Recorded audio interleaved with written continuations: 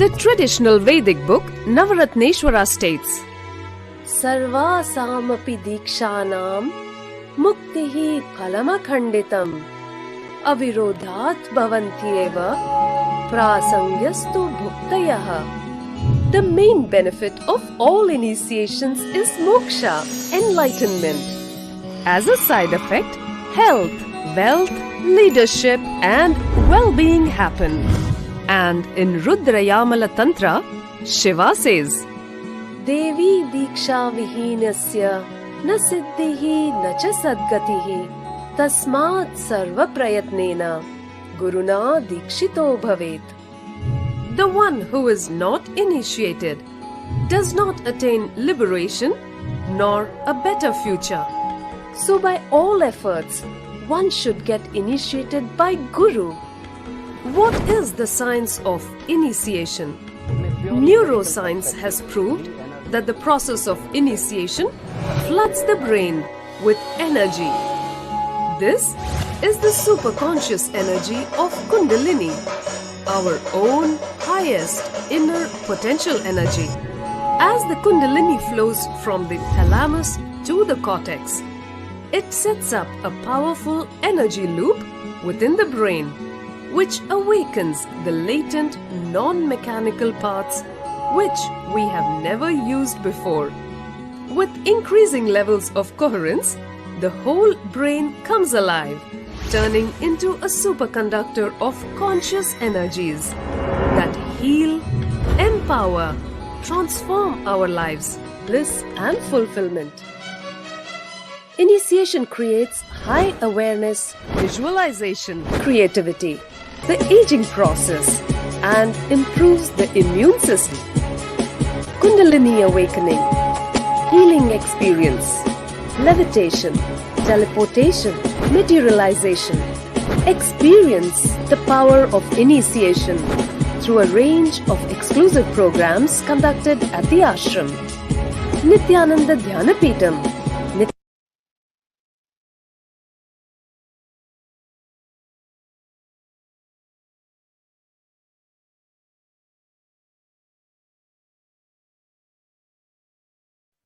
Yes, with that beautiful video, let us move on to learning what is the 4 aspects of evidences for the science of power manifestation. The pramanas, the evidences.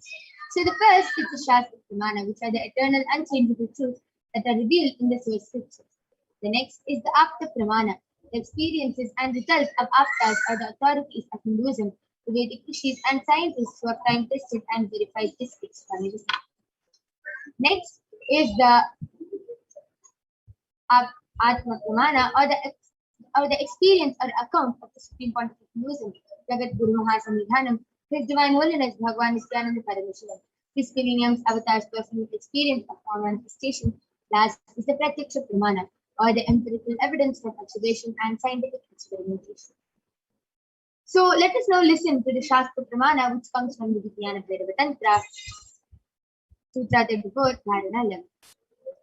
Kapalantar manonyasa ishtannilitalochanaha kramena manasodardhyat lakshaye lakshyamuttamam.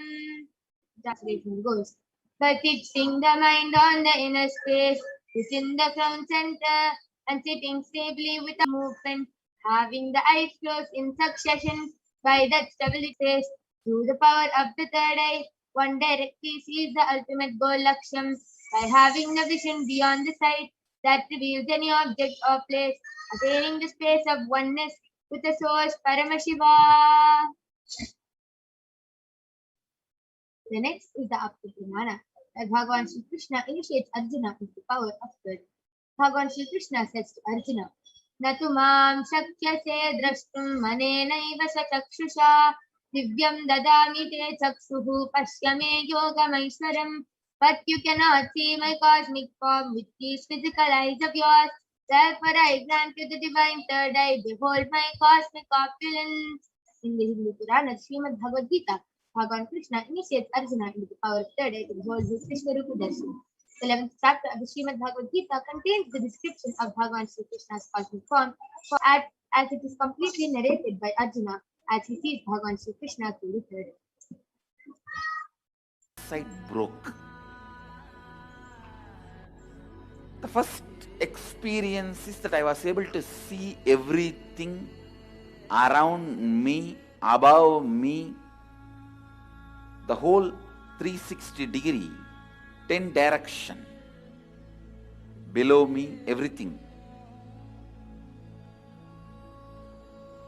I realized not only I was able to see, I was able to feel, experience. I felt that the skin of the stone on rock on which I was sitting and the skin of this body both carry me equally. In both I exist equally. Ting, sun, rising moon, the whole Arunachala hill, all the plants, bush, shrubs, trees, everything, everything, everything. Just become so alive.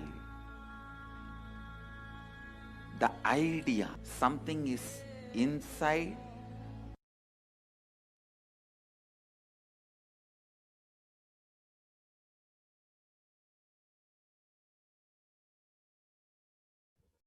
The last is the Pratyaksha Pramana, the empirical evidence from observation and scientific experimentation. Study measures compare the metabolic cell activity of the brain in the conscious and meditative state of the third eye using the positron emission tomography, the PET. When doing daily activities, high activity is measured in the brain where the third eye is located, and when in the deep state of samadhi, only the third eye region is active and almost 90% of the rest of the brain is active. So let us now witness the live Saksha Pramana, the live demonstration of the power of third eye being manifested by the Balasins of the Nithyananda Guru. So we'll be back right after a short break. I request all of you to stay tuned for the power of third eye, which is going to be demonstrated in front of all of you today.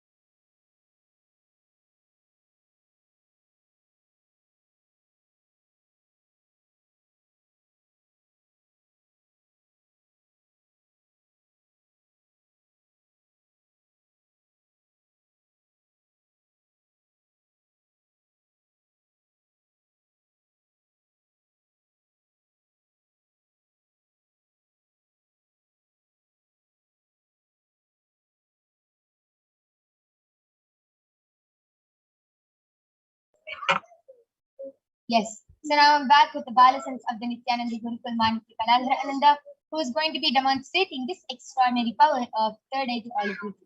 So as all of you can see, I have the medically tested eyeband. In front is a complete picture, and behind there is a thick sponge. There's no possible way of light entering. the eye, and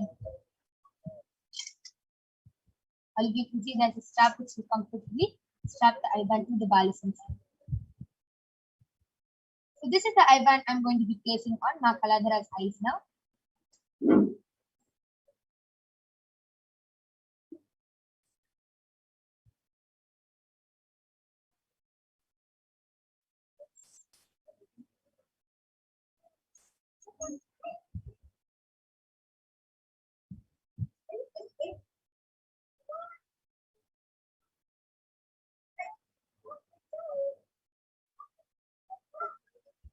Ma Kaladhara, are you comfortable? Yes, ma'am. Did you fix my eye band? Now? Yes. Yes, beautiful. So I request the YouTube comments to now be projected. Just before that, Ma Kaladhara, I request you to turn to your right, left, up, and down. So all of you can see there's no possible way of light entering. There is no gap, and there's no possible way of light entering. Yes. So now I request the comments to be projected. All of you can go ahead, put anything you want in the Kailasa Cascade Weekend in the YouTube channel. You can post comments, questions, numbers, letters, random emojis, random letters, random numbers, random words, anything you want, and Ma Kaladhara will be reading it out loud. Yes, the first and the only comment which is there till now in YouTube is from Alankrita Yadav, and she has posted Nithyananda. Beautiful. Amazing. I request all of you to continue and go ahead and post any comments you want in the Kailasa Cascades Nithyananda YouTube channel. Ma Kaladhara will be reading those live.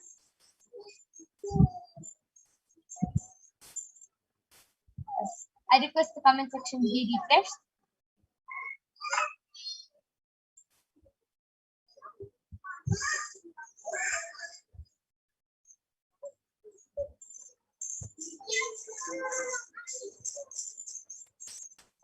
Yes. The next comment is from Bharat Electricita in the expression Sunni Aya. She has posted Nithyananda, Yoga Prana, and amazing Kaladhara with an exclamation mark. And she has put a baby bird, baby chicken, and the next comment is appears a frog in light green color. Then it's a face and hands of a monkey, head and hands of a monkey, where the hands are covering the monkey's eyes. And the next comment is a honeybee. And the fifth comment is chicken coming out of an eggshell and living.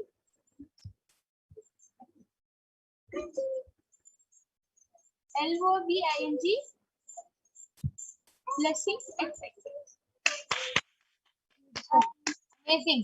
Mahatilandra Sitananda Nithyanandam, and thank you for the comment. I request you, Ma, specifically you, to go ahead and post any comments you want. You can, okay, yes. Ma Kaladhara, you can go ahead and read the next comment. I will start to share more.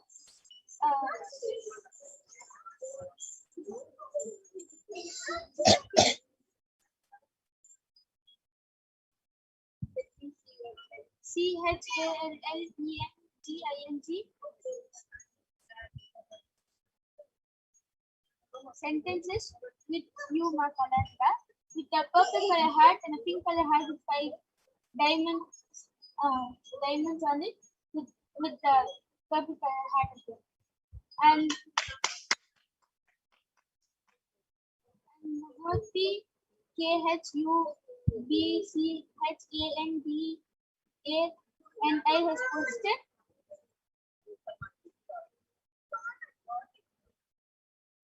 SP8TIC matter DIDYNAMIC diatic matter dynamic activity static existence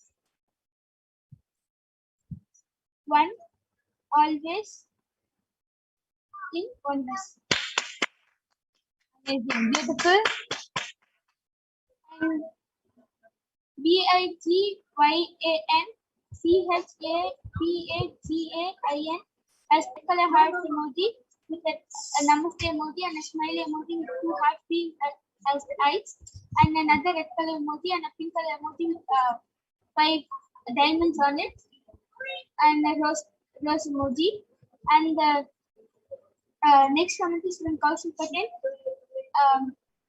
He has posted, Nithyananda, please body scan of my uncle.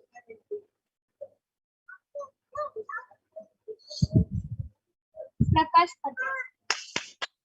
Beautiful, amazing. All of you saw how so fluently Ma Kaladra was able to read out all the comments. All of you, Vidyanaya, Kaushalaya, Mohitaya, Mahadilanda, I request all of you to go ahead. You can post random emojis, random numbers, random letters, anything. And Ma Kaladra will be reading it out so fluently. And yes, Kaushal Patel, to answer your question, we will definitely be doing the body scanning of your uncle Prakash Patel. But it is our integrity to get the permission and consent of the person before doing the body scanning for them. So please do get the consent and the permission from your uncle and confirm back with us in the chat section, and surely we'll be doing a body scanning for your uncle. So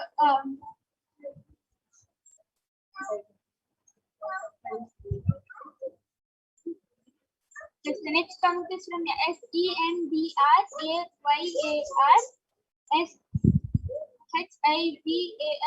has posted super marks, and Vignan CHAPAGAIN has posted, please scan me, ma. Yes, Vigyan Chapaganaya will surely be doing the body scanning for you, but we'll be doing it in the next segment, right after this, right after the demonstration of the power of third eye. And Kaushalaya has gotten back telling, okay, ma'am. Yes, beautiful. That was an amazing demonstration of the power of third eye, and this came from Mohitaya, and he has posted super. Amazing. So all of you saw how Kaladra was so fluently able to manifest the power of third eye, and it is all with the grace and blessings of the Supreme Court of Hinduism, Jagat Guru Mahasanithanam, His Divine Holiness, Bhagwan Nithyananda Paramashivam. So before we move on, I'll just read the last comment from Peter Vajraya, and he has posted Nithyanandam with the namaste. Yes, Nithyanandam Parashakti Akashic readings program. And yes, finally, with this, we will be concluding the third eye segment, and we'll be moving on to the next power, which is the power of body scanning. Now I'm going to be removing the eye band of Ma Kaladra.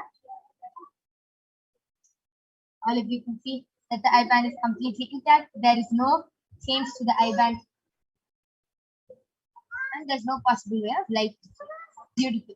That was very amazing, Ma Kaladra. And we'll now be moving on to the next segment, which is the power of body scanning. So we'll be back right after a short break.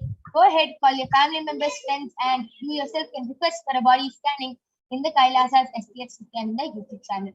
And if you want a body scanning or a remote vision, you can request in the Kailasa's HDH Nithyananda YouTube chat section, and we will be attending to you immediately.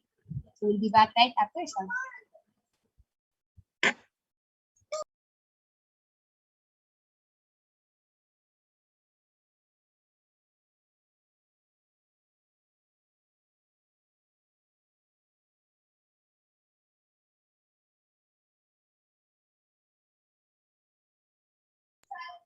So in this power of body scanning, one awakens the ability to scan illnesses, diseases, medically diagnosed issues, and provide solutions through the third eye.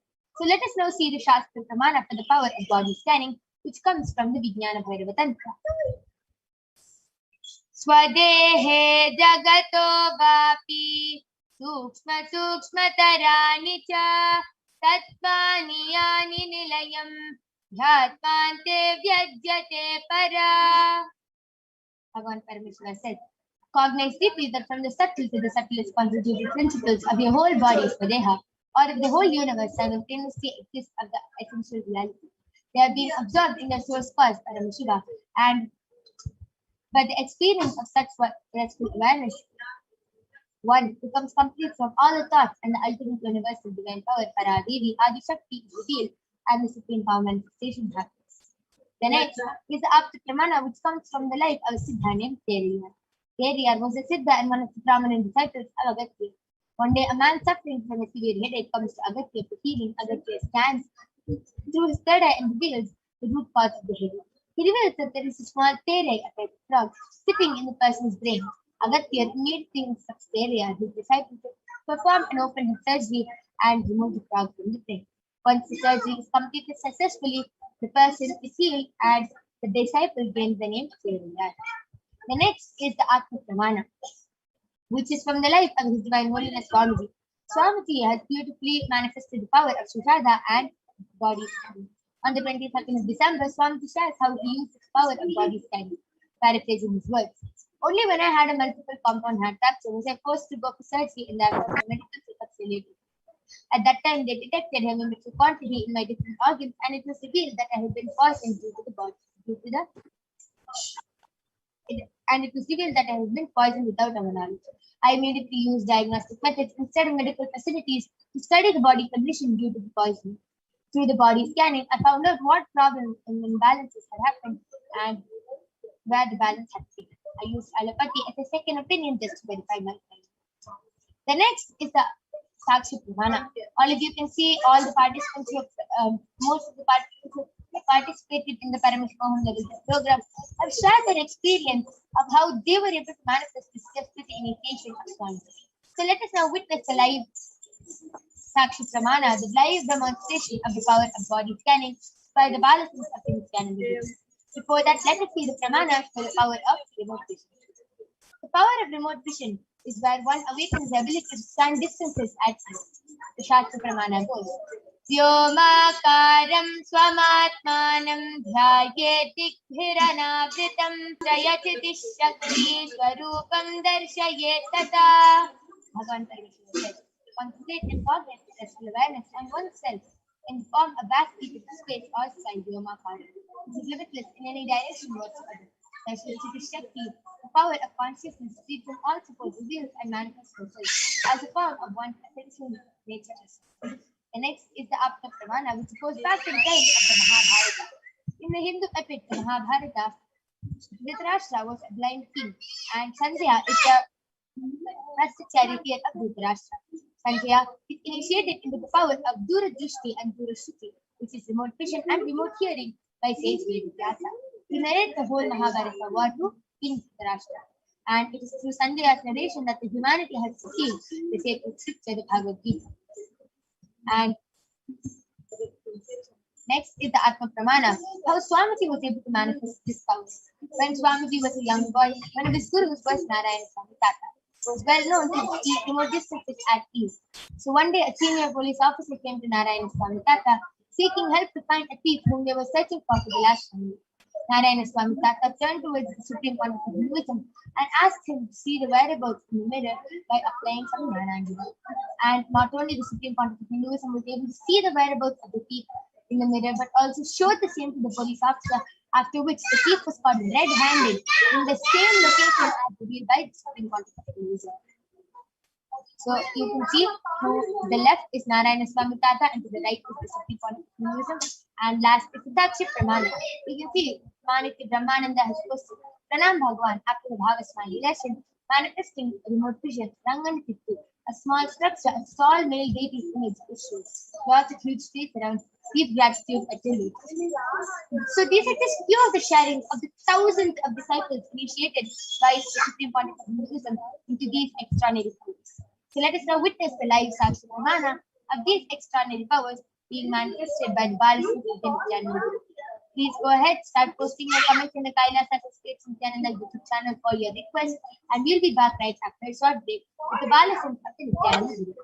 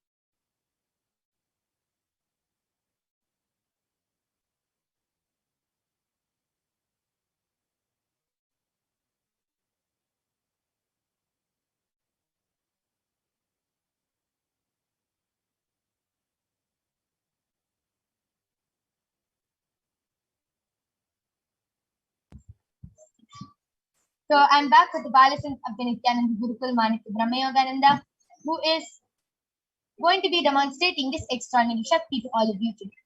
I request the comment section be scrolled to the previous comments.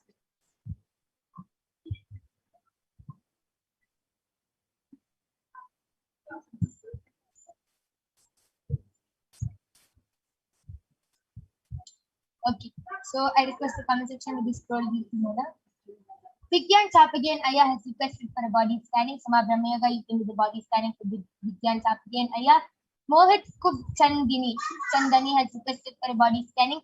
Yes, Aya, surely we'll be doing a body scanning for you. Saida Vajaya has also requested for a body scanning after the successful surgery. Yes, Aya, surely we'll be doing. And Aya has specifically requested, please do the body scanning for me, ma. I'm after the disc replacement surgery back at home. I think the surgery went well. Paramashivoham was all the time with me. Yes, Aya, surely we'll be doing the body scanning for you. And Alankita Yadav has also requested for a body scanning. Yes. So all the people who have requested for a body scanning will be attending to your request and will be doing a body scanning. Yes, so Vigyan Chapagan Aya, I did the body scanning for you, and Parmeshwar revealed to me that your whole shoulder area and behind your neck, the whole area, the nerves are pulling and it's really hurting. You're not able to do anything properly, and that is happening because you're not moving your body enough for the day and you're not being active. You're not doing yoga also. So Parmeshwar revealed first thing, naturally you have to start becoming more active and doing yoga. And second thing, you should start eating a lot of spinach and beet fruit. If you just start eating a lot of spinach and beet fruit and start becoming active, the whole pain at the back will heal, and also you'll be able to move your body more freely. You will not feel like your muscles are cramped. You won't get the feeling of stiffness in your body. Yes, beautiful. Vigyan Chapaganaya, this was a body scanning for you. I request you to get back in the Kailasa HDH Nithyananda YouTube channel. Yes, Ma Brahma Yoga, you can go ahead and do the body scanning to Paida Vajjaya. And I did the body scanning for Ma Alankita Yadav. And Ma Paramashiva revealed that there is the clothes you are wearing is not, actually, you're not wearing pure cotton clothes from past few days, and that is suffocating your skin. So if you see, you started having a lot of itchiness in the skin, and not only that, you started experiencing a lot of dryness, and you started feeling very like you experienced a lot of itchiness in the skin. Paramashiva was revealing this. The reason for that is because the clothes you're wearing is not cotton clothes, and because of that, it is affecting your skin and not letting your skin breathe. So Swamiji is showing that you should wear a pure cotton, the Kerala white saree, the pure cotton Kerala white saree, and that you should start wearing more free clothes so that your body, that the skin starts breathing more freely. Is what Swamiji is showing me. And other than this, Swamiji is showing you're completely fine. And you have to start applying Basma on your forehead in the night before sleeping and put a wet cloth on your stomach. This will really heal you from any other problem you're facing. Sendriyal Shivan has requested, I am Didier. Please do a body scanning. Past 2 days, I'm suffering from indigestion problem. Yes, Aya, surely will be doing the body scanning for you. Vigyan Chapagan Aya has gotten back to you. Thank you. Yes, thank you, Aya, for joining us in this segment. Yes, so prior to Vajraya, I did the body scanning for you. And Parameshwar revealed to me that the surgery is successful, yes, and everything is completely fine. He just revealed one thing that one thing which you should start doing, which will really improve your health and which is naturally something which you should do for yourself is first thing, every day before you go to sleep, put turmeric on your full forehead and a big circle of kumkum right in your third eye area. Really help you, and you'll see a lot of toxins in your body get clean when you do that. And second thing is, you have to start eating a lot of corn. Just any form of fine, you start eating a lot of corn, and that will also really help. Okay, beautiful. That was a beautiful body scanning for Paida Vajraya. Yes. Vigyan Chapagan has gotten back telling, yes, I was not doing yoga for last 1 week and my shoulders are hurting. Yes, thank you, Aya, for getting back, and beautiful Madam Yoga. Prior to Vajraya, I request you to get back in the chat section, and Alamkrita Yadav has gotten back to you. Thank you, ma'am. Yes. Yes, thank you so much. And I did the body scanning for Mohan Iyer just before that. Now, Brahmayoga, you can go ahead and do the body scanning for Vidiyal Iyer.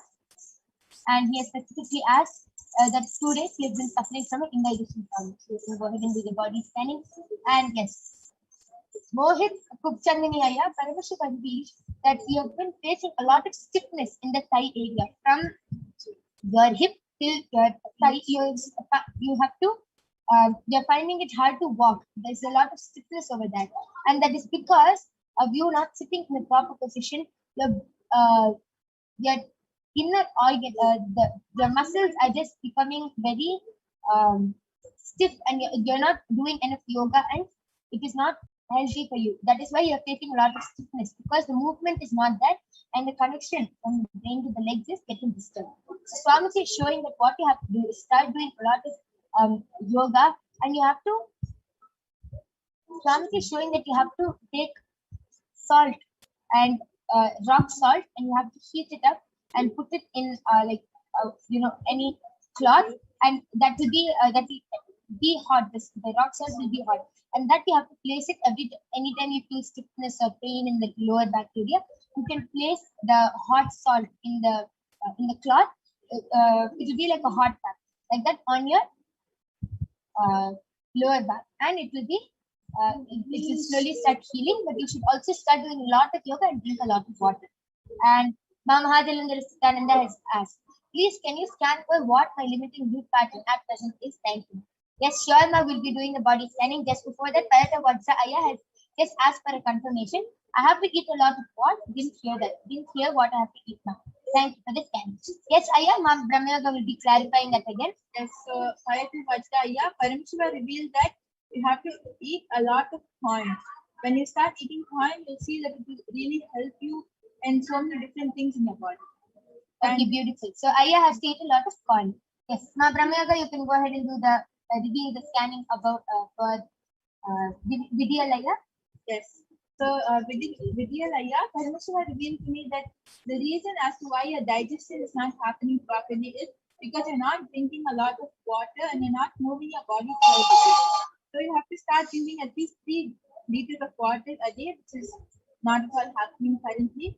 So at least 3 liters of water throughout the day, and be active throughout the day. Whenever you can, just walk around or do some yoga, move your body so that the food can get digested, and also drink a lot of water. And not only that, every day in the morning, start taking castor oil, 1 spoon of castor oil with warm water. Follow this simple solution, and you'll see that your digestion problem will automatically start healing. And plus, I have even Anil Yadav has posted, please scan my wife Kavita, having her permission. Yes, so I did the scanning for your wife Kavita, and Paramashiva revealed to me that she's starting to get overweight, and that is only happening because first thing, she's having too many incompletions and too many like if any incidents happen for the day, she's holding on to it for the full day. She's not able to unplug from it, and not only that, she is starting to eat, like even though she's full, she's eating the food. So the solution is, first thing, every day before going to sleep, she should start doing the unstretching process, which everything that she has gone through throughout the day, she should just start reliving everything, going back to that memory and reliving it, and just dropping it and completing with it. And then she should just read 1 page from the Living Enlightenment book and go to sleep. This will really help her. She'll feel so much of completion, and also you'll see that the change in her body also.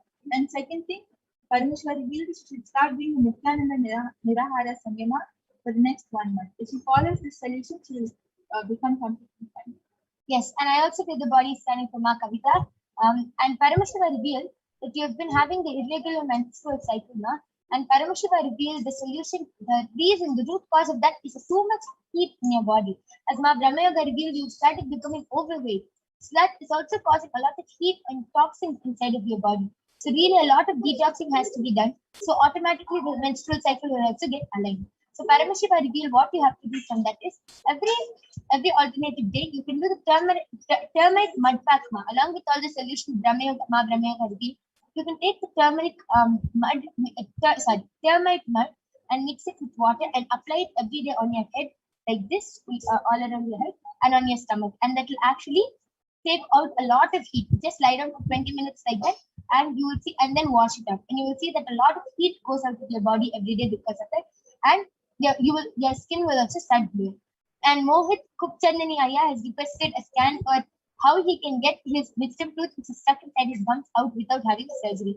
That's why I did the scanning, and Paramashiva revealed that every day you should buy a marble, a white stone, a marble Shivalinga, and every day you should do Abhishekam with a little bit of honey. Like pour the honey on top of the Shivalinga.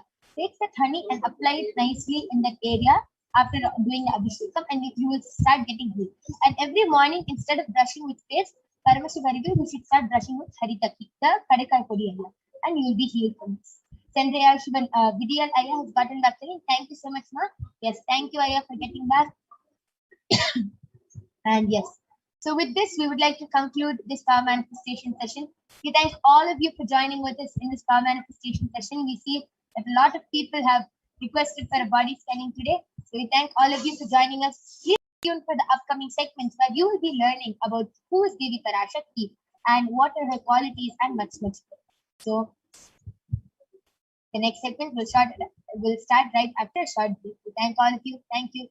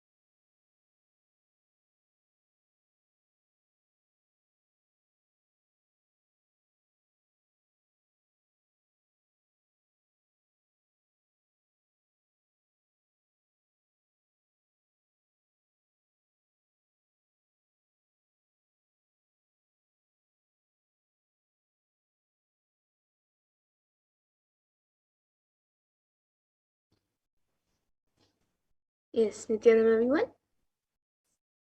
Yes, Nithyananda, Madhura, you can go ahead. Yes, so that was a beautiful demonstration of the powers of third eye that all of us just witnessed. So now let us move to the next segment of this program where all of us will be learning more about who is Devi Parashakti, the divine feminine consciousness.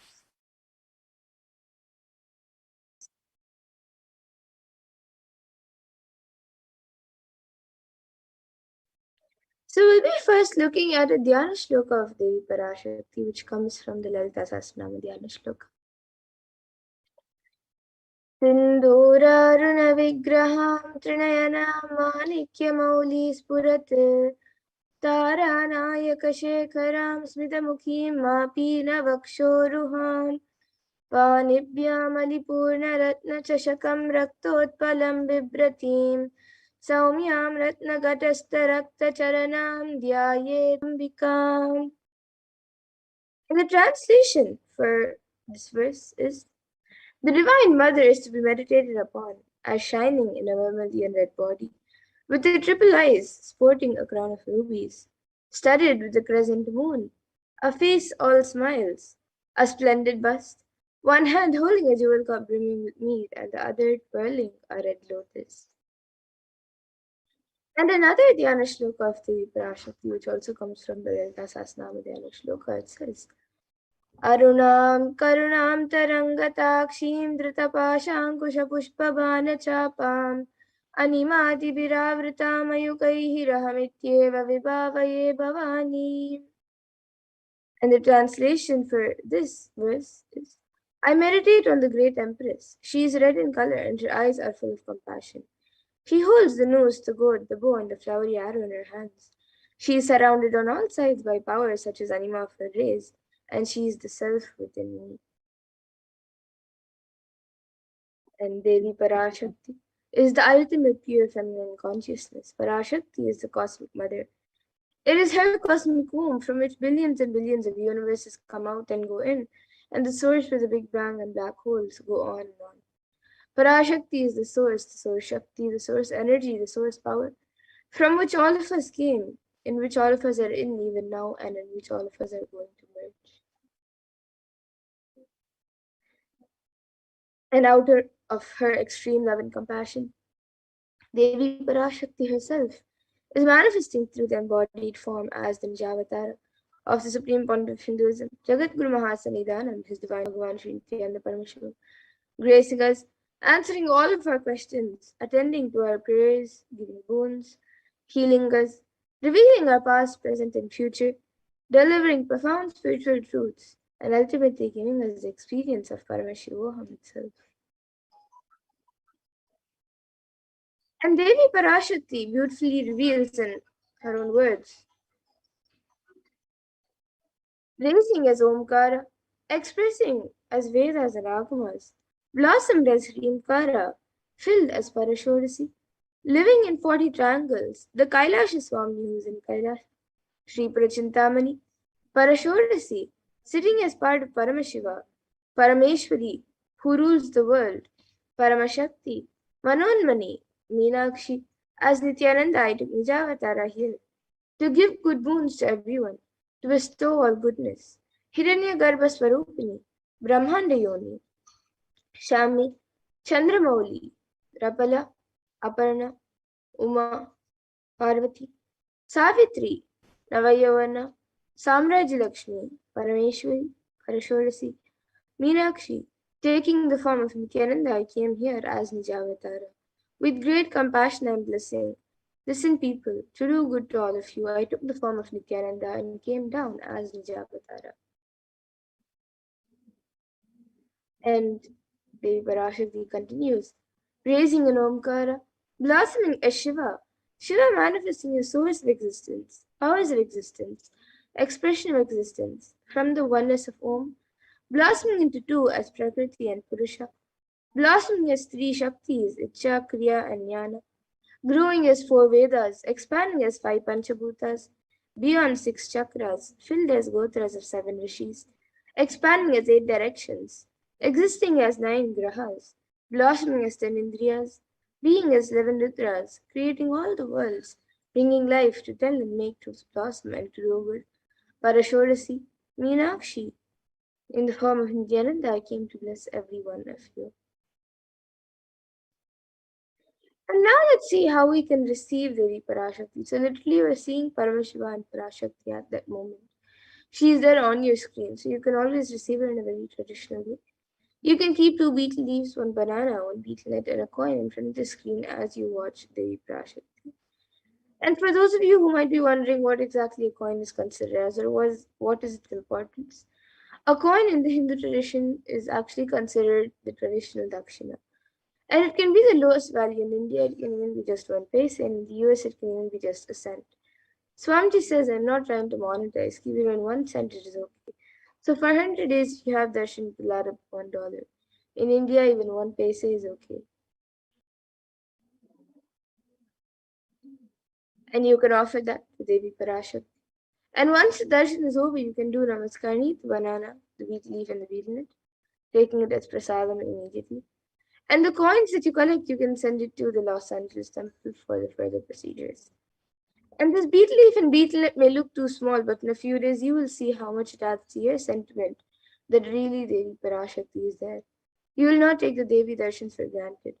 Rituals will break your monotonous unconscious mentality and lifestyle and remind you and raise you to the powerful cognition. It will break your unconscious behavior. So now here you can see how you can set up your tambulam. So you can arrange the betel leaves, the betel nut, the banana, and the coin on a plate and keep it in front of the screen. You can also keep a few additional items such as some flowers, kumkum, turmeric, and glass bangles and coconut. But the 4 basic items is the betel leaves, the betel nut, the banana, and the coin. So you can arrange all the items in a plate and keep it in front of the screen as you receive Devi Parashakti. So the next time when you are setting up for the darshan or getting ready for the darshan, you can set up your own set of tambulam to receive Devi Parashakti. We now come to a conclusion of this segment where we have learned who is Devi Parashakti and how we can receive Devi Parashakti in a very traditional way.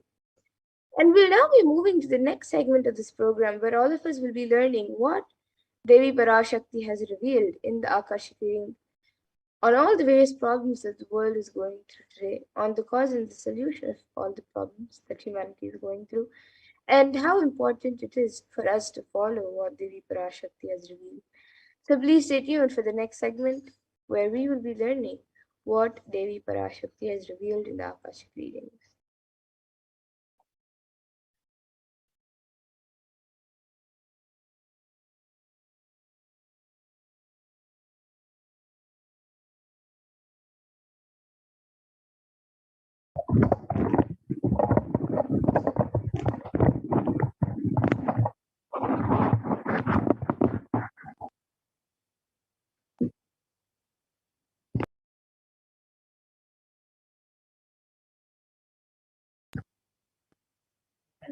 Now let us enter into this next segment where we will understand Devi Parashakti's revelations on the rising sea level. So as we know, Devi Parashakti has been continuously guiding and blessing the whole of humanity with various sacred revelations. Now let us look at some of those revelations.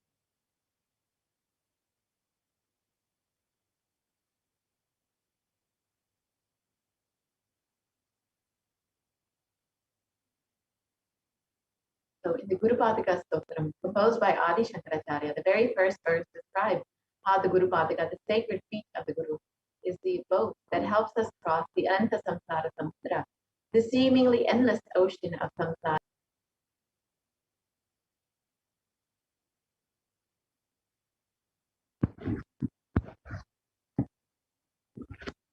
And in this verse, Adi Shankaracharya describes the greatness of worshipping the Guru's feet. Salutations to the sandals of my Guru, which is a boat, which helps me cross the endless ocean of life, which endows me with the sense of devotion to my Guru, and by worship of which I attain the dominion of renunciation.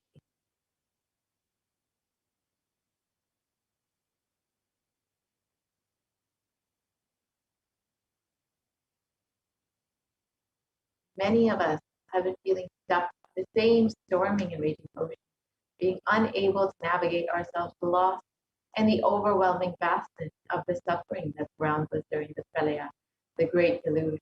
Our loved ones are dying due to the pandemic. Our homes are being destroyed due to natural disasters, and social institutions are crumbling around us. The whole of humanity is in a desperate and dire need for hope.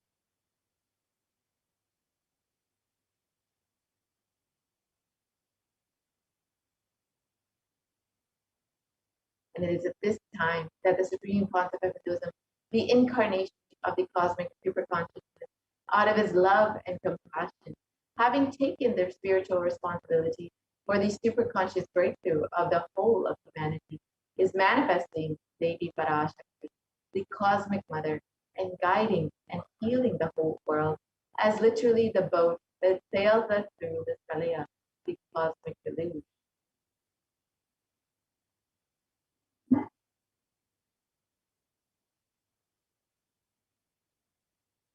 And Devi Parashakti has guided the whole of humanity in the form of revelations of profound sacred secrets of Sanatana Hindu Dharma, and by showing us the future regarding global issues, the COVID pandemic, natural disasters such as fires, floods, and more, and even the twisted human conspiracies and underground wars which have not surfaced common knowledge as yet. In this segment,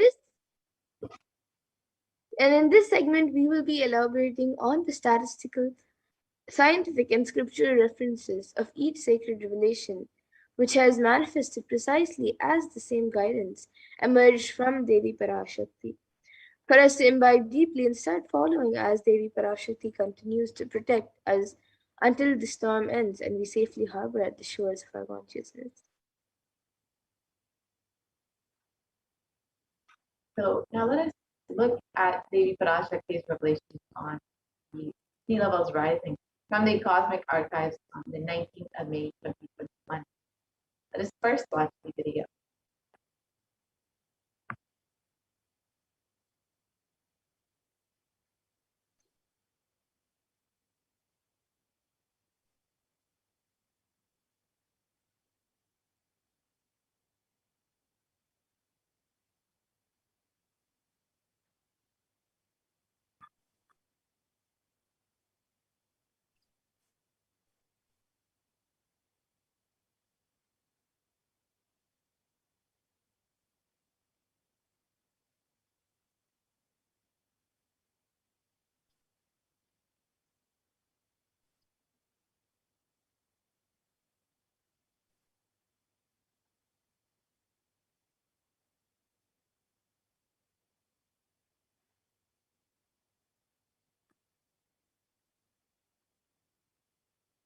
ஓம் ஓம் Andreas கல்.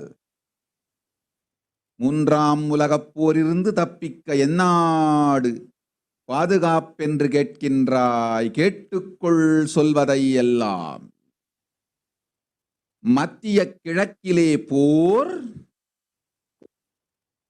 இந்தியாவில் corona கொடுந்தொற்று மற்றும் கடல் உயர் எழும்பல் எனும் மூன்றில் இருந்தும் காவல் கைலாசம் ஒன்றே. வாழ்விற்கு அதுவே நன்றே. முடிந்தால் வந்து சேர்ந்திடு. ஓம் ஓம்.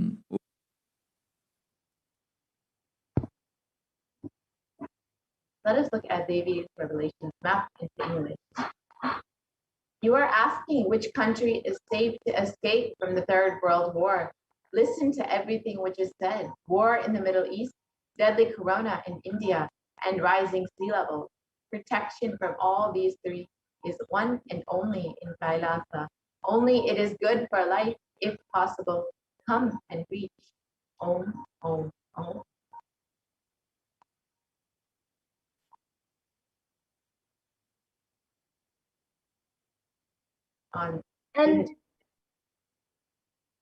And on the 19th of May 2021, while answering the prayer of one of the devotees, Devi Parashakti manifested through the Supreme Point of Hinduism and warned about the sea levels rising and the cascading effects of climate change crisis on humanity.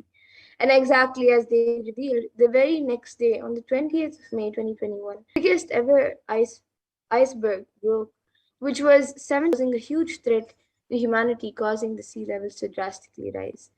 So let us now see the scientific articles about sea levels rising as per Devi's revelations. So yes, here is the article published in the news, and it clearly shows that on the 20th of May 2021, the world's largest iceberg broke off an Antarctic ice shelf. This is exactly one day after Devi Parashakti revealed about sea levels rising and the cascading effects of climate change. And so many of us have been hearing about the climate change crisis, about global warming, about how the environment is damaged due to human activity.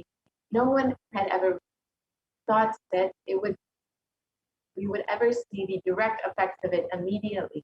But as soon as Devi Parashakti revealed about sea levels rising, we saw immediately that the iceberg broke off of the Antarctic ice shelf. And it is predicted that sea levels will continue to rise, according to modern science, even in a best case scenario. The scientists expect that sea levels will continue to rise in the coming centuries. And the Earth's coastlines will be significantly affected by this. In a best case scenario, if CO2 emissions are completely reduced to zero, we will still see sea levels rising up to 1 meter. And if the CO2 emissions continue at the high rate that they are going right now, we will see that sea levels rise and the coastlines being affected up to 5 meters or more.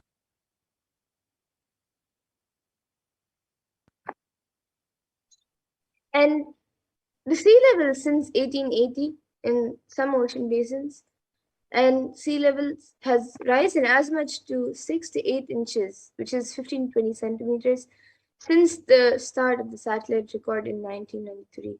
So here you can see a study and research done by Global Climate Change, where it clearly says that sea levels will rise 1 to 8 feet by 2100. And many people may not think that sea levels rising will affect them directly, as it seems like a faraway problem. But in the United States alone, almost 40% of the population lives in relatively high population density coastal areas. And globally, 8 of the world's 10 largest cities are near a coast, according to the UN Atlas of the Ocean. So as sea levels rise, these communities will be directly affected. However, even as sea levels rise more and more, communities more inland will also be affected, as we will see in the future how much the sea levels rising affects the various storms and other natural disasters that are created around communities that live in the ocean, near the ocean, as well as more communities living inland. And background waters means that deadly and destructive storm surges such as those associated with Hurricane Katrina and Superstorm Sandy and Hurricane Michael will push further inland than they once did. So this is exactly what we were explaining, that as the sea levels continue to rise, we will see more communities inland being affected. And higher sea levels also mean more frequent high tide flooding, sometimes called nuisance flooding. So again, more and more communities will be affected. It's not just communities that are living directly on the coast, but even communities that are further inland. And nuisance flooding is up to 300, has increased up to 900% in the last 50 years, and we will continue to see this increasing as sea levels continue to rise.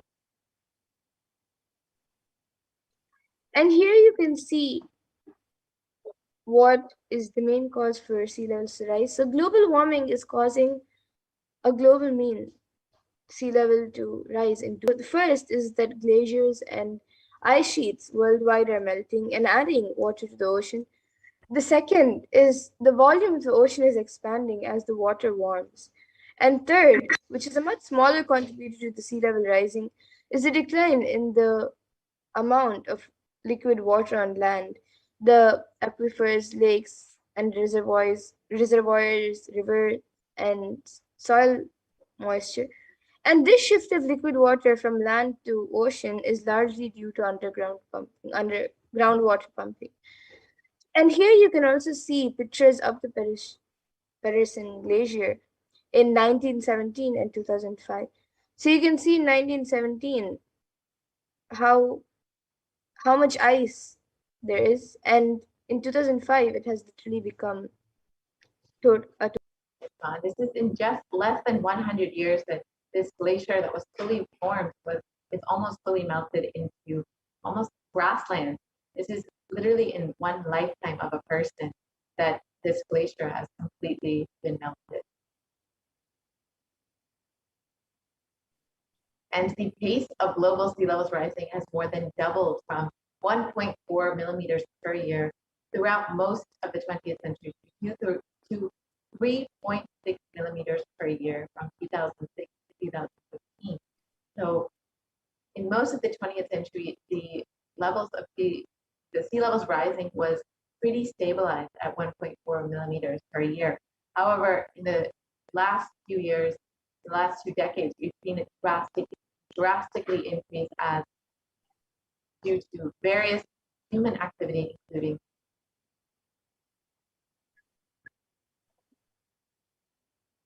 and we've seen that the levels of sea levels rising has increased drastically, and this is mainly due to human activity, the meat industry, the transportation industry, and various other industries which have caused extreme amount of CO2 emissions and damaged the environment greatly.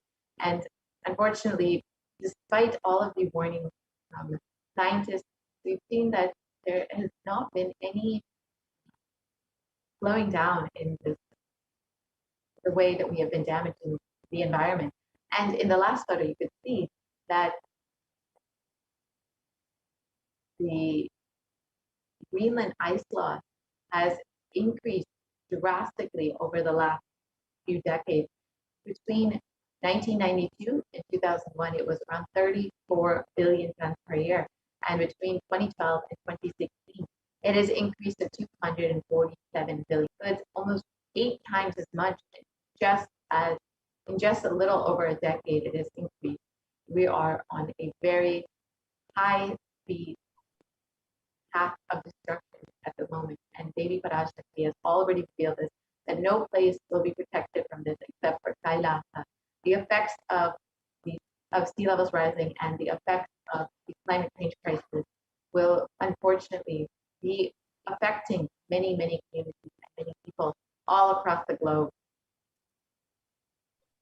And on August 2021, the UN publishes a code red warning of worsening global warming and rising of sea levels. So here you can see the code red warning where the UN scientists warn about the global warming. Yes, and in the previous article, it showed that on August 2021, the UN published a code red, a warning of worsening global warming and rising sea levels. So this was just a few months after Devi Parashakti's revelations, and Devi Parashakti had already warned that we will be experiencing the effects of sea levels rising, of the effects of climate change crisis, and multiple times Devi and Swamiji have warned that we will be facing these effects, and very many natural disasters, many communities will be affected by this. And many months later, the UN also published a code red of how much the global warming has worsened and how much we will be seeing the effects of this. And in the warning from the UN, it stated that some harm from climate change, like the dwindling ice sheet, the rising sea levels, and the changes in the oceans as they lose oxygen and become more acidic, is irreversible for centuries, millennia. The world is locked into 15 to 30 centimeters, that's 6 to 12 inches of sea levels rising by the mid-century. So according to modern science, there is no way to reverse the damage that has already been done by humans and human activity. And scientists say that even if we significantly curb emissions in the coming decades, more than a third of the world's remaining glaciers will melt before year 2100. So when it comes to sea ice, 95% of the oldest and thickest ice in the Arctic is already gone.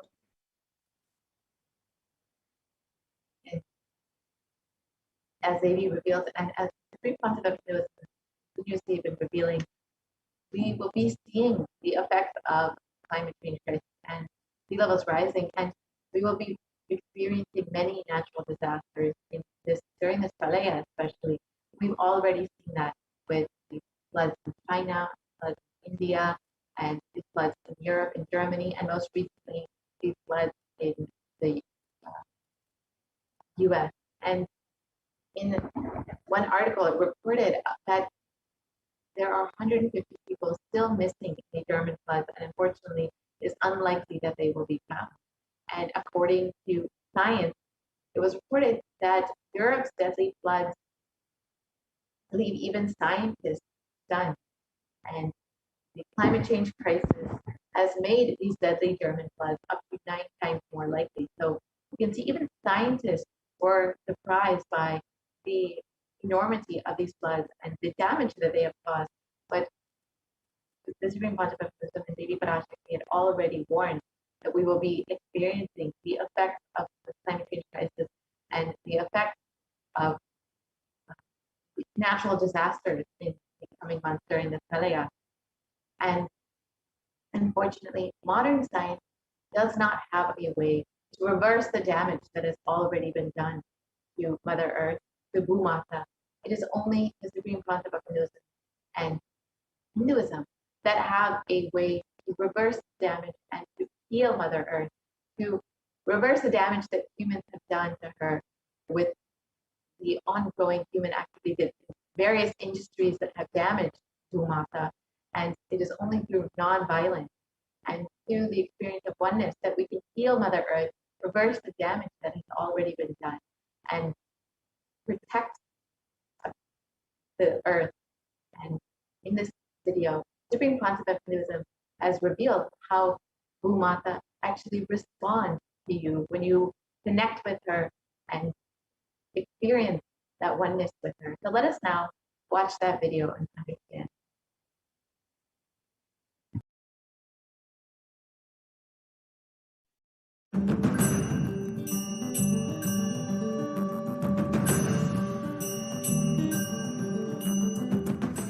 The human beings have become so distanced from the real life, are ready to explore things. We become so far away from, at least I can tell you from my experience, village boy, when I was 5, all the alarm clocks in my house, and I'll set it back, put it back. I don't see all that in the modern day kids. It's all about that stupid cell phone. Involvement with the reality has drastically reduced. Our whole life is nothing but the screen. Whether your love, your relationships, even your sex, everything is limited to that screen. Am I right? Almost. Everything has been reduced to that screen. Involvement with the reality has drastically come down. It is so unfortunate, especially the food, the plastic food dumped into your system. See, all the things which you eat, none of them have life. They are all not grown from life. My guru used to tell, please walk without chappal or covering your feet. Whatever grows in that land, eat, because Mother Earth records when you walk without shoes what all the ingredients are missing in your body. She records what you need for your body, nutrients or vitamins, whatever. Whatever is missing in your body, she produces in that food which grows in that land. And eat that and live. It is too mind-boggling concept. I tell you, only after I started doing it, I realized you don't need any external medicine if you know to live with the nature.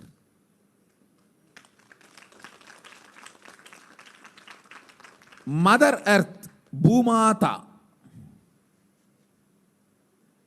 walk on the earth without shoes.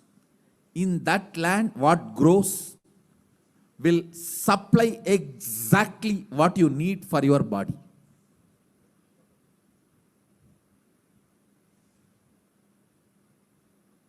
Looks too difficult to believe. But after I started doing that, I realized it. Your body does not need any other medicine, anything else. Actually,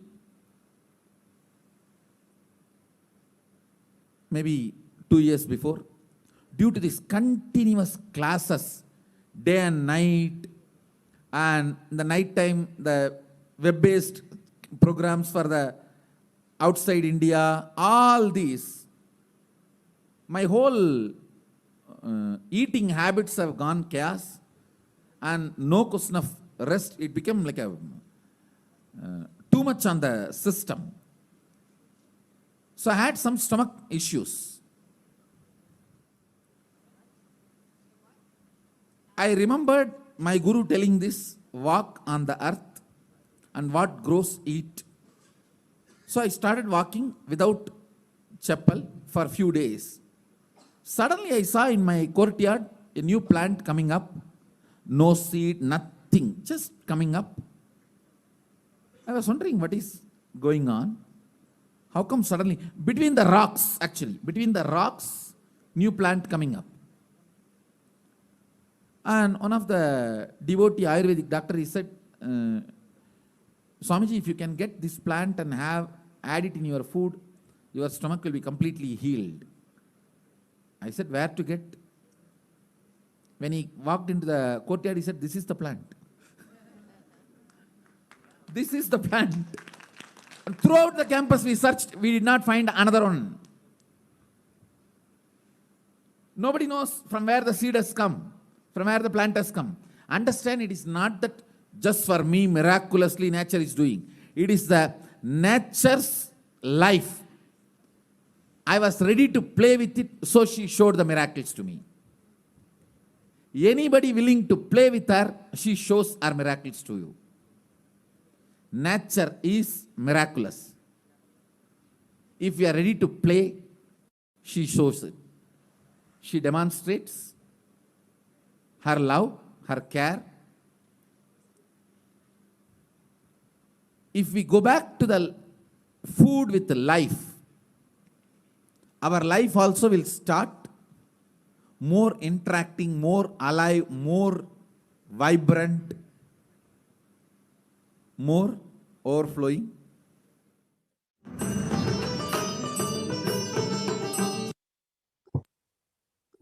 Now that we've seen how beautifully the Supreme Concept of Hinduism explains how nature responds to you and shows you miracles when you are ready to play with her, when you're ready to connect with her. And it is only through non-violence that you can connect with Mother Nature. And non-violence is the grand narrative of Hinduism. Let us now understand more about the principles of ahimsa as explained by the Supreme Concept of Buddhism himself.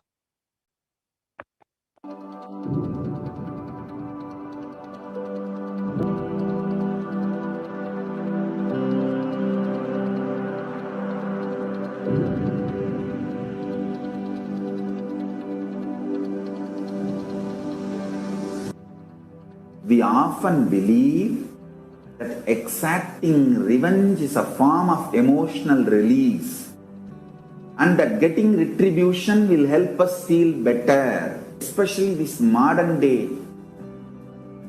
cinema, entertainment industry, cult brainwashes you. The act of revenge as a way of gaining closure after a wrong is done. No! I tell you the truth, revenge has the opposite effect. Revenge is like a korangu sorinjikra mari, ari padangadu.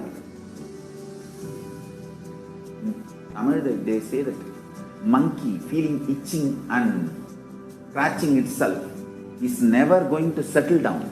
Till that monkey dies, it will not settle down because it will create a wound and it will not keep quiet with that wound. That same wound it will scratch more and more. And it will be more infection. Finally, the monkey will die. Orangu sorinjikittadum, nama violence la vidaradum onnu. Understand? Mass media, cult, entertainment industry, TV and cinema, cult is brainwashing you, telling that revenge is heroism, violence is heroism. No, it is not. Non-violence is heroism. I tell you, in every level, non-violence as a strategy. Because you see, non-violence makes you realize more and more oneness. It strengthens the oneness. Oneness strengthens the non-violence and non-violence strengthens the oneness. You need to understand the context. Only then you will understand how this non-violence can be a successful strategy. If you miss one or two components and do it out of wrong context, it will become a mess. It will become a laziness and non-involvement. Laziness and non-involvement is not non-violence. Don't use non-violence brand and tag to justify your non-involvement and laziness. No. That's what Arjuna was trying to do in the Arjuna Vishada Yoga. He was telling Krishna, oh, why should I kill people? Why should I kill people? Let me go away and become a sannyasi. This fellow, when he went to do tapas in the forest also, he got married to a girl. Every time this fellow goes for tapas, whether he brings boons or not, he brings girls.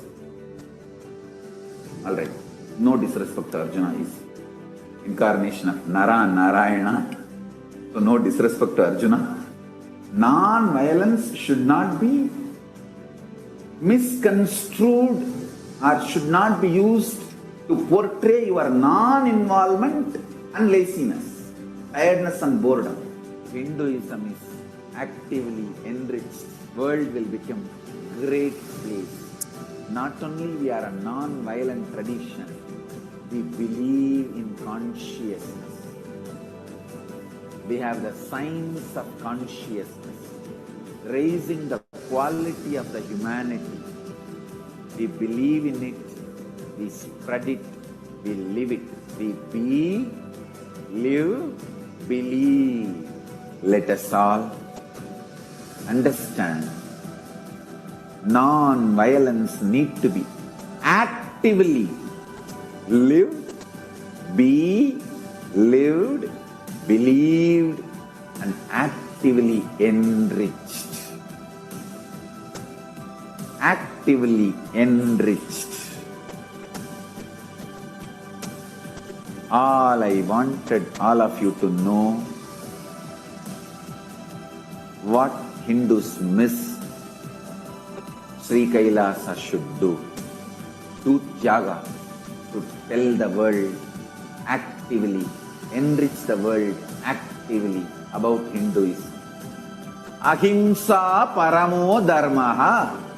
Ahimsa is the highest value as per Hinduism.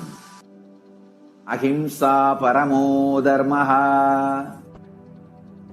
That is the grand narrative of Hinduism. Non-violence is the grand narrative of Hinduism. We need to tell that grand narrative to the whole world. Actively. Actively we need to tell grand narrative to the whole world. Ahimsa paramo dharmaha. Tyaga, non-violence, unclutching, all these are not inactive, tamasic, inertia, lazy, tired, bored, withdrawn lifestyle. Non-violence means not only you will be non-violent, ahimsa, established in ahimsa, you will actively practice ahimsa and enrich everyone to live ahimsa. You will create an ecosystem where ahimsa can be practiced with integrity. Understand? All the infrastructures needed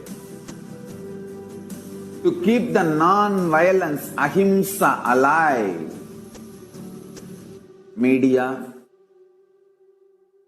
Media is the non-violent way of reaching out to people and telling the real truths and facts. Like media, education mechanisms, everything should be actively filled with the truths, ideas about non-violence, tyaga, spiritual strength, powerful cognitions, all these great truths. Listen. Again and again and again, Many are trying to harass me through the social media and all other way, saying that, oh, you are teaching constantly non-violence, ahimsa, peace. Don't you see you are making Hindus weaker and weaker? Understand? If Hindus listen to what I am saying sincerely, they will understand I am trying to make them really stronger. Understand? Strength is intelligent way of existing.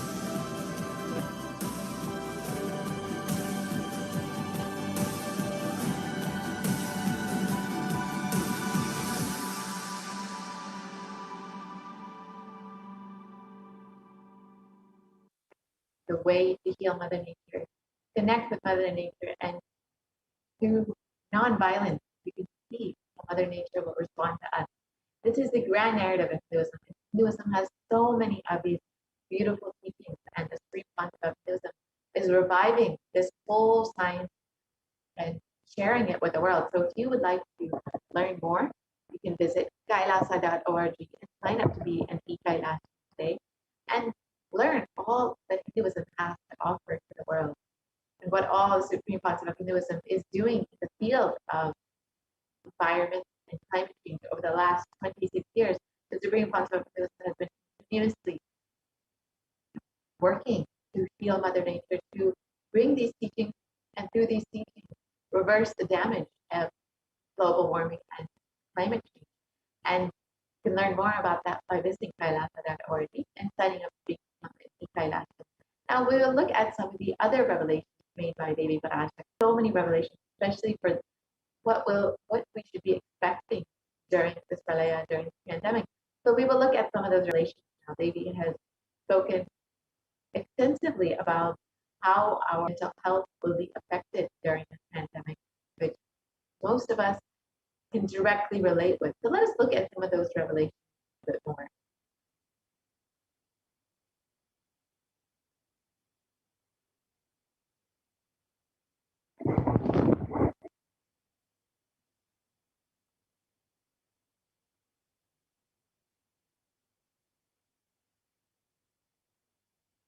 So Devi has revealed that during this time, during this pralaya, that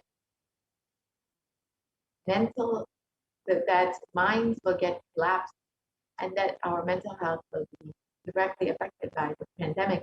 And now we will look at some of the research which has shown this. And after that, we will understand some of the revelations about the expanding universe. So the translation of Devi's revelation, not only people will be dying in forest, financial and mental retardation, you will also see minds getting collapsed. Freedom from all of this suffering is the life of living enlightenment. First, prevent yourself from this deadly corona, O people. Do the job of saving yourself, your life as first priority.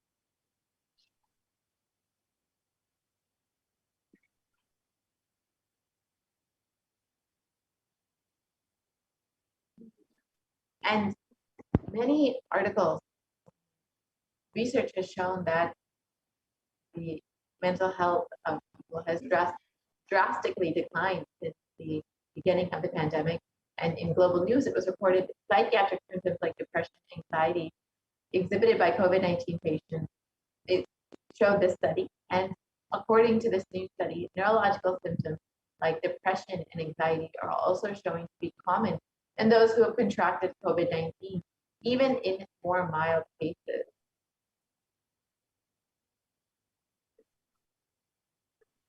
And we also have another article and study confirming the same on 8th June 2021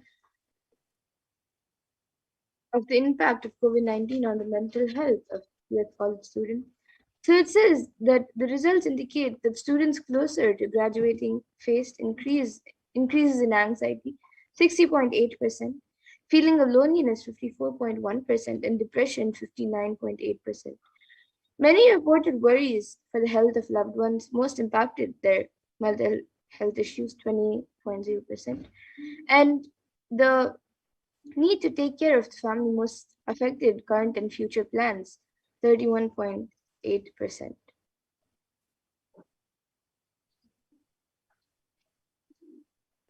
In another study, it shows that rate of anxiety and depression among college students continues to soar according to research. And researchers at Dartmouth College, who have tracked the moods and behaviors of about 200 college students for 4 years, say that stress levels are at their highest.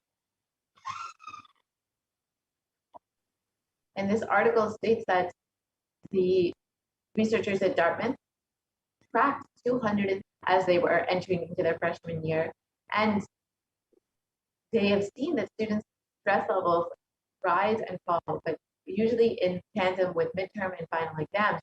But since the onset of the pandemic, rates of depression and anxiety have soared and have showed no signs of coming down. So just as Devi Parashakti revealed, minds will be getting collapsed during this time. People's mental health will very drastically decline during this time.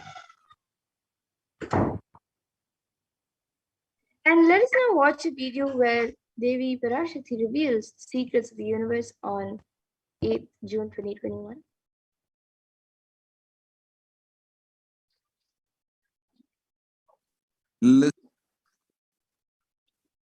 Listen intensely. I will reveal the secret of the universe and its expansion. Life, consciousness in you does not end while your body drops dead. It moves from different universes, vertical time zones, lives in different time zones as per its free will, knowledge, desire, but ultimately to get enlightened, complete liberation, Paramashiva Padam, your soul has to come back to this karma bhumi, the Bhumandala. This Bhumandala and the Jati ecosystems, the caste ecosystems, Hindu, Jnana, Sannyasa, Yoga, Grihastha, multiple spiritual ecosystems are created for the souls to come back and rebirth and grow more and more towards enlightenment easily, quickly, in accelerated speed and space. Now, too many souls from the cosmos is landing into this Bhumandala to be part of Kailasa and to manifest Kailasa. That is the reason the rate of expansion of the universe has been accelerated. An intense ecosystem for great enlightened beings and incarnations to land is being manifested by me through my Nijavatara Nithyananda and this Kailasa. All the blessed fortunate beings will be attracted to Kailasa and experience liberation. Kailasa is the space where Sanatana Hindu cosmic science is nationalism. This cosmic law is the country law. Sanatana Hindu Dharma is nationalism. These cosmic truths will be the truths of the country, society, ecosystem, society, country, judiciary, ecosystem, all this of Kailasa will be aligned to the cosmic law, the cosmic energy, universal existential truth. Because Kailasa, cosmic ecosystem is manifesting. Expansion of the universe has been accelerated. Universe is celebrating the happening of my Nijavatara Nithyananda and this Kailas. Yes, so now let us again see what Devi Parashakti has revealed. We can. Now let us reiterate what Devi Parashakti revealed.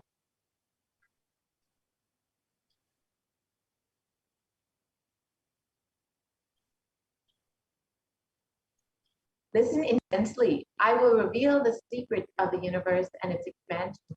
Life, consciousness in you does not end while your body drops dead. It moves from different universes, vertical time zones, lives in different time zones as per its free will, knowledge and desire, but ultimately to get enlightened, complete liberation. Paramashivoham, your soul has to come back to this Dharma Bhumi, this Bhumandala. This Bhumandala. Yes, we can go back to the previous slide. This Bhumandala and the Jati ecosystem, the caste ecosystem, Hindu, Jnana, Sannyasa, Yoga, Grihastha, multiple spiritual ecosystems are created for the souls to come back and rebirth and grow more and more towards enlightenment quickly, easily in accelerated speed and space. Now, too many souls from the cosmos is landing into this Bhumandala to be a part of Kailasa and manifest Kailasa.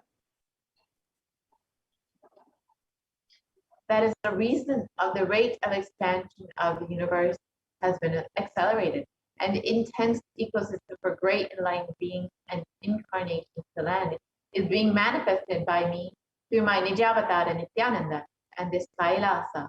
All fortunate beings will be attracted to Kailasa and experience liberation.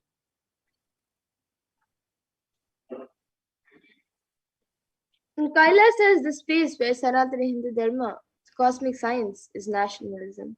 The cosmic law is the country law. Sanatana Hindu Dharma is the nationalism, the cosmic truth. This cosmic truths will be truths of the country, society, ecosystem.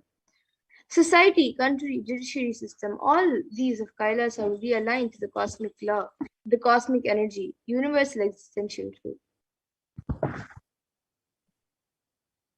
Because Kailasa, the cosmic ecosystem, is manifesting. Expansion of the universe has been accelerated. Universe is celebrating the happening of my Nijavatara and this Kailasa.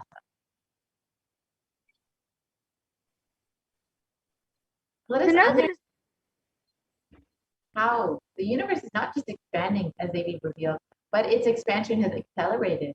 And let us understand what modern science has to say about it.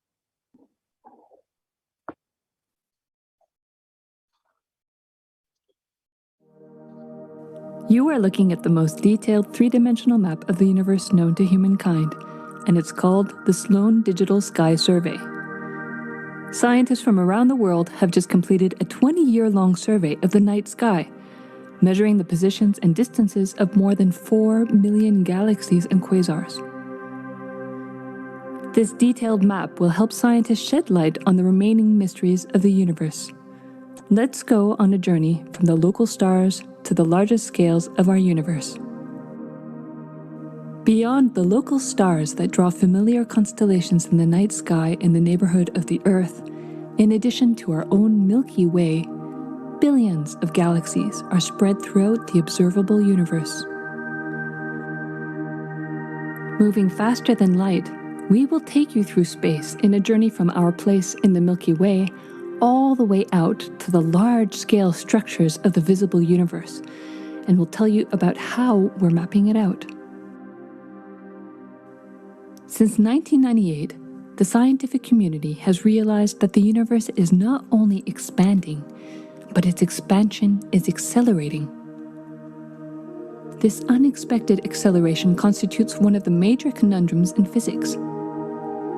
From a theoretical perspective, the acceleration may be accounted for by either assuming that there exists some mysterious dark energy modifying Einstein's theory of gravity, called general relativity.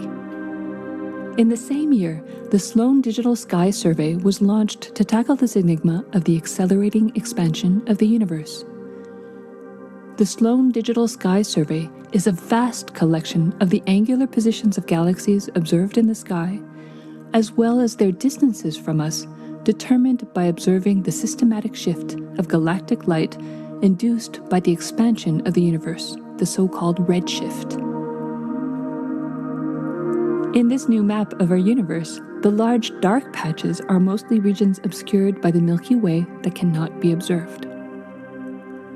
During the last 20 years, through 4 exploratory phases, the Sloan Digital Sky Survey has created the most detailed 3-dimensional maps of the universe. To achieve this, it focused on different classes of galaxies: nearby galaxies, red galaxies, more distant star-forming galaxies, and superluminous distant active galaxies called quasars. The 4th and latest Sloan survey took place from 2014 till 2020. During this time, the new project called the Extended Baryon Oscillation Spectroscopic Survey, or EBOS for short, continued previous Sloan mapping of the extragalactic sky and just recently finished measuring distances for 1 million galaxies and quasars. These successive surveys allow scientists to trace the large-scale structures of the universe up to a fraction of its horizon, represented by the cosmic microwave background emission, seen here as a colorful pattern projected onto a sphere. The cosmic microwave background is the thermal relic of the universe, which dates back to about 400,000 years after the birth of the universe, also known as the Big Bang.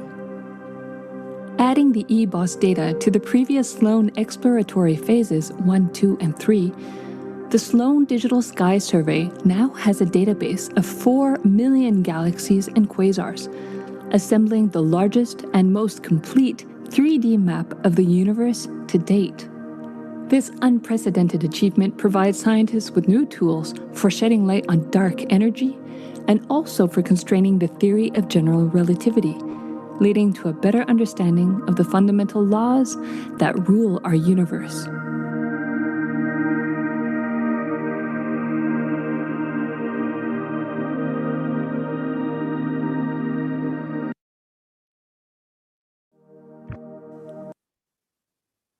Now that we've understood, let's look a little bit more about what science has said about the universe expanding. In National Geographic, it was reported that the universe seems to be expanding faster than all expectations, and new evidence deepens a mystery around the Hubble constant, one of the most important numbers in cosmology. And the fresh evidence suggests that the universe is expanding faster today than it did in its infancy. A difference has set off a search to understand what cosmic forces could be at play. It confirmed the changing rate, which is 9% faster than had been projected, would force us to reconsider a fundamental aspect of the cosmos. Yes. And despite modern science not understanding what cause could be at play, Devi Parashakti has beautifully revealed to us that it is because of this Kailasa and the Nijavatara of Swamiji happening that has made all the beings in Kailasa come down, and that is the reason that the universe is expanding at an accelerated rate. And according to independent research done at Harvard University, has also demonstrated that time and time again, the universe is accelerating in its expansion.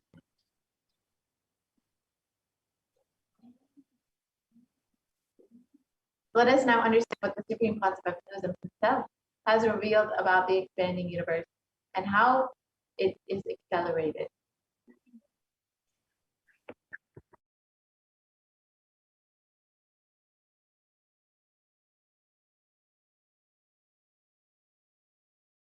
listen. The key information, the key line I wanted to bring all your attention through this video is universe is not just expanding, its expansion is accelerated. Please understand. Last few years, I am screaming in top of my voice that superconscious breakthrough is happening. Please understand. It is not only just the physics level. The universe expansion is accelerated. It's a dark energy, the dark matter in that level, the unmanifest, in avyakta, unmanifest level itself, the expansion is accelerated intensely. Please understand. The expansion is accelerated intensely in the dark energy, in the dark matter, unmanifest, avyakta swarupa of Paramashiva. See, Paramashiva's manifest form only is this world which we are all enjoying, experiencing. There is an unmanifest form of Paramashiva, dark matter. What we call dark energy, dark matter. The triggering of expansion, not just expansion, acceleration of expansion is happening from that dark energy, dark matter. Because scientists are using the word dark energy, dark matter, I am using the same word. But if you ask me to give a right word, I will say Swatta Sutta Swayam Prakasa Jyoti. I will call it a superconscious energy, superconscious matter. See, because the human eyes can't cognize, human beings are calling it as a dark matter. But because human eyes can't cognize, but third eye can cognize, I am calling it as a Swayam Prakasa Jyoti. Jyoti, light, superconsciousness is the word rishis, enlightened beings will use. But unfortunately, scientists have their own limitation. With the two eyes, when you see something which is not seen, you call it as dark. With three eyes, when you see something and you know it cannot be seen by the two eyes, you call that as Jyoti. Sutta Swayam Prakasa Jyoti. Jyoti Mandala. What we show as Jyoti of Arunachala, what exists as unmanifest of Paramashiva is one and the same. Please listen. This acceleration of expansion is from the unmanifest, avyakta, sarira of Paramashiva, the unmanifest space of Paramashiva. From that, the acceleration of expansion is happening. Now, the superconscious breakthrough is imminent. It has to happen. It is happening. I have been sent to planet Earth to facilitate this only.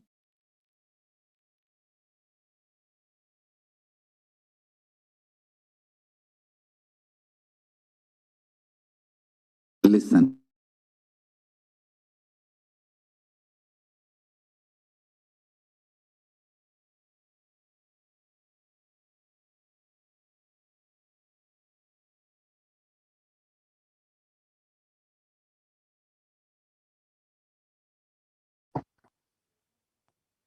sorry for the technical glitch. Yes. Now that Supreme Philosophy of Hinduism has revealed about why the universe is expanding at an accelerated rate, and we've understood from Devi Parashakti about this, let us now, we'll be concluding this portion of the program. We'll be entering into the next segment where we will understand some of the various offerings that we can make to Devi Parashakti. And this is a beautiful opportunity for you to connect with Devi much more deeply and to experience that one.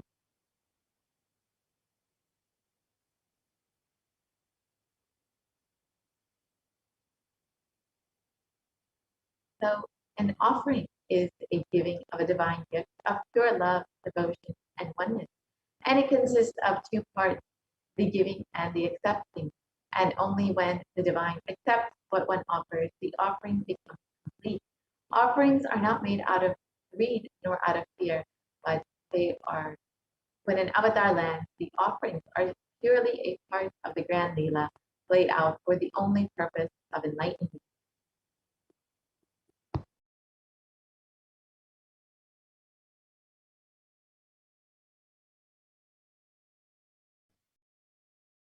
So as we get ready to receive the darshan of Devi, let us see this dhyana shloka and be in the remembrance, cherish the remembrance of Devi Parashakti through this dhyana shloka, which describes her grace and splendor. And this shloka is from the Mula Agama, Manonmani Dhyana. It says, Indunibhaveda Karavarninayanam Syat Pankajavara Japakshara Sarayuktam Angahimabhushana Vichitravasanam Syat Tungamukutojvala Manonmani Swarupam.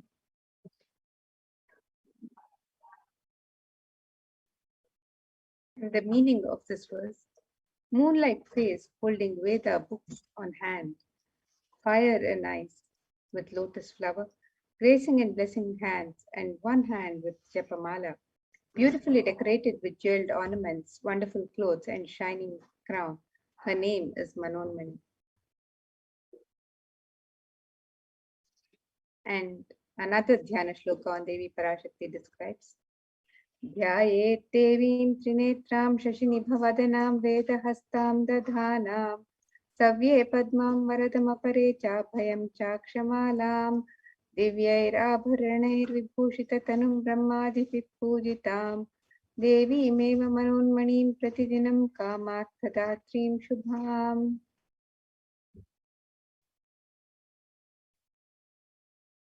And the meaning of this verse: I meditate upon Devi with three eyes, glowing like a moon, holding the Veda, lotus, and gracing with blessing and gracing hands. She is wearing beautiful ornaments. She is worshipped by Brahma and other many gods and showers auspicious boons for all actions every day.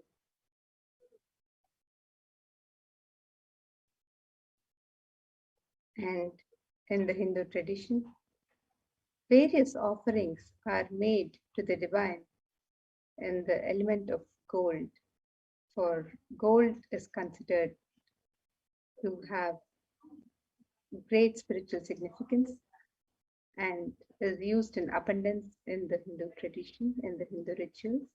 Look at the Shastra Pramana, a verse from the Atharva Veda, which describes the significance of this divine element of gold. This verse says, Tredajitam janmanedam hiranyamagnirekam priyatamam bhabhuva somasyaikyam insitasya parapatata apamekam veda samreta bahutatte hiranyam trividastva vaivishe. And the translation for this verse: triply born by birth is this gold. From the atoms of Agni is one. It becomes dearest to Agni. One fell away from the Soma when it was hurt. One they call the seed of virtues and powerful apa, the watering molecules. Let that triple gold be for your long life. And gold is a divine element in the Hindu tradition. It purifies anything it touches. It is an element of great spiritual significance and spiritual power of healing and enlightening. The vibration of gold has the power to infuse sattva energy and positive thought currents in anyone who wears and in anyone who sees or operates in its vicinity.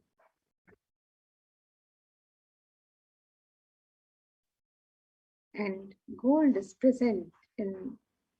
mentioned in abundance in all the Hindu scriptures, agamas, Vedas, Shrutis, Smritis, Itihasas, Puranas. In all Hindu scriptures, it is abundantly displayed that gold is the most auspicious and purest metal, which purifies our being. In the Hindu civilization, everything was built in gold, exchanged in gold. Ritual feasts were offered in gold bricks. And when one was to be saved from life-threatening illnesses, gold was offered as a ritual fee. Gold was in abundance and used for weighing equivalent amounts of commodities, including built with huge doors of gold. The streets would have huge columns and archways made of gold. Horses and cows were dressed in gold.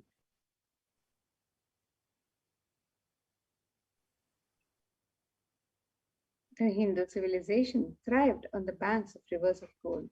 Indus River was called Hiranmaya in Rig Veda, the river of gold. The river Saraswati was called Hiranyavartini in Atharva Veda. Gold is the supreme element for offering gifts to the ones you love and revere. Temples are constructed and paved in gold. Deities are made in gold and decked and adorned in gold because it preserves the enlightenment energy for thousands of years and it lasts forever. So the first offering that you can make to Devi Parashakti is the easy offering, the general donation. And this is like in any temple that you might visit. You may just offer a few dollars just to say thank you, I love you to the divine, and a thank you for happening in my life. And it is stated that Devi is fond of true devotion and is realized through true devotion. You can be won over through true devotion, and she removes all fears.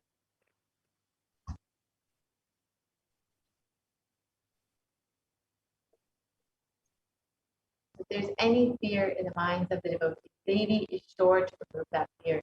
It is stated that Devi likes to be worshipped in autumn. And this is not the autumn, the season, but rather the autumn of our lives, when our thoughts turn more and more inward, and the role of the divine becomes much more known and clearly understood. And the need for Devi worship becomes much stronger. And Devi is the one who bestows happiness on her devotees. So you can offer your gratitude and devotion to Devi Parashakti. And by offering your kanika, and your name shall be chanted out during the puja to Devi Parashakti.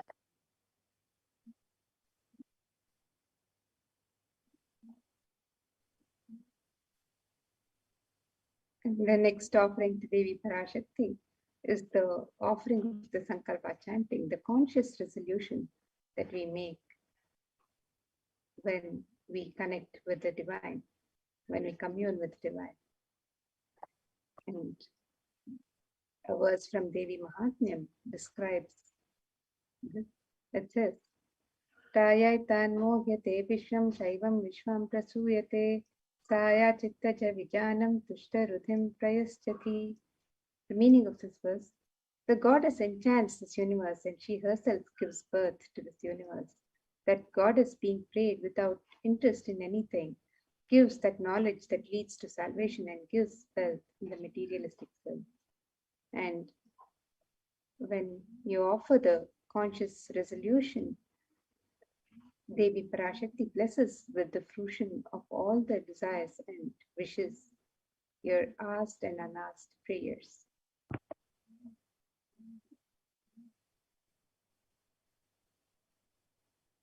And the next offering is the Sahasranama Paranatha. And this is the gold coin with the inscription of the Devi's various names. And Devi is described as Nama Parayana Pita, the one who likes the repetition of her various names. So this is a very special and unique archana offered to the Mahameru of Devi Parashakti. So you can offer any of Devi's 1018 inscribed on these gold coins. And each of these names of Devi are not just her names, but rather the various attributes and qualities of Devi Parashakti. So when you offer one of these gold coins, or as many of these gold coins as you would like, with the various inscriptions of Devi's name, you will be blessed with all the Ananta Kalyana Gunas, all the divine qualities of Devi Parashakti herself.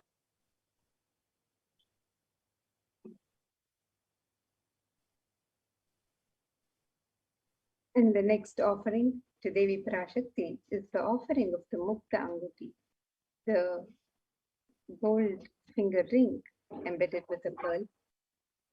And Devi is fond of pearls and is adorned with pearls.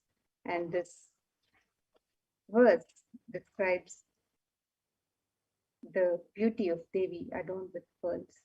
It says, Muktahara lasat kirita ruchiram purnendu vaktra prabham shinjanno purakinkiri manidharam padma prabhabhasuram sarvabhita palapradham girisutam vani rama sevitam meenakshim pranatosmi santatamaham karunya varam nidhim. And the verse describes, I bow to the goddess Meenakshi, whose crown has garlands of pearls and a face shining like a full moon, who wears anklets that are studded with gemstones and has small bells, who is shining like the splendor of lotus, who grants all the wishes, the daughter of the mountain, who is worshipped by goddesses Vani and Rama. I remain ever bowing to the goddess Meenakshi, the ocean of compassion. And you can offer this pearl finger ring to Devi Parashakti today and receive the blessings to be showered by her compassion and pure love in all your business endeavors. And all of these offerings to Devi Parashakti are available for you to at the website www.kailasamailer.com/sevas.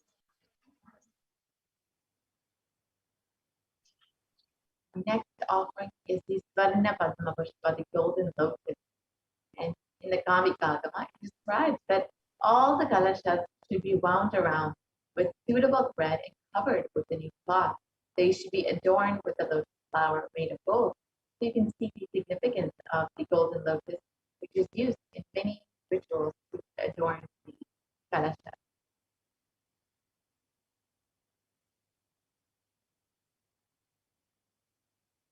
And there are hundreds of scriptural references for using the lotus in the worship of Paramashivoham.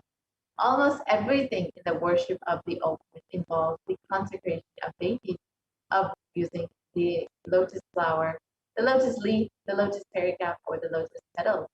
And the lotus is a very divine flower.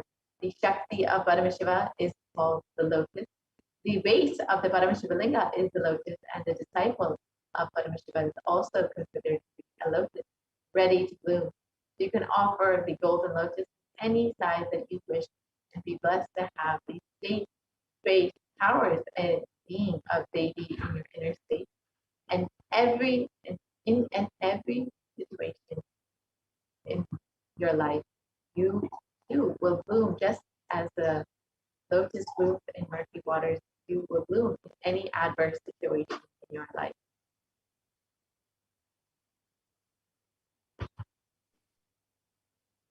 And the next offering to Devi Parashakti is the Swarnameti, the offering of the gold toe ring to adorn the lotus feet of Devi Parashakti. And this verse describes the beauty of Devi Parashakti's feet, her lotus feet, and the toenails. It says, Nakaditi di Sanchanna Namajjanatamo Guna Padadvaya Prabhajala Parakruta Saroruha. The meaning of this verse, you whose brightness from the toenails destroy the darkness of ignorance from the minds of your devotees who prostrate at your feet. You whose brightness from your 2 feet overpowers that of the lotus flower too. And you can offer this gold toe ring to Devi Parashakti to adorn her sacred feet. and be in constant gratitude for receiving her blessings in even the most difficult aspects of life. We can make this offering on the website www.kailasamailer.com/savers. Next offering is the Swarna Mantika, the gold hairline jewelry. And the Mantika represents the nectar flowing from the Sahasrara Chakra, which is fully open. And Devi is described as the one who makes the nectar flow in all of our nerves from the Sahasrara. She gives the very pleasant experience of the ultimate. So when you offer this Swarna Mantika to Devi Parashakti, you will be blessed to have your Sahasrara Chakra fully open and to experience the blissful state of overflowing gratitude, the state of complete peace.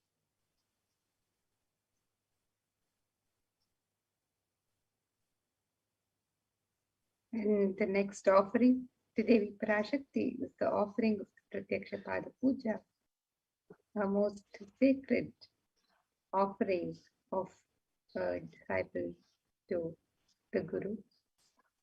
In Saundarya Lahari, the Stotra describes that Devi's toenails have been sharpened by constantly being touched by the crowns of the celestial beings who always prostrate before Devi.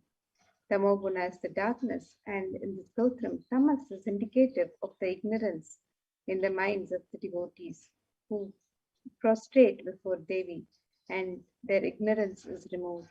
They attain the supreme knowledge. And offering of Pratyaksha Pada Puja blesses the Yajaman with all the auspiciousness and blessings of Devi Parashakti and the Nijavatara of Devi Parashakti, the Supreme Pontiff of Hinduism, Jagat Guru Mahasannidhanam, His Divine Holiness, Bhagwan Sri Nithyananda Paramashivam. So you can make this offering of the Pratyaksha Pada Puja on the website www.kailasamailer.com/savas. And next offering that we have is the Vastra Seva, the offering of clothes to the divine feet of the Guru during the Pratyaksha Pada. And when you offer this Vastra Seva, you will be blessed with all the auspiciousness and complete his path to enlightenment with full protection from Swamiji and Devi Parashakti.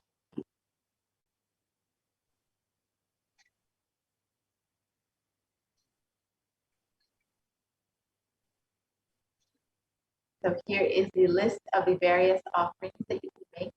The E-Hundi offering, the general donation, the Sankalpa chanting, the offering of your conscious resolution, the Namasvarna classes, the gold coin with the inscription of Devi's various names, the Mukta Anguti, the finger ring with a pearl, the Svarna Padma Pushpa, the golden lotus, the Svarna Meti, the gold toe ring, and the Svarna Mantika, the gold hairline jewelry, the Pratyaksha Pada Puja, the offering of worship to the feet of Swami, and the Vastra Seva, the offering of clothing to the feet of Swami.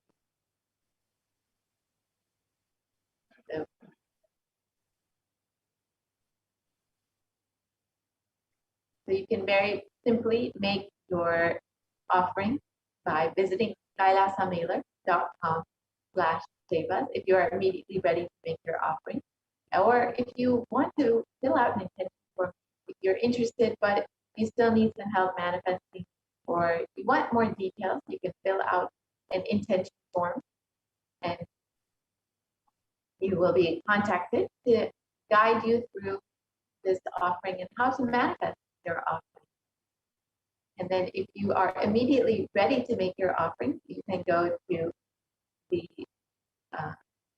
link that is provided. That's kailasamailer.com/sevas. And you can go ahead and click the make an offering here. And once you do that, you will be directed to this.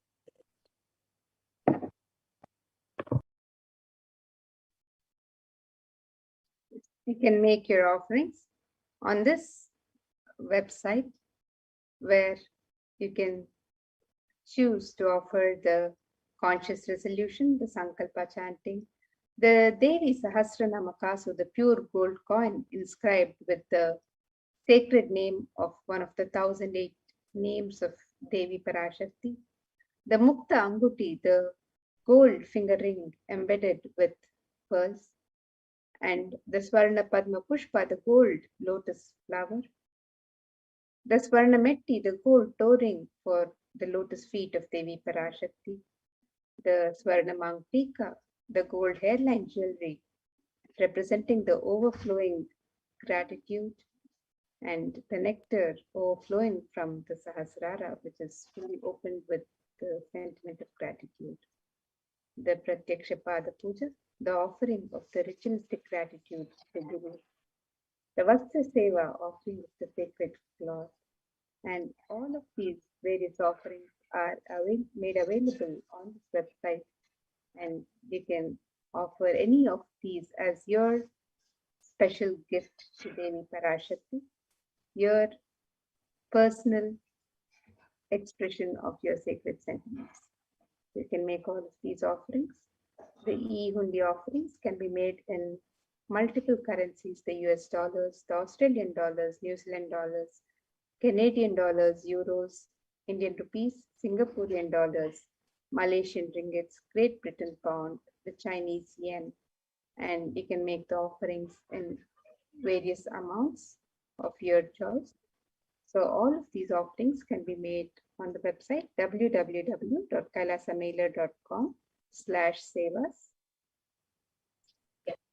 And you can also sign up to, as all of you know, Supreme Pontificate Comedy has been continuously manifesting Devi Parashakti. Now, Bhagavan Sundareshwara, if you want to constantly stay connected, constantly be in touch and be notified of the various darshans and the initiations that Supreme Pontificate has been continuously giving, you can go ahead and join as a member of Kailasa's HDH Nithyananda YouTube channel. And it's a very simple process. You can just go to YouTube and visit Kailasa's HDH Nithyananda. And next to the title, there will be a button. So here is the YouTube channel. And you can go ahead and click the live video. And once you do that, you will see an option to join the channel. So you can go ahead and join. And once you click that, you will be directed to the next page, which will show you the various levels of member you can be, the various levels of Kailash you have to choose from. So silver, gold, platinum, and premium. And this is each level will have various content and exclusive programs that are associated with that. So you will get access to all of that once you become a member. You will also have access to be able to ask your questions during the live Sundareshwara sessions and the Devi Parashakti Akashic reading. So you can ask your questions directly in the comment section of the YouTube video, the live video, and Bhagavan Sundareshwara or Devi Parashakti will both be directly viewing your questions, directly attending to you. So do register to become a member of Kailasa's HDH Nithyananda YouTube channel. And if you, as you are watching the live darshan, the live Parashakti Akashic reading, the live Paramashiva Sayujya Samadhi darshan, you can offer your gratitude directly in the YouTube comments. So you can use the super chat or super sticker option in YouTube and directly comment and offer your gratitude and offer a few dollars, how much ever you would like to offer, just to say thank you, to offer your love, your devotion to Swami for continuously manifesting Devi Parashakti and continuously manifesting Sundareshwara Paramashiva just for you, to guide you, bless you, and heal you during this time.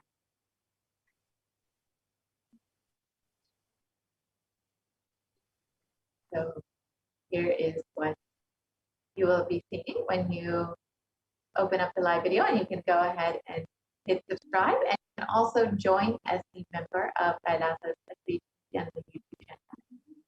And you have joined as a member, you can also chat in the live comments and offer your love, your gratitude directly through the comment section, through the super chat, super sticker option.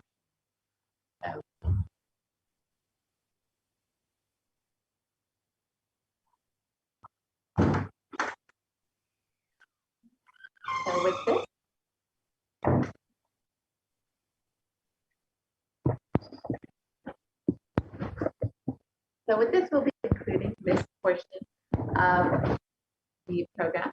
We'll be entering into the next segment very shortly, where we will be understanding the activities that are happening in Adi Kailasas of India.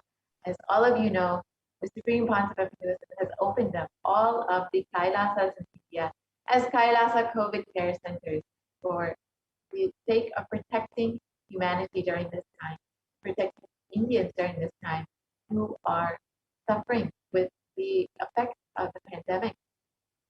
And as Devi Parashakti and the Supreme Concept of Buddhism have been continuously warning, the only priority for this year is to keep yourself alive. That is the only profit for this year. So out of his deepest compassion, the Supreme Concept of Hinduism has opened up all of the Kailasa of India for anyone who wants to protect themselves and their families. It does not matter whether you are a devotee or not, or if you are an initiated disciple or not. Anyone is welcome to become a resident of one of the Kailasa COVID care centers. And you can very easily sign up at kailasa.org/Kailasa care. And it is not just that Supreme Panchayat is providing multi-layer quarantine and protection in the physical sense, but the Supreme Panchayat is also providing free organic sattvic food for all the residents of the Kailasa COVID care centers, as well as free internet services, free accommodation, and various activities and programs to make sure that people are staying mentally engaged and are not falling into the delusion and the suffering that is coming during the Pralaya. As Devi Parashakti has revealed, during this time, minds will get lapsed in order to prevent this, in order to continuously attend to this. As so many various activities available in all of the Kailasas, and also, of course, the ongoing Paramashivoham program, which has been continuously running since March of 2020, non-stop, where devotees, disciples, and participants are able to continuously stay in this high state, continuously work on their self and their consciousness, their own expansion. So you would like to sign up for the Paramashivoham program, you can also go ahead and visit kailasa.org to sign up for that. So now we will be taking a very short break, and before entering into the next segment. Most easiest, most powerful, most inspiring, most exciting way to connect with life as the form of mother.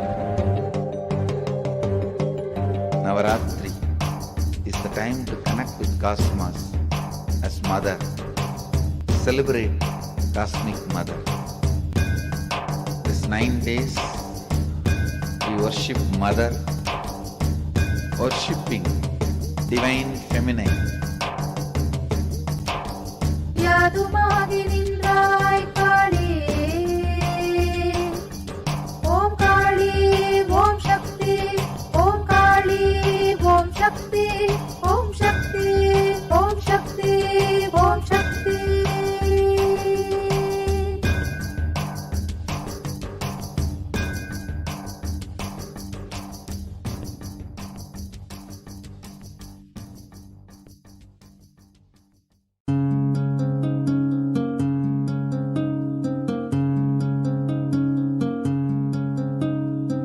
There are some gods, 9 unknown gods. The moment you call, they will be there. Venkateshwara, Balaji. I tell you, people give so much for Venkateshwara because he does the job. He is the 9 unknown god. There's a village folk story where Venkateshwara borrows from Kubera for his marriage and he is still paying the debt. Venkateshwara takes the responsibility of reserve to reserve. This whole Venkateshwara is an amazing concept. He is making Yaksha into Lakshmi. He is making the reserve to reserve. It's an amazing truth.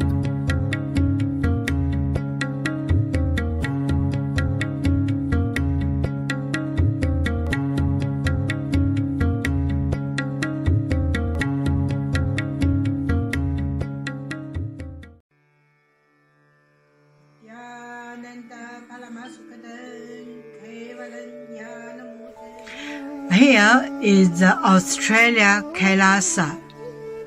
How can I be so lucky and have a happy life in Kailasa? It's a long story. My name is Li Qi. My guru is His Divine Holiness Bhagwan Nithyananda Paramashivam. Since I was very little, I already wonder what life for. I really want to know the result, the reason. A long time ago, I think if I earn enough money, I will be very happy person, and then life is for happy. I tried to earn money, and then I'm really rich, but money didn't give me happy. Then I tried to get the happy life in romantic love. Then the really romantic love take me go lots of place. Too many stories during this time. But I still don't feel I get the result, get the life reason. Then I start study from book, from video, from religion in many different ways. And when I study Buddha, that time I really appreciate Buddha gives so much intelligence to me about life. But I don't think study is enough for me. I want to be Buddha. But I don't know how. Who can let me get there? One day I found the video in YouTube, introduce Swamiji in that video. I suddenly, my eyes open wide. I get it. He must be my guru. I can get there. He can let me get what I want to know, and he can take me home. This kind of feeling, then I start study from Nithyananda Sangha.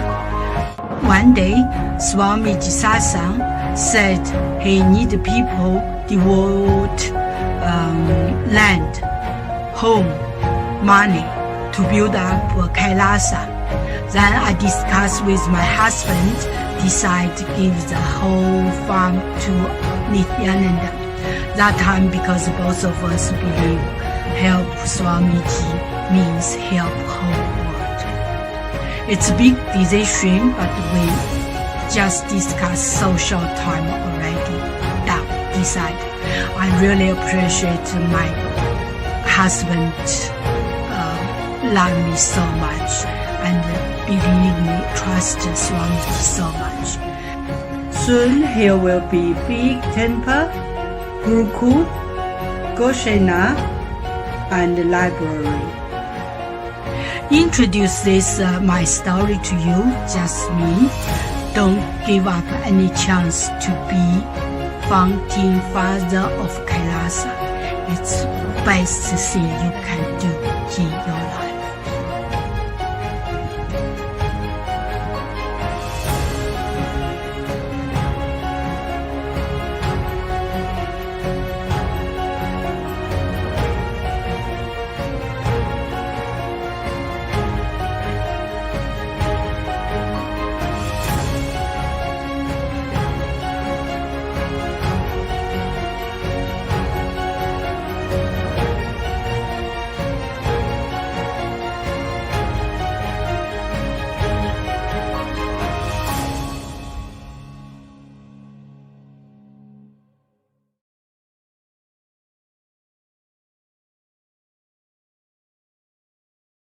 Just be alive for next 3 years. Don't die within next 3 years.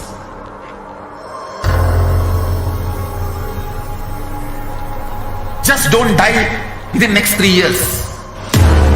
Be alive. Somehow be alive. I'm working sincerely. I will reach you somehow.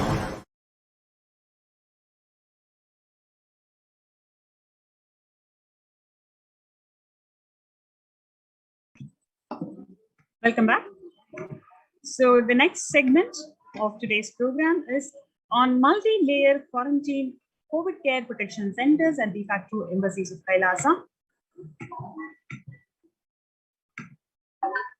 Today, people around the world are trying to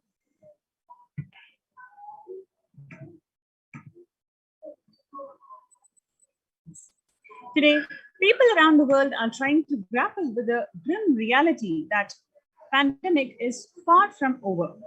The aftermath of current calamity promises to be much more devastating. The great economies of the world are facing disastrous future. Countries are facing off each other in deep mistrust.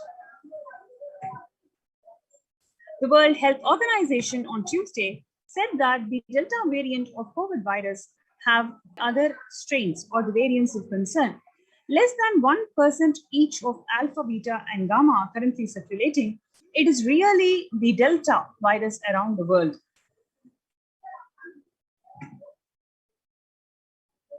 The coronavirus pandemic has now killed more Americans than 1918-19 influenza pandemic did. The 1918 influenza affected about 25% of Americans and killed 0.65% of them, coming to 675,000 deaths. Whereas the COVID-19 has infected more than 12% of Americans and killed about 0.2% with 676,000 deaths. The University of Maryland researchers suggest that the need for better ventilation and tight-fitting masks, in addition to widespread vaccination, is to help stop the spread of the virus. Physical distancing of 2 meters, about 6.5 feet, may not be really sufficient to prevent the transmission of virus carrying airborne aerosol indoors, according to a study. Even with the emergence of new MU COVID-19 variant, the Delta strains remain the top concern globally, appearing to be outcompete others. This is from the World Health Organization.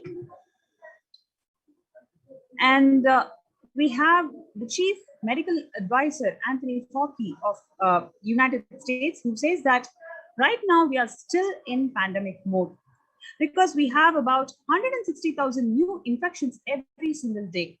That's not even modestly good control.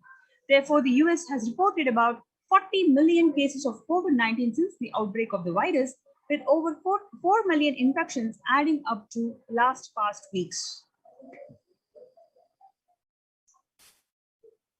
You can also see that COVID-19, how it has made the world less peaceful, whether it is in terms of ongoing conflicts or safety and security amongst the nations or multilateralism.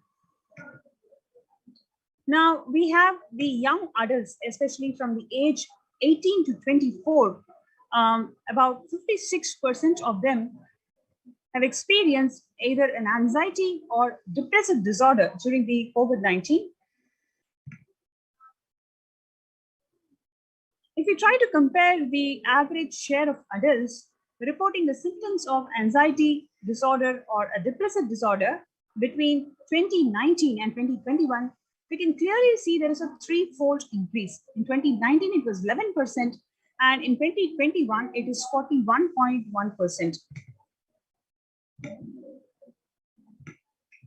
Nearly 8 in 10 Americans say that the coronavirus is a significant source of stress in their lives, whereas 7 in 10 Americans say that they've experienced increased stress over the course of the pandemic.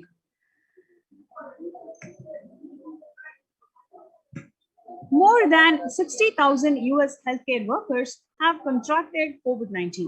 300 of them have died. An estimated 300 to 400 physicians die by suicide every year. Of the health workers who treated patients during the China COVID-19 outbreak, 50% of them showed signs of depression and 45% of them showed signs of anxiety.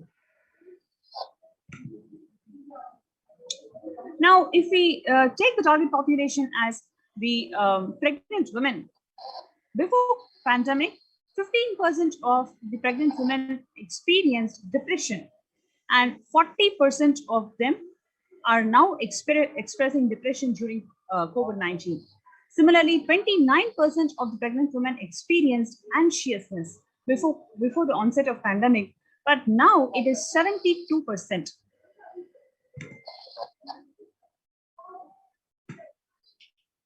8 in 10 students are struggling with focus on school or work and avoid distractions. Students are interacting mostly with parents during COVID-19, physically distancing themselves. The parents can support students is simply spending time with them, ranked much higher than talking about the COVID news. 55% of all the students do not know where to go for help, whether it is physical health or especially the mental health. Percent of women surveyed say that lives have been negatively disrupted by the pandemic. Nearly 70% of women who've experienced disruptions are concerned their career growth may be limited as a result.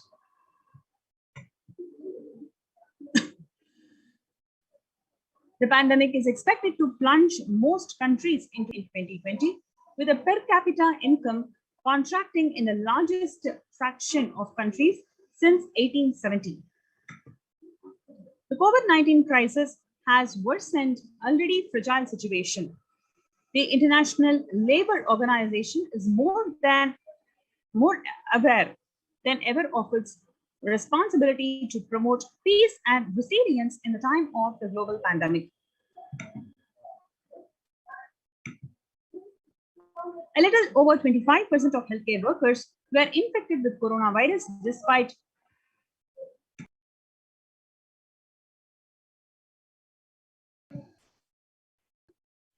getting fully vaccinated.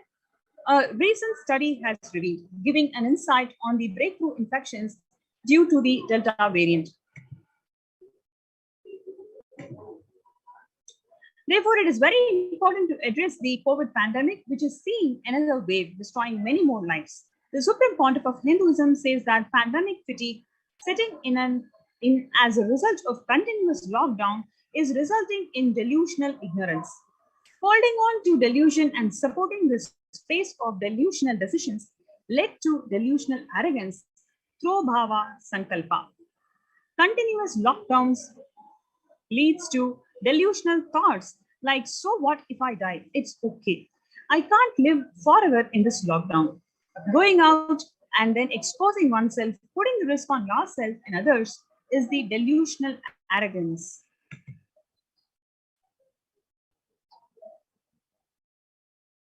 The global COVID virus pandemic has left the whole world desperately looking for answers. Life as it had been experienced even back in February 2020 is no longer recognizable.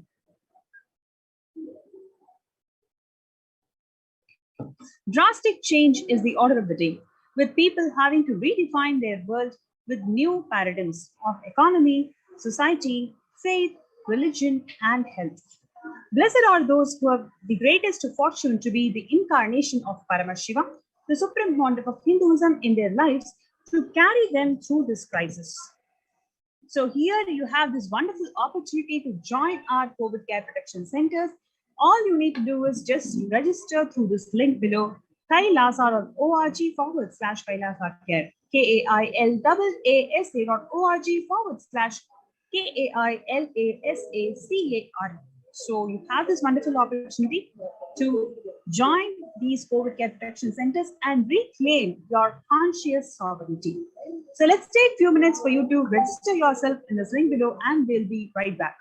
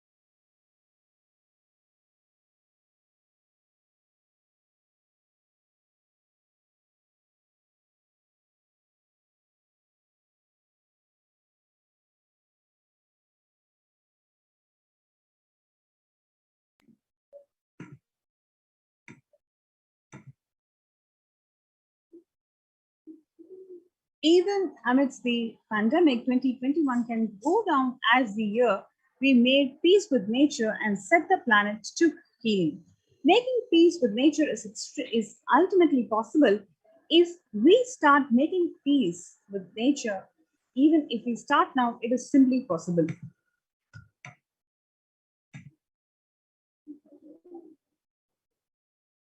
The World Health Organization Health and Peace Initiative. The health and peace are interrelated. In other words, the Director General of World Health Organization says that there cannot be health without peace, and there cannot be peace without health. Tackling the pandemic and building resilience in fragile states require concerted international action at local, national, and global levels. As the humanitarian and economic toll of the COVID-19 continues to grow, so does the risk that this crisis will fuel new conflicts around the world while symptoming prospects of resolving ongoing ones. For the first time since 1945, the entire world is confronted by a common threat, regardless of nationality, ethnicity, or faith. A new social contract between people, governments, public sector, civil society, and more can tackle the roots of inequality with fair taxation on income and wealth, universal benefits, and opportunities for one and all.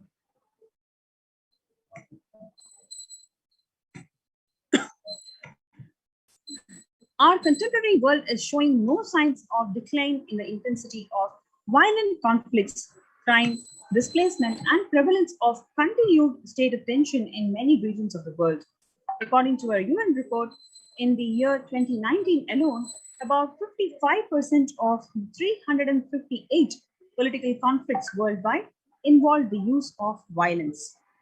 The geopolitical tensions, which have been on rise even before the COVID-19 pandemic, have only prolonged violent conflicts, making it difficult for policymakers to come together and resolve their differences peacefully and amicably. The last decade witnessed the highest number of people internally displaced by conflict and violence. So now let us look into the contributions of the Supreme Pontiff of Hinduism. Global peace is a product of individual bliss, says the Isa Upanishad. Whenever an individual goes through a spiritual bliss, he manifests a beautiful, peaceful life for him and everyone around him. If he is powerful enough, he moves the whole city and manifests peace. He is more powerful, he moves the whole village or the whole country itself. If he is powerful enough like incarnation, he moves the whole world and manifests peace for them. The individual bliss is a source of global peace in the level of home, the microscopic and macroscopic universe. Whatever level it may be, understand global peace is a byproduct of individual peace.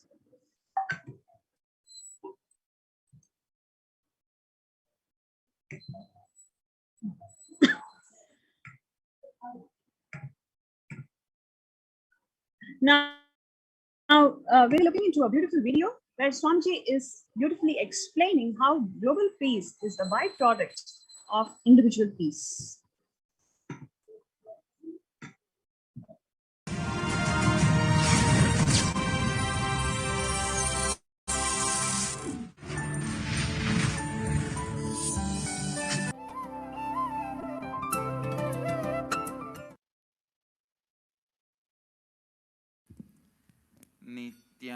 नित्यानन्देश्वर समारम्भाम् नित्यानन्देश्वरि मध्यमाम् अस्मदाचार्यपर्यन्तां वन्दे गुरुपरम्पराम्.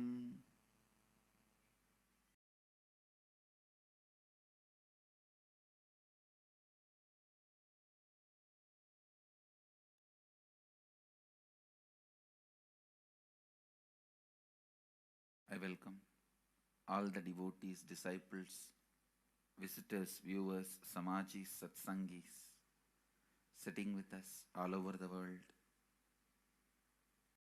Sri Mahans, Mahans, Kotaris, Tanidars, through Nithyananda TV, Sadhana TV, and two-way video conferencing. I welcome every one of you with my love and respects.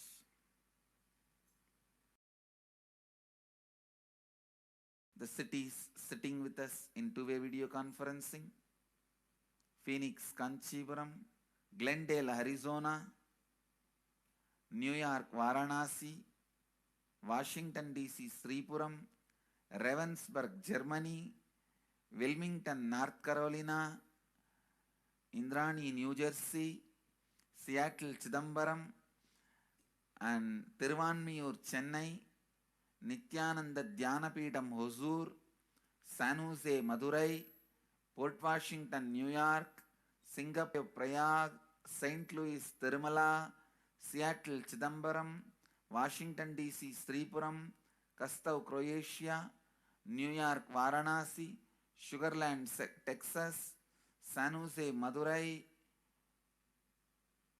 Hebal, Bangalore; Ravensburg, Germany; Wilmington, North Carolina; Hong Kong, Sirgari, Enriching Temple, Biddi, Oman, Sivagangai; Hyderabad, Guptakashi; Nithyananda University, Los Angeles; Nithyananda University, Paris; Los Angeles, Hollywood; Toronto, Kailasam; Scottsdale, Arizona; Charlotte, Srisalem; Vancouver, Canada; Houston, Kalahasti, Enriching Temple, Biddi; Kathmandu, Nepal; Oman, Sivagangai; Hyderabad, Guptakashi. I welcome all of you with my love and respects.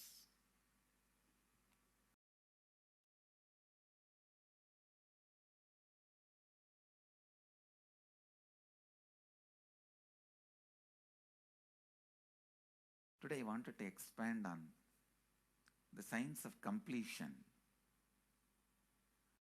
How the science of completion can directly impact the consciousness you are carrying and the consciousness embodied in many bodies.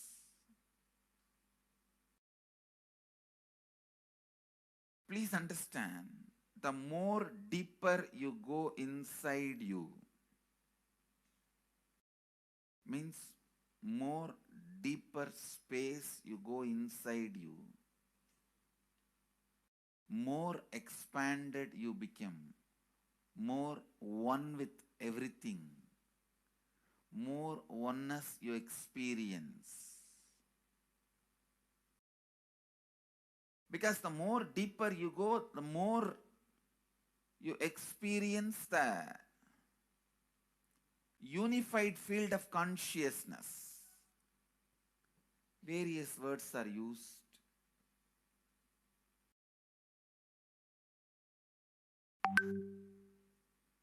Some of the Hindu traditions uses the word Atma, Brahman.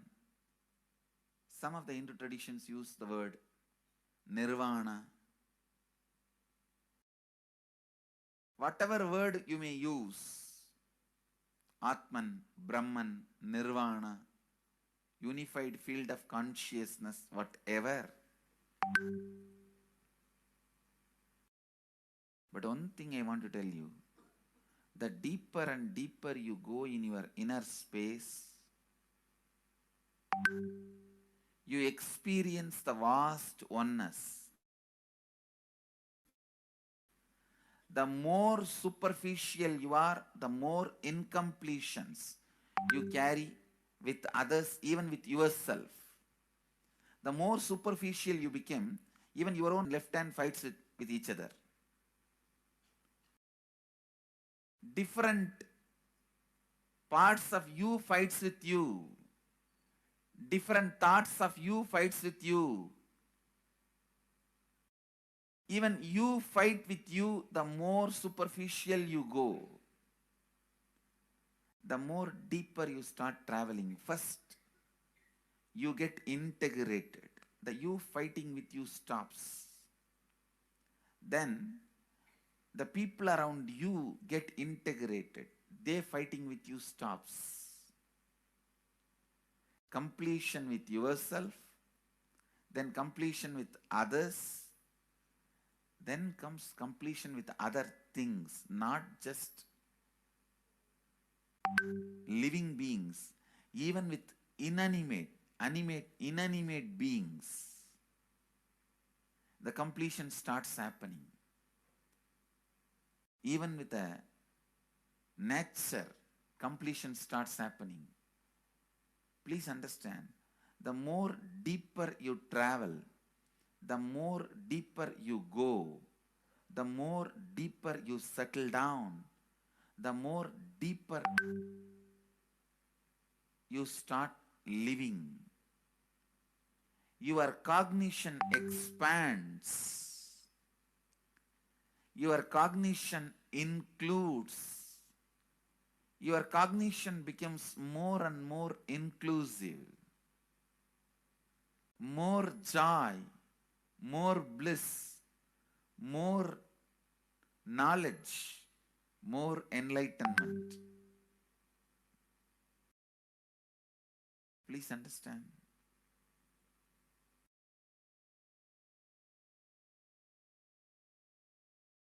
The more and more completion happens in you, you will see everyone around you feels complete with you. That is why I am saying, whether they have body or they are disembodied,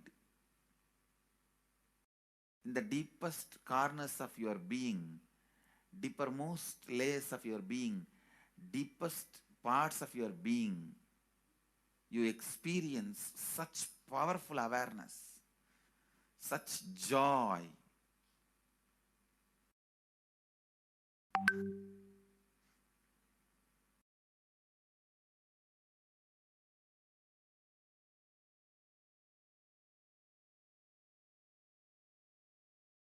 Going into the deepermost corners of your being not only is a joy, it's a power.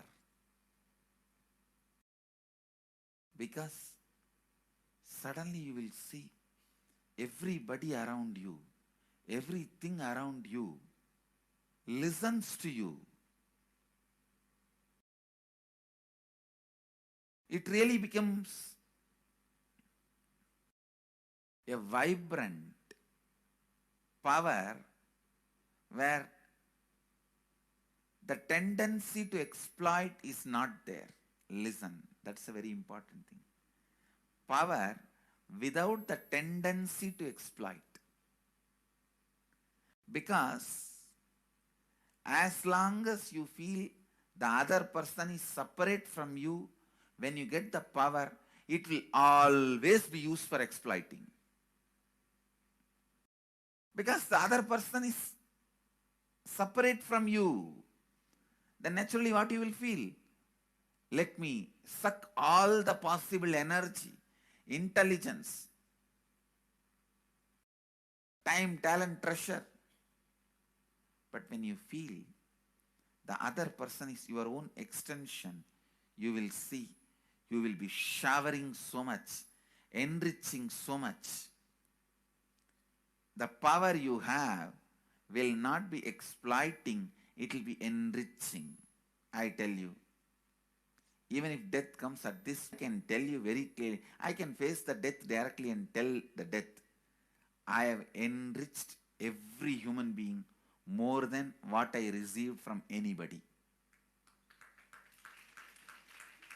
I have given to every human being whom I met in my life more than what I received from them.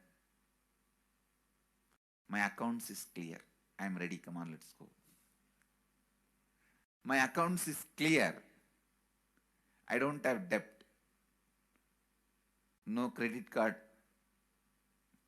money to be paid, loans to be paid, no debit card, no credit card. My accounts is clear.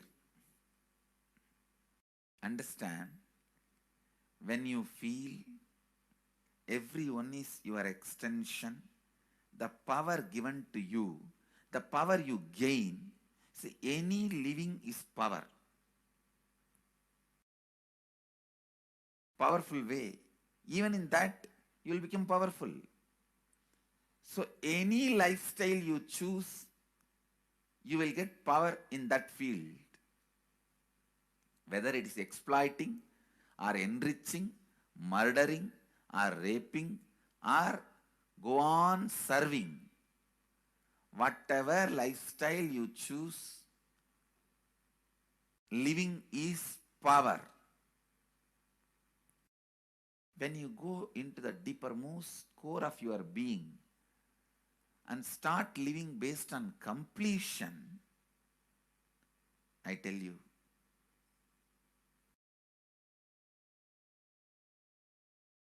the first power you will experience is everything around you listens to you. That power will simply make you enrich everyone. The best power you can have through living is power of enriching. Whatever you do, as I said, whether you live the life of enriching or exploiting, you will become powerful. I tell you, the power of exploiting brings more and more conflict within and without. And those conflicts naturally bring suffering. And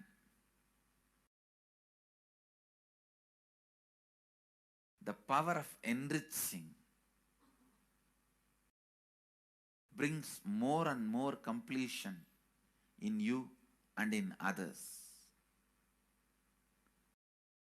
This full month, Nithyananda Sangha all over the world. The other day I was seeing, we have officially presence in more than 50 countries. As devotees, group of devotees, we have presence in 100 countries. All over the world, we are going to celebrate this whole month for Global Peace Month, impacting global peace. All of us this whole month will live completion and do samskara dahana kriya, means burning the patterns which separates us from others. Burning the patterns which are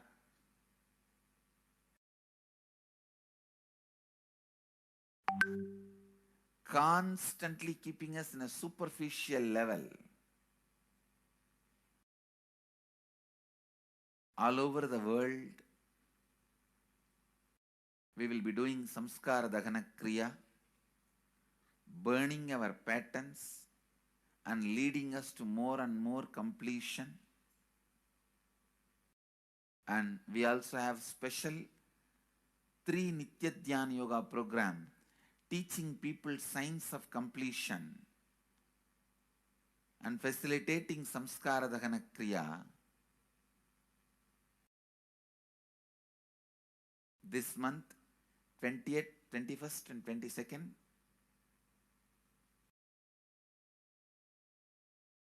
this whole month, all over the world, all our temples, ashrams, centers, yoga centers, schools, colleges, universities should do samskara dahana kriya, should do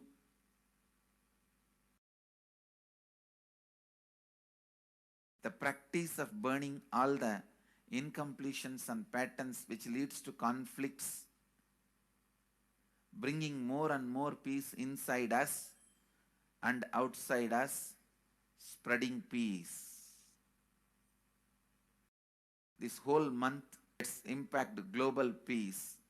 Let us really contribute to the global peace, not just talking about it. Let's do it. Let's do it. Not just talking about it. Let's do it. Even if you teach the Samskara Dahana Kriya to 50 people in each area, each place where we have centers, ashrams, temples, two-way centers, yoga centers, even 50 people, each Tanidhar teaches, enriches them with this science. The amount of suffering and negative waves, negative vibes reduction can contribute so much to the world. Please understand. One positive person can burn millions people negativity. Experientially, with evidence we proved, one positive person has already burnt at least 20 million people's negativity in last 10 years and brought peace. So each one of you, if you stand up as one positive being, one authentic, responsible, enriching being,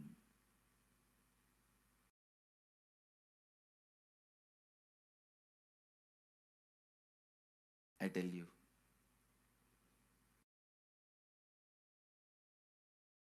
we can do so much to the world. It will be a better place than the time we entered. When we leave, it should be a better place. That's all. When we leave the earth, it should be a better place. So understand, inner peace is your birthright. Go to the depths of your being. Bring more and more completion into you. Completion with others. And start living Advaita. Today in the Inner Awakening session, it's all about completion with others. So last 6 days, literally, you worked so much, one by one, by layer, by layer, by layer. The completion with yourself. Now comes completion with others. Today, we are starting the science of completion with others.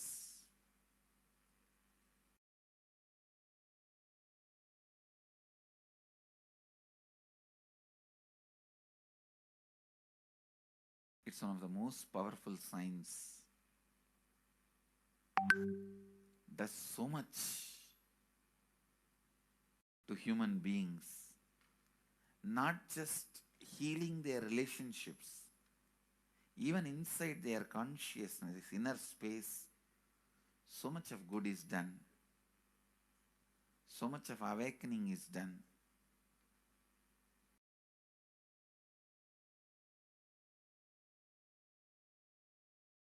See, when you have completed with others, the kind of strength you feel is the power of Advaita. Strength of Advaita. Today the Inner Awakening sessions are all about completion with others. We have long session today working on completing with others. Because today we have a long session with Inner Awakening. We are also lagging behind the syllabus. Actually, it is a good news. It's not a bad news because participants are so sincere. They are going through the whole process so intensely, sincerely. Because of that, we are little delayed. But today I am going to catch up. Today I am going to spend more time and catch up with them, with the syllabus. So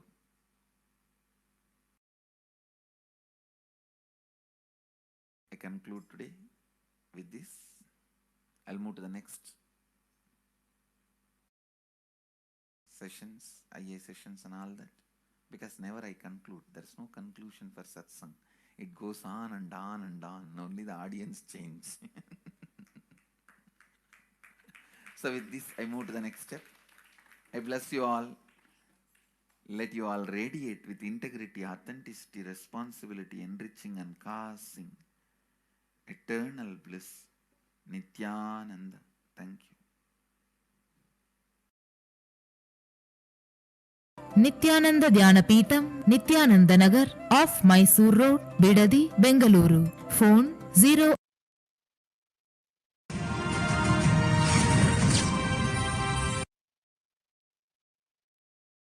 Social answer means I'll tell, oh, you should all work for global peace. You should all work for turning the world. You should work for revolution. You should work for all these, that things. You should vote only the party which says that it will stop the war and all these things. This is the social answer. Nonsense. If you want the honest answer, I tell you, simply transform yourself. You can't do anything. If at all you can do, you would have done it. Be honest. If you can do, you would have done it. You are raising this question because you are not able to do. Am I right? So let us be very clear. Let us be honest. We are not able to do socially. That's the truth. That's the reason you are sitting here and raising the question. I tell you, understand few important things. There are a lot more attached to this question. There are many things which is attached to this question. We always feel the present is the world is totally spoiled. It is not going according to the rules or how it is supposed to be. It was wonderful once upon a time. In ancient time, things were going properly. Everything was well and great. And I tell you, 10,000 years ago, they found some writings on stone in Harappa Mohenjo-daro culture. Some stone writings have been discovered.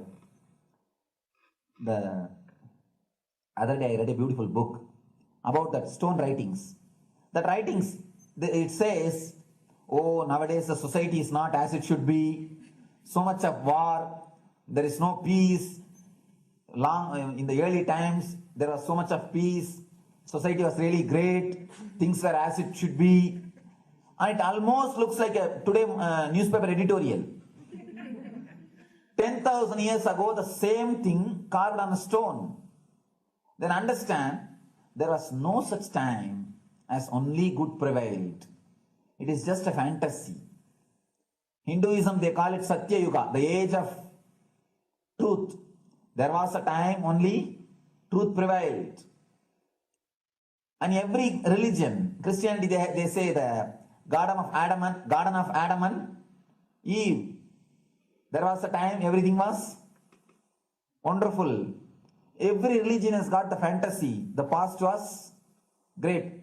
There was golden past. Always the idea of golden past exists only in the past. The more you go back, again you say the past. And I tell you one thing, it is a wonderful way of postponing. Otherwise, I can be sure the world was same as it is today.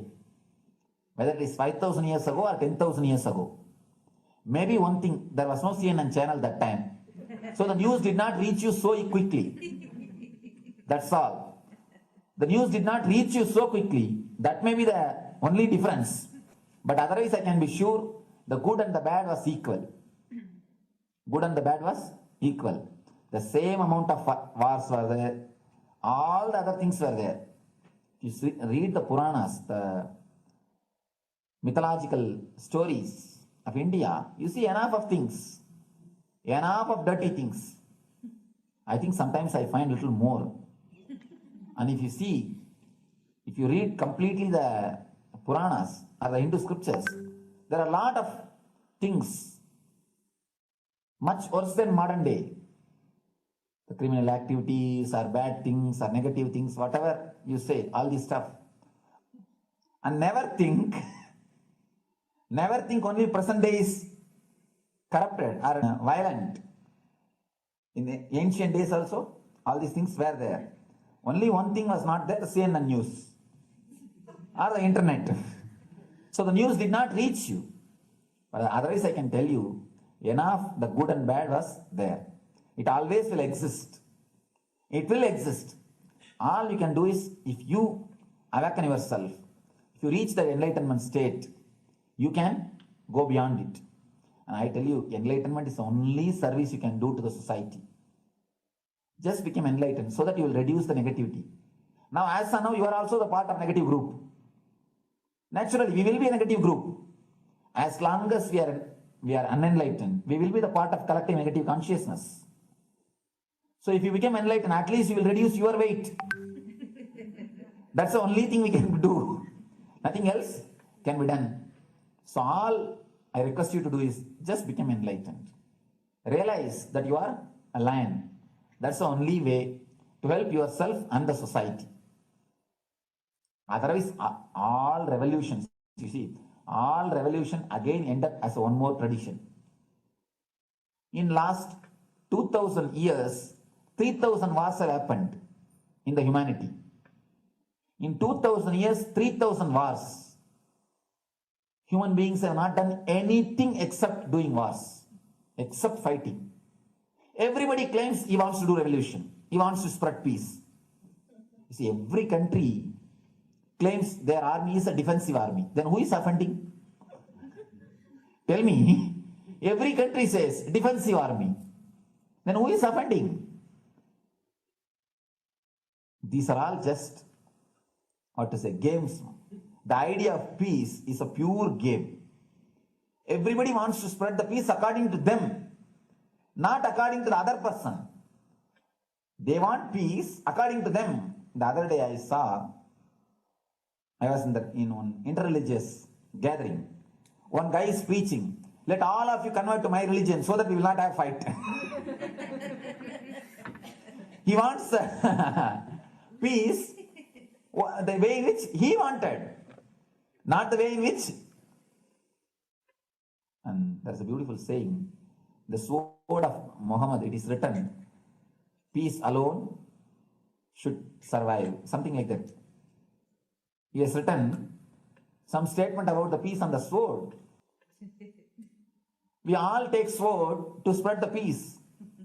So no revolution is going to help, because in last 2000 years, 3000 revolutions have happened, but still world is same, I think much worse.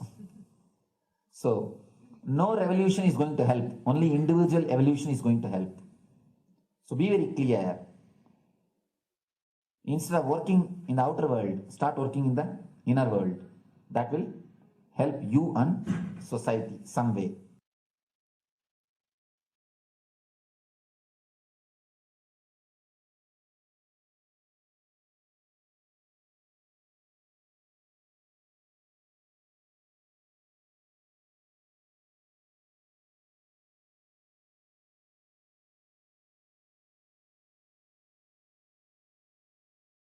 Listen carefully.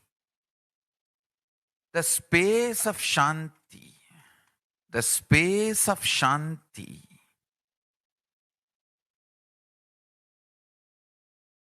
is where Kailasa grows.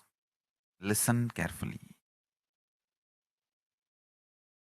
It is in the deep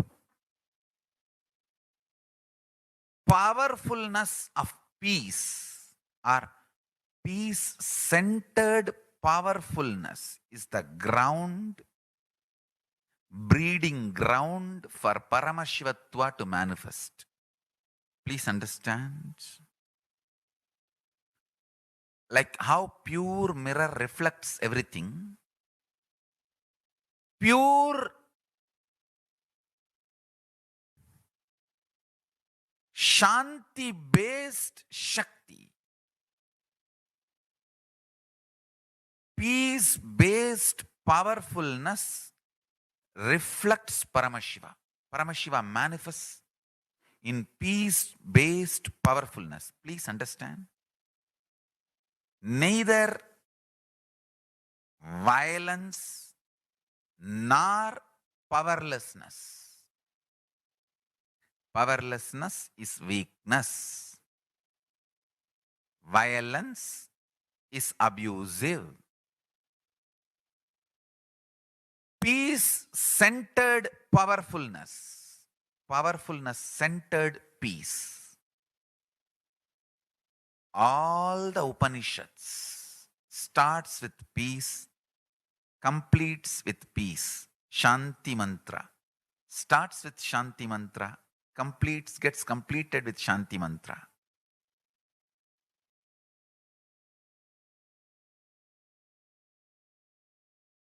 Peace-based powerfulness is a fundamental requirement for Paramashivatva to manifest. That is why people who don't want us to manifest Paramashivatva or power manifestation do not want to allow the peace life or do not want peace in our campus. Understand? But only if you are peaceful, which cannot be shaken even by the disasters, we can be in eternal peace. So, remember this very clearly.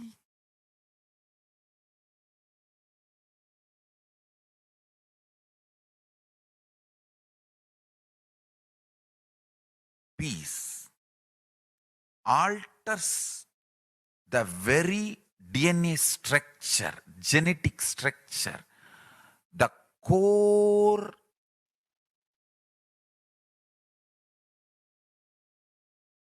Anu Mahat structure. Understand? Anoraniyan Mahato Mahiyan. The consciousness in you is atom inside the atom, Mahat, more than Mahat. That Anoraniyan Mahato Mahiyan. That consciousness starts growing in you with more and more peace-based powerfulness. Nothing can be compared to unclutching. Spend more and more time, energy in unclutching. It will never be wasted. Time spent on unclutching is the most productive time for you in your life, because unclutching completely makes you altogether a different material. Understand? It makes your very biomemory, muscle memory, core structure, molecular structure, genetic structure, DNA structure, everything, all the 8 energy flow circuits, 7 energy flows, 1 the pure conscious explosion. So totally 8 energy flow circuits exist in you. All the 8 explodes when you unclutch. Understand? Unclutching is the space of Sri Kailasa.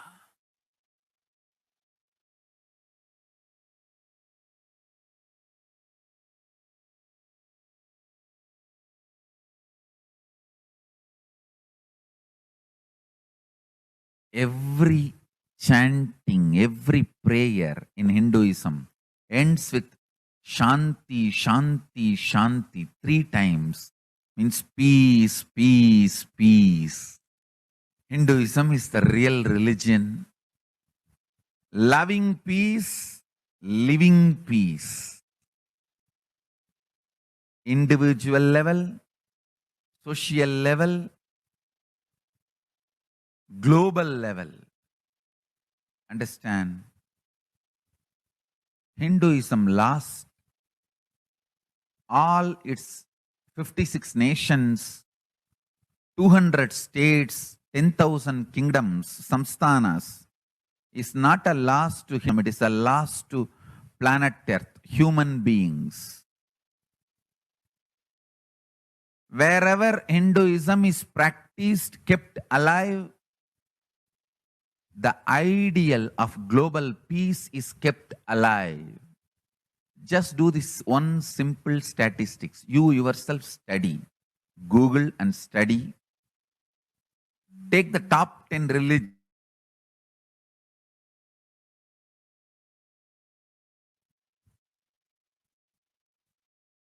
List for each religion. I can be 200% sure. You yourself will realize Hinduism is the most peace-loving and peace-living religion. Neither conversion nor terrorism. Neither conversion nor terrorism. Being the supreme pontiff of the most peace-loving, peace-living religion, I give you all my blessings on this International Peace Day. Understand? It is we Hindus need to keep the global peace as a living possibility, and we need to make this global peace as reality. Just talking about global peace will not work. Working for global peace only is the responsibility of the real living Hindu.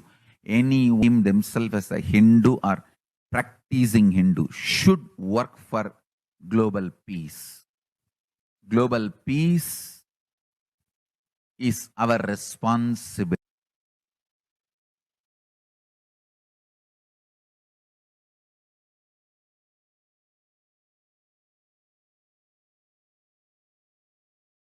Hindus have the responsibility to bring global peace. So you can also throw a challenge. See, if you are making a Hindu micronation, you can throw this challenge to each one, your friends, family, 10 people. Let them participate in the challenge and then let them challenge to others. So I welcome all the living and practicing Hindus to become founding fathers of Kailasa micronation in your countries. You can also make a challenge, like how they made ice bucket. Global peace is responsibility of Hindus. We living, practicing Hindus, not only we should achieve the individual peace through unclutching, yoga, meditation, we should also create an ecosystem where the global peace starts manifesting. This Kailasa Hindu micronation is the enlightenment ecosystem. I request every living practicing Hindu to manifest, do it. So the global peace can manifest from these Kailasa Hindu micronations all over the world.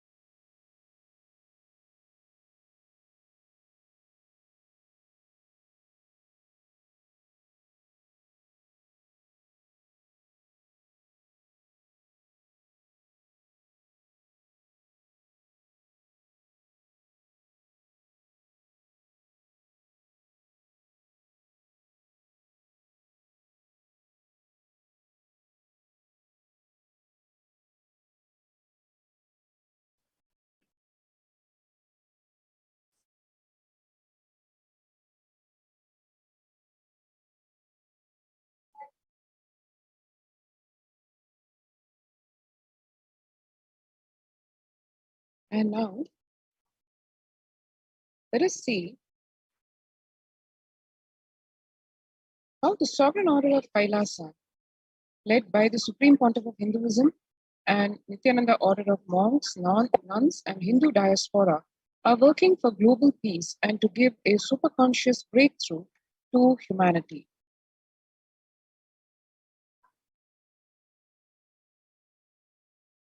It is the Supreme Pontiff of Hinduism's mission to revive a conscious world where the global issues at the climatic, economic, social, health, and humanitarian levels cease to exist from their very root, turning the problems of poverty, hunger, violence, discrimination into powerful living through the experience of oneness.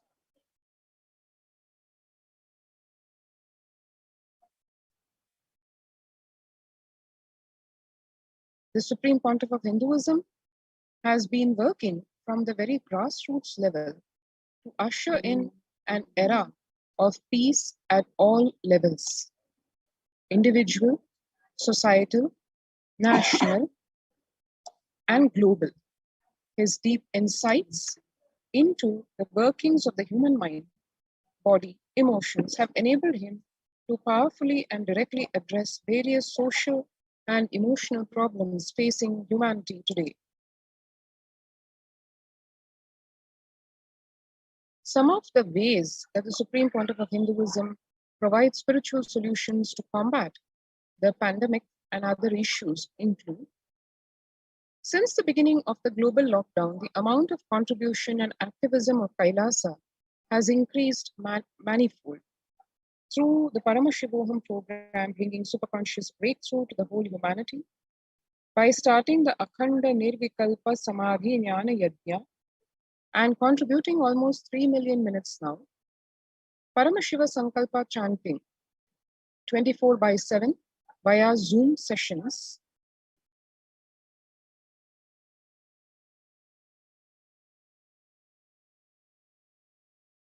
spiritual healing to one and all 24/7, helping humanity cope up with insecurity, fear, disease by empowering individuals to heal themselves, learn to cope up with emotions like depression and tough situations in relationships, providing alternative solutions to worldly problems through power manifestation.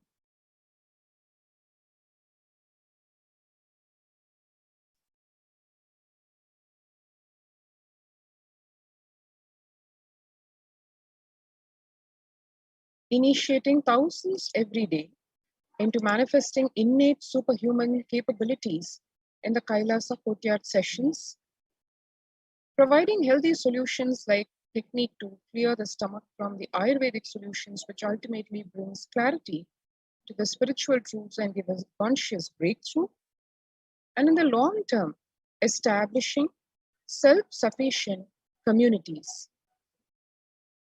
Continuing and intensifying the service of Annadan or free food in Nithyananda Annalayas around the world, including Tiruvannamalai and Los Angeles, paving the way with the new world order, starting the agriculture-based communities in Adi Kailasa and several other locations.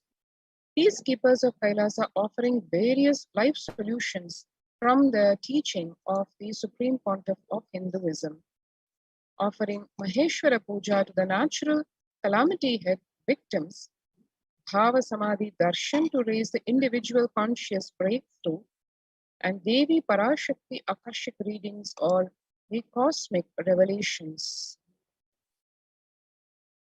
The Supreme Pontiff of Hinduism's spiritual solutions for COVID-19 include and are based on the fact that society was created with delusional ideas of too many human beings, blind spots, and the decisions made from those blind spots. If the visionary of a civilization or country has blind spots when he develops the vision for it, the whole civilization suffers those blind spots forever. Now it is time that nature Prakriti resets itself, many of the blind spots based visions, ideas became important components of society. This pralaya, which is happening, is melting down everything which is delusion based. The world as we know is gone. Let us celebrate God. This isolation, which is seemingly endless with an unknown future, which is compelling humanity to make 100% lifestyle change, is something to be deeply dwelled upon. All problems need to be addressed only with powerful cognitions. To stop people having mental breakdown, pandemic fatigue, collapsing, depression, destruction, and also give them superconscious breakthrough and revive the enlightened civilization.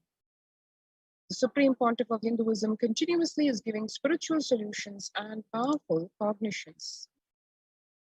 These powerful cognitions vary, and there are many, they are manifold, ranging from unclutching, practicing completion, practicing oneness, ajapa japa of the Mahavakya Om Nithyananda Paramashivoham, consciously building deep feeling connection, yoga, puja, vegetarian sattvic diet, nirahara samyama, and it continues. It is hence time that we all take the responsibility to save humanity, to protect ourselves, to protect people.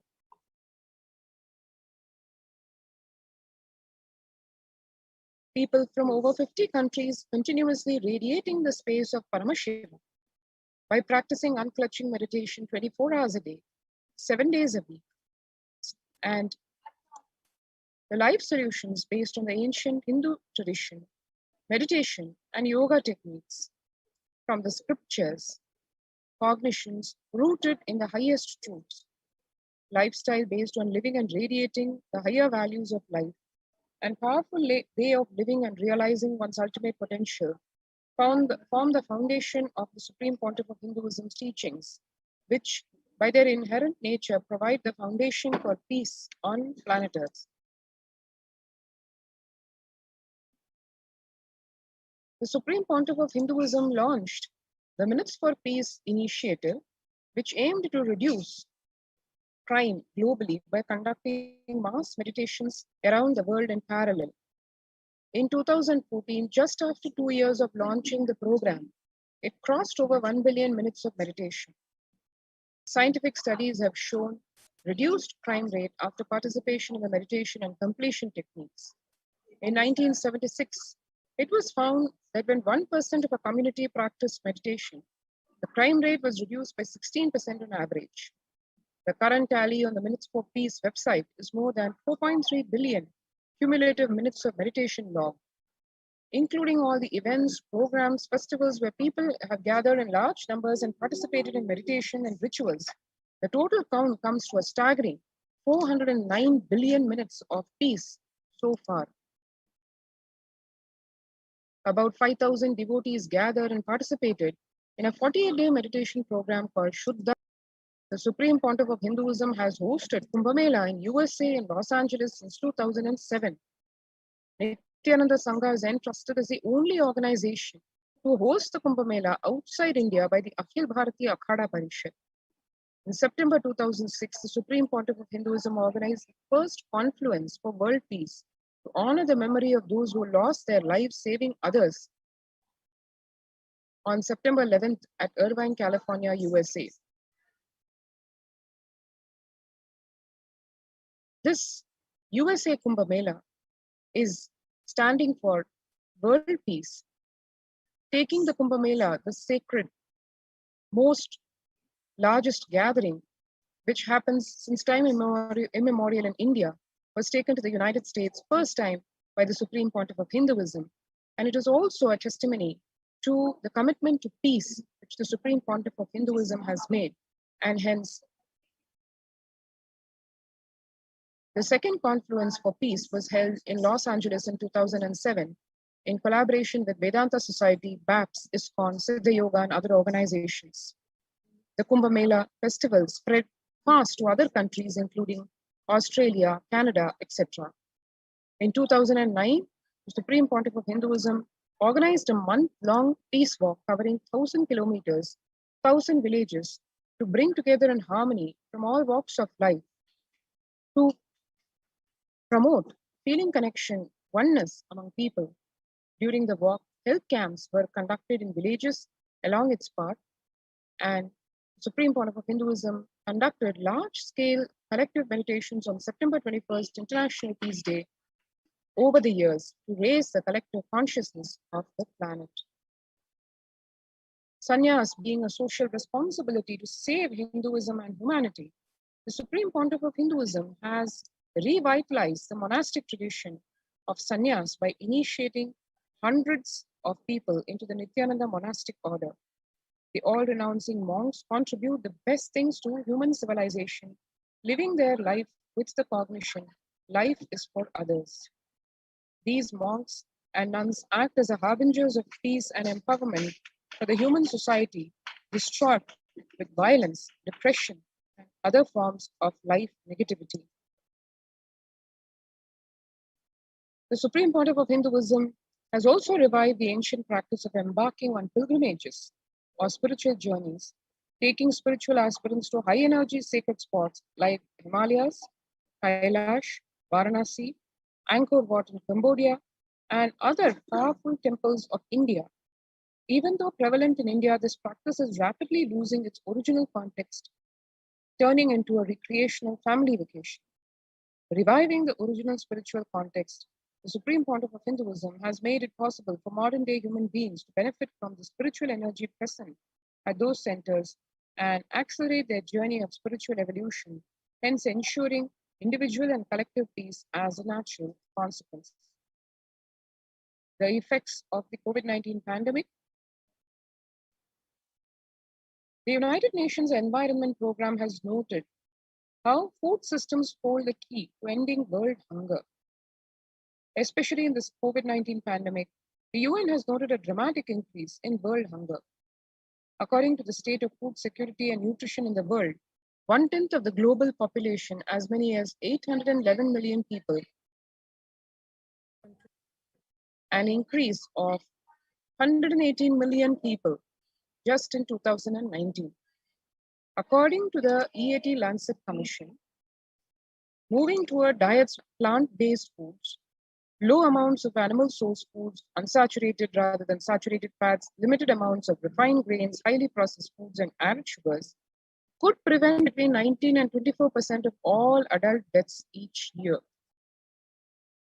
Through Annalayas, food donation centers, the de facto spiritual embassies of Kailasa worldwide, under the guidance of the Supreme Pontiff of Hinduism, have served over 2 million organic, sattvic, vegetarian meals so far.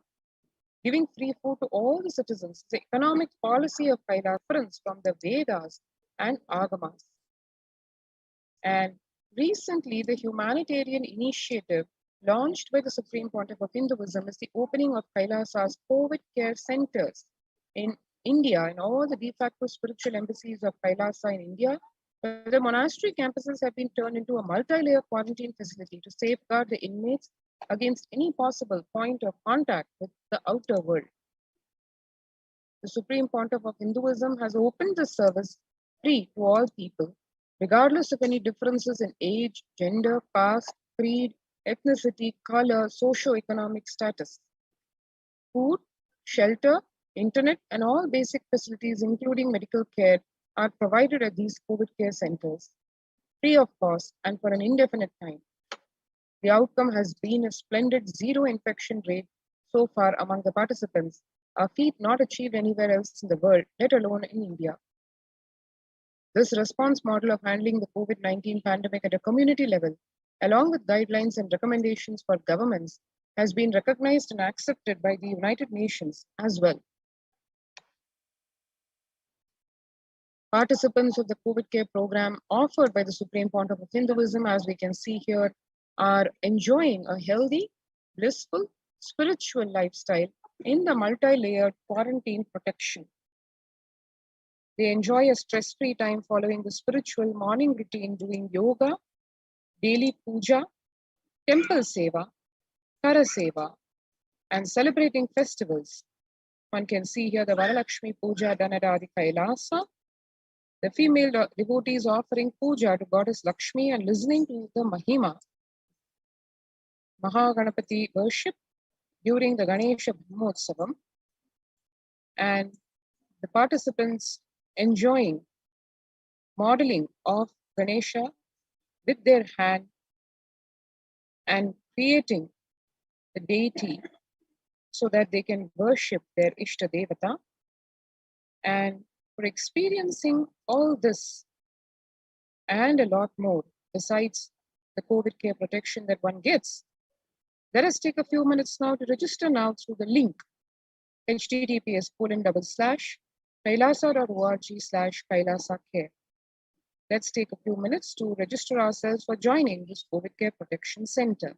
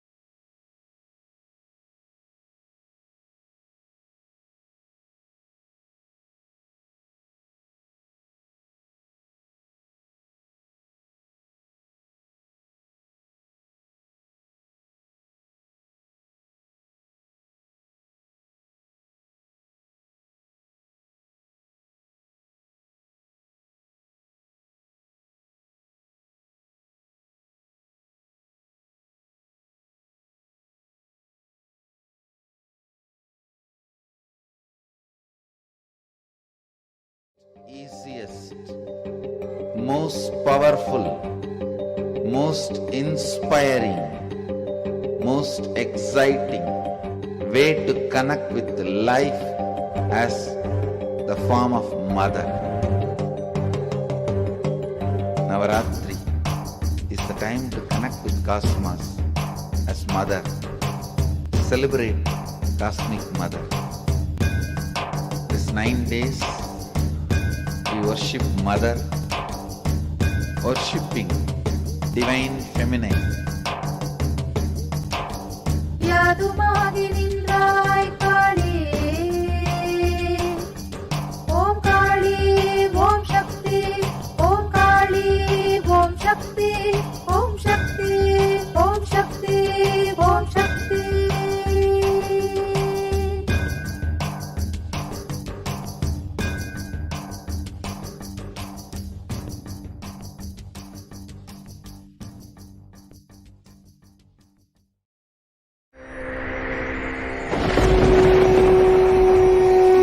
Ultimate divine descends in human body and expresses its extraordinary powers and experiences playfully. Sundareshwara is the embodiment of this statement. He is not Shiva as you understand, sitting in the Himalayas, frozen in the ice, in Samadhi. Sundareshwara is an artist with tremendous heart, ready to listen to human sufferings, ready to bend for human emotions. The one and only thing you need to obtain His grace is simple feeling connection. That's all. He bends for anybody, to any level. Even the word compassion is too small. He is still available. Even now, He is there. He assumes human body and relates with you, answers you, responds to you, raises you.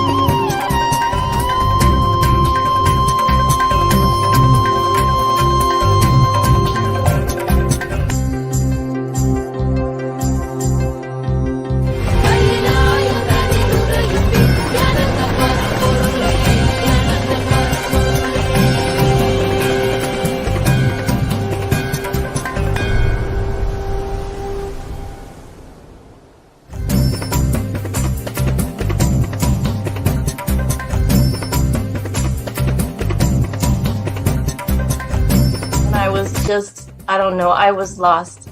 And then he was done speaking, and I mean, just tears just started pouring out of my face. I'm just like, ugh, I don't know what just happened. It was just like unbelievable, just unbelievable. I was just, oh, I'm shaking now just remembering it.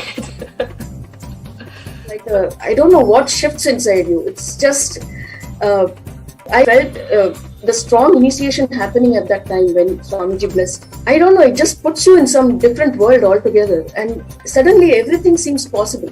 Everything seems, oh, like that impossibilities in that 1 second, fraction of a second, that impossibility drops from you. And you just, everything seems possible, that you get into that space of possibility. And I think, that is the greatest, dropping the impossibilities is really, and something changes in you, something shifts in you. You can physically feel the change. And the energy that is generated, it really, it's phenomenal.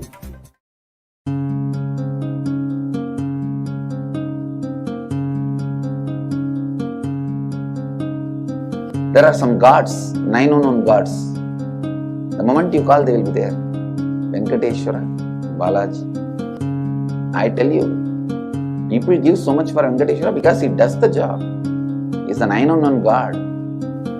There is a village folk story where Venkateshwara borrows from Kubera for his marriage and he is still paying the debt. Venkateshwara takes the responsibility of reserve to reserve. This whole story, beautiful story of Venkateshwara is an amazing concept. He is making Yaksha into Lakshmi.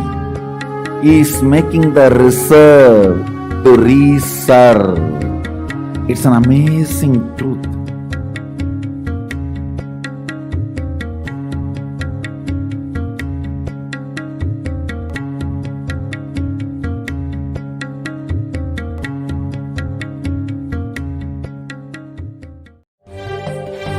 காளியின் ஆட்டத்தை ஆனந்தத்தை ஆனந்தத்தொடு ஆடிய ஆட்டத்தை கண்டோர் உயிருக்குளெல்லாம் இறங்கி குண்டலினிவில் உயிர்ப்பிக்கச் செய்து மாய மனத்தின் இருளை அகற்றி மாயம் அழித்து மங்களம் தந்து குரு பக்தியும் சிவ பக்தியும் பரமசிவ பக்தியும் பரமசிவ சக்தியும் அளிக்கின்றேன். மனமாயை விடுத்து குரு பதத்தை பற்றுங்கள். நித்யானந்தமாய் நிஜாவதாரமாய் வந்துதித்த என்னை பற்றி வாழ்வில் எல்லா நலமும் பெற்றிடுங்கள். ஓம் ஓம் ஓம். யாதுமாகி நின்றாய் காளி, ஓம் காளி ஓம் சக்தி, ஓம் காளி ஓம் சக்தி, ஓம் சக்தி ஓம் சக்தி ஓம் சக்தி.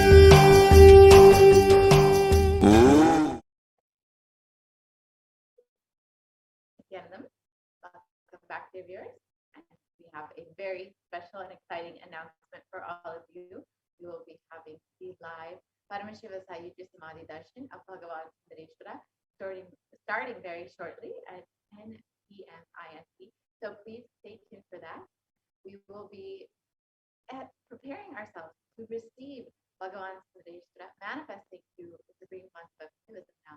Let us understand who is Bhagavan Sundareshwara.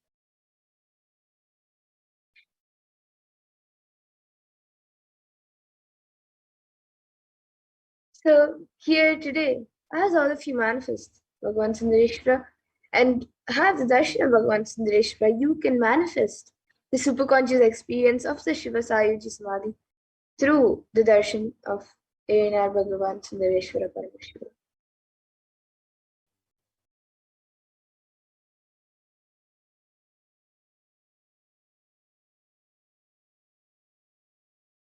So let us get ready for the rare, unique, powerful initiation the God equation to make human beings into multiverse species by Sudarshan.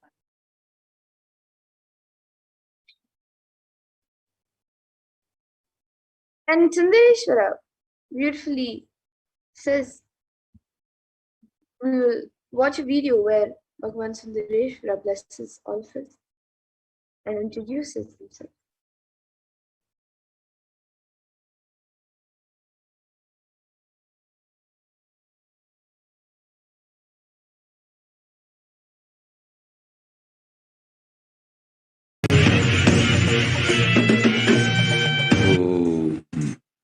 Shave, shave, shave.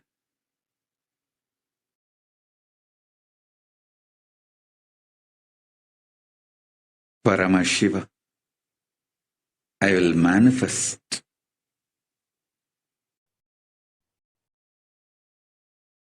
the physics of my existence. Cognize this in your Hridaya Akasha, the Gandha. You will experience my existence.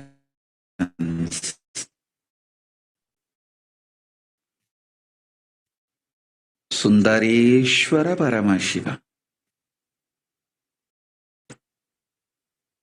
The countless, uncountable by any visualized, assumed mathematics, Brahmandas manifest in me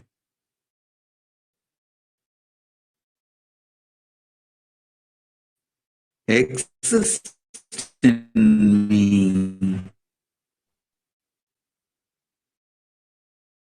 get for all the countless Brahmandas to exist.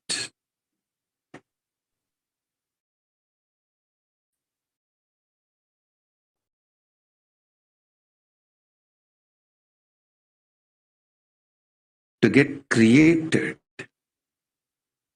to get sustained, to get rejuvenated, to get deluded, to get liberated. I am the space.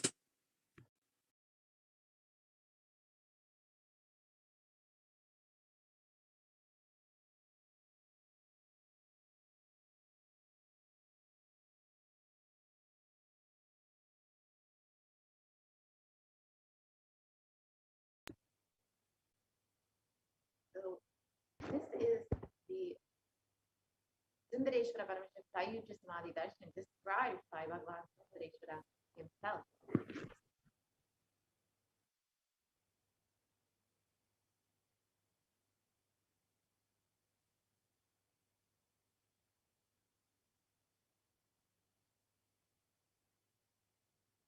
So let us understand what is happening in our world today, and let's understand what exactly is the current situation. As all of us already know, we are in a very dire situation when it comes to climate change and global warming.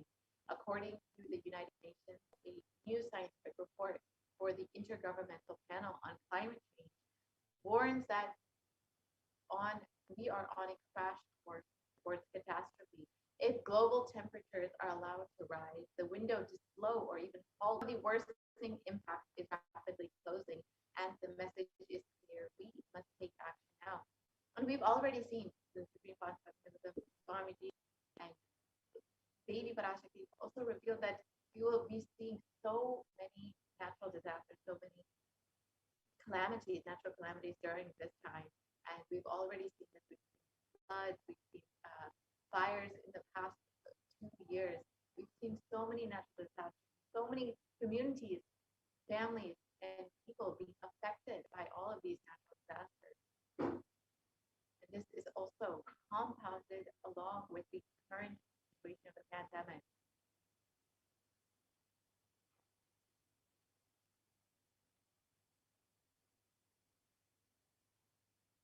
So now let us watch a small video on how our world is today, the state of our world today.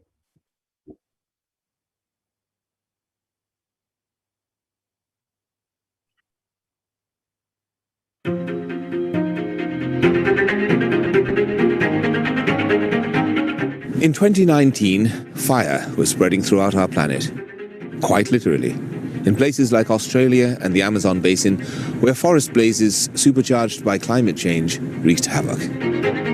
In other places, mass protests flared up, fueled by a combination of job insecurity, growing inequalities, and discontent with the current economic, social, and environmental status quo. The economy has slowed down globally, stifled by trade tensions and political uncertainty. The little growth we have had has failed to reach those who need it the most. Progress towards higher living standards has stalled for many countries and vulnerable groups of people. This has only deepened inequalities which were already growing in many countries, spurred on by automation, climate change, and other global trends. This was the state of the world even before the pandemic hit itself. So many people being affected by natural disasters, the climate change and global affecting the world. Prior to COVID-19, of course, with the pandemic, we have seen an unprecedented situation all across the globe. And according to the World Health Organization, the total cases of COVID-19 globally has increased to 221 million till date. And Healthline.com states COVID-19 cases have risen more than 150,000 per day in the United States alone. And experts warn that with emerging variants, this could lead to another surge in cases. And despite the ongoing pandemic being amidst us for the past 1.5, almost 2 years, we've not found any solution. We've not found any healing for our suffering. And even with the various vaccines, treatments, whatever is there, people are still facing so much of loss during this time. And it is at this time of crisis that Bhagavan Sundareshwara has come down to planet Earth with such extreme compassion for humanity. And he states, "O bound souls, listen intensely. Your impossibility and irresponsibility made you surrender yourself to the delusion. Cognize the ultimate truth. Sundareshwara Paramashiva, I exist. Sundareshwara Paramashiva, I exist. The moment you remember me, call me, I am here for you."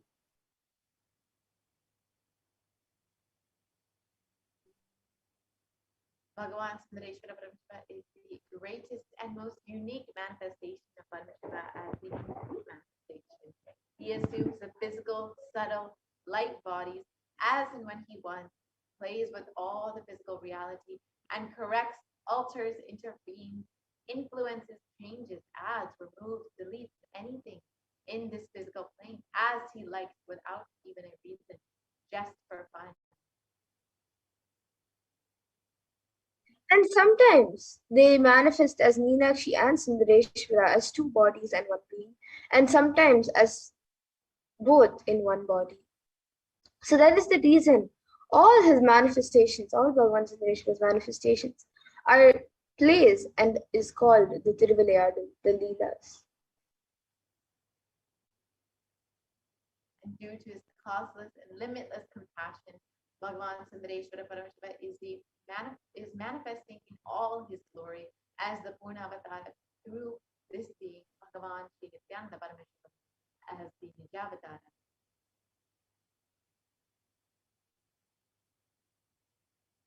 And from the Shuddhadvaita Sayujya Samadhis, Irainar Sundareshwara Paramashiva Parampara will be manifesting through this supreme manifestation as Bhagavan Sundareshwara, and will be giving us the darshan and blessing us and showering boons on all of us as part of his divine leelas. Sundareshwara Paramashiva himself has come down in the form of the Supreme Concept of Jagat Guru Mahasannidhanam, His Divine Holiness Bhagavan Nithyananda Paramashivam as Swami suggests to continue his legacy and leelas. And to continue being available to all of us and playing his divine leelas, performing miracles in the lives of all the devotees, attending to our prayers and continuing the legacy as the ruler of the whole Madurai Shyamala Pita Savignapitam. Bhagavan Sundareshwara has come down as the 293rd Jagadguru Mahasannidhanam as the Supreme Pontiff of Hinduism to guide the whole of humanity.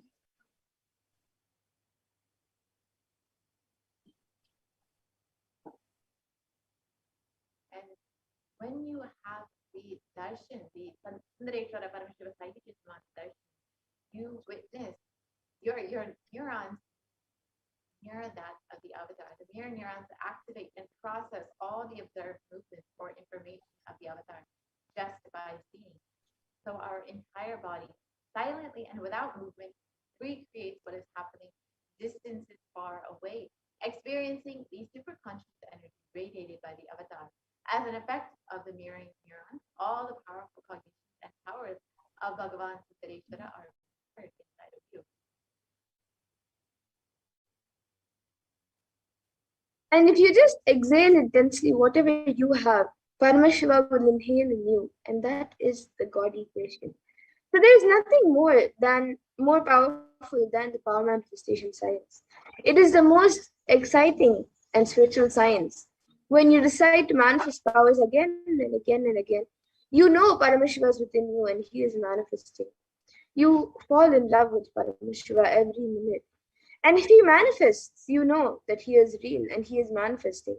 And even if you don't manifest what you declared, you will manifest the jnana and vijnana, the knowledge and understanding. And the possibilities and powers of Paramashiva will manifest in all of us.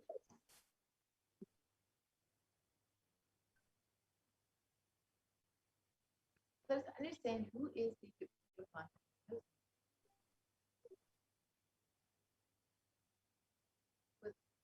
The Supreme Pontiff of So the Supreme Pontiff of Divine Holiness Bhagavan Nithyananda Paramashivam is the 293rd Jagadguru Mahasannidhanam of Kailasa Shyamala Pita, the very enlightenment ecosystem created by Bhagavan Sundareshwara and Devi Meenakshi thousands of years ago. And the Supreme Pontiff of Hinduism is the reviver of Kailasa, a macrocosmic ancient enlightened civilization. Supreme Pontiff of Hinduism is the 1008th incarnation of Paramashiva as per Hinduism and is recognized by his predecessors who are enlightened masters and adepts. The Supreme Pontiff of Hinduism has made the science of power manifestation, yoga, and temple-based universities as a lifestyle for humanity.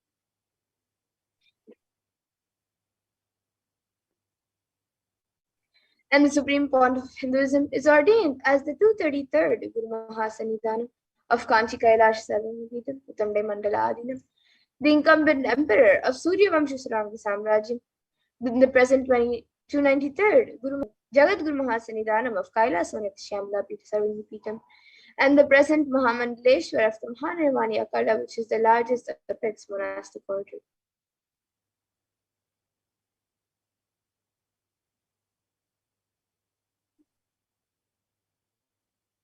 Here you can see the photos of the young Supreme Pontiff of Hinduism at the age of just 9 years old when he was ordained as the 233rd Guru Mahasannidhanam of the Kanchi Kailasa Sarvamapita. And here you can see the Supreme Pontiff of Hinduism inaugurating and giving life to the deities.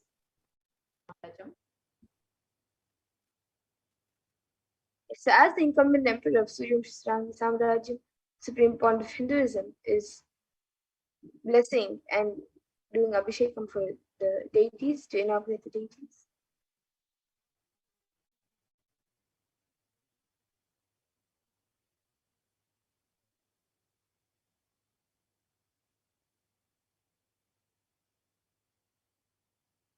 Here you can see the Supreme Pontiff of Hinduism being coronated as the emperor of the Surya Vamsha Samrajyam, and the grand procession that went along with that. And here you all can see him being coronated as the 293rd Jagat Mahasannidhanam of Kailasa Shyamala to 70 people.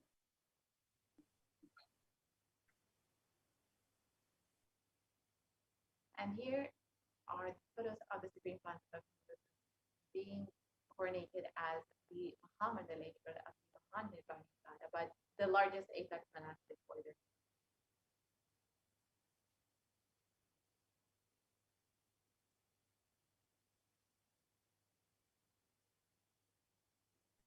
And the Supreme Pontiff of Hinduism is also the 1008th Acharya Mahamandaleshwar of the Attalakadu, and the present 23rd Guru Mahasannidhanam of Dharmamukti Swargapuramadhiram, and is elected as the Supreme Pontiff of Hinduism by a congregation of over 1,000 Hindu leaders.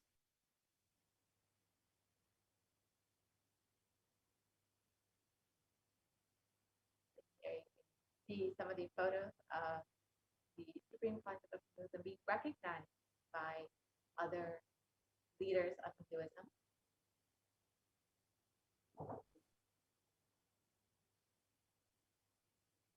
The Supreme Pontiff of Hinduism is also revered as a teacher of Hinduism, the most prolific, most viewed, read, and watched.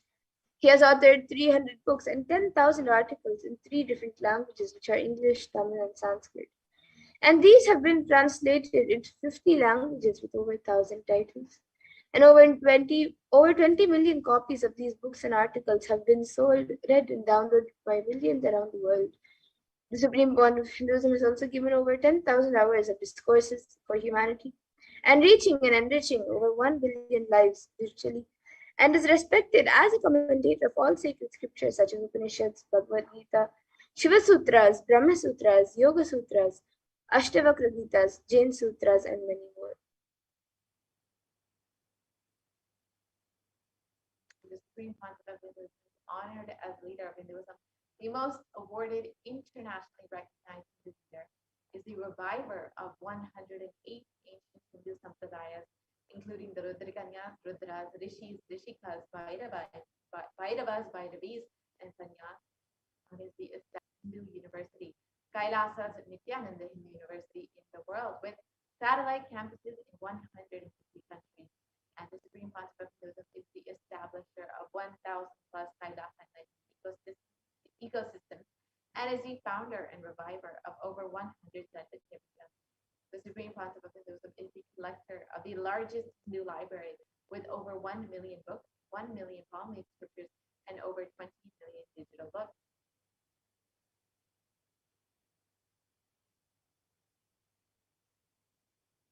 And here you can see the spiritual de facto embassies established by the Supreme Pontiff of Hinduism. So you can see 22 Hindu universities, 186 extended campuses of the Nithyananda Hindu University, 242 Nithyananda Gurukuls, 22 Nithyananda Jnanalayas, the library, 38 temple monastery complexes, 2,175 Paramashivoham shakas, 1,898 youth centers, 19 Hindu kingdoms, the Sarvagna-Pitams, 25 e-Kailasas, 1,898 ASP centers, 120 temples, 5,334 healing centers, 22 food banks, 12 animal shelters, 34 satsang temples, 418 paduka mandirs, and 2,175 satsang centers. And here you can see the Supreme Pontiff of Hinduism's peace walks cover over 100,000 kilometers and gifts the science of healing to 2 million plus people, human settlements, and much more. So here you can see throughout the years just few of the yatras that the Supreme Pontiff of Hinduism has done, peace walks, and how he has enriched the world. And he is going on, he is continuing to do these contributions to the world.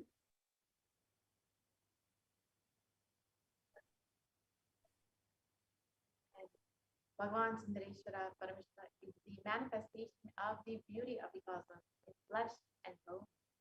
Sundareshwara is the embodiment of super consciousness expressed in the human body, playing with all of his glory. And we are the most blessed beings on earth because we get to experience Bhagavan Sundareshwara through Supreme Concept of himself, through our very own Guru himself.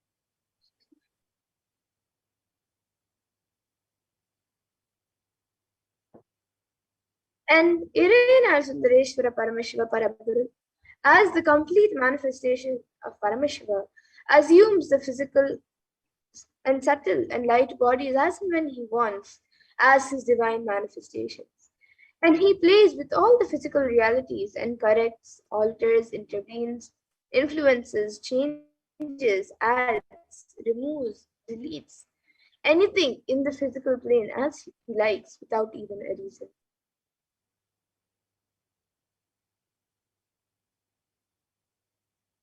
Irena Sundareshwara Parameshwara is the greatest, unique, and complete manifestation of Parameshwara.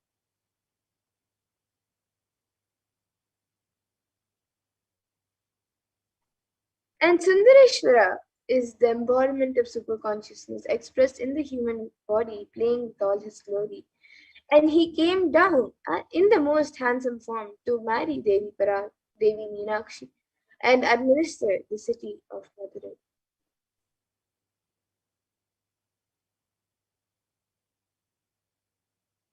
The kingdom of Madurai is known as the Kailasonatha Shamala Pita Sarvayamita, the oldest Dupapa state and enlightenment ecosystem that was established by Paramashiva. The kingdom of Madurai was later revived by Bhagavan Sundareshwara and Devi Meenakshi, who, as the deities and incarnates of Paramashiva and Parashakti, rules over Madurai and revives the foundation pillars of the enlightenment ecosystem as the highest living stream of spiritual sciences.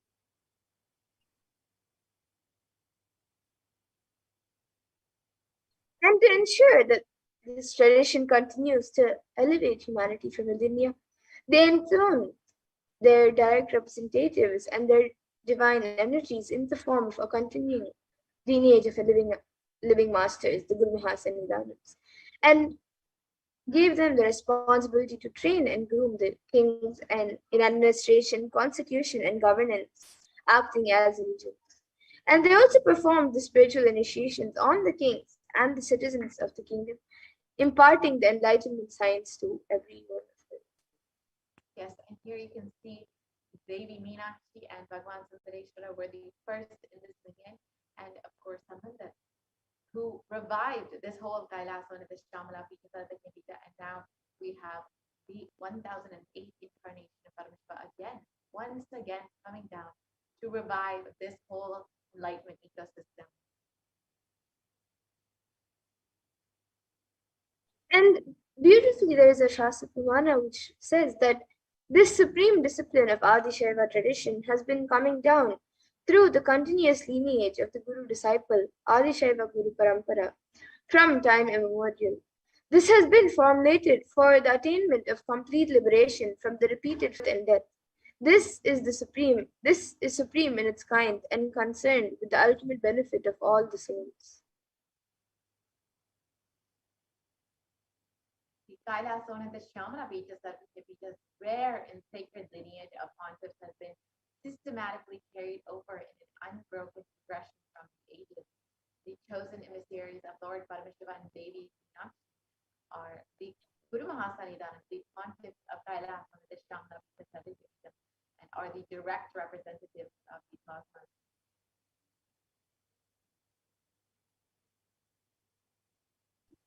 And on the 27th of April 2012, Srila Sri Nithyananda Sri Jnanasamandadeshika Paramacharya Swamigal was formally appointed as the 293rd Guru Mahasannidhanam of Kailasanta Shyamala Pita Sarvayamita, and is the lawful successor, descendant, and inheritor, invested with all the powers, duties, obligations to perform the rituals, spiritual, and religious and customary rites vested in the Kailasanta Shyamala Pita Sarvayamita, and has been reviving its spiritual, religious, and linguistic epicenters to its original glory. Now watch a short video about the history of the Kailasa and the Shamana Pita Satya Kingdom, the very Adinam, the very enlightened ecosystem created by Bhagavan Deshara.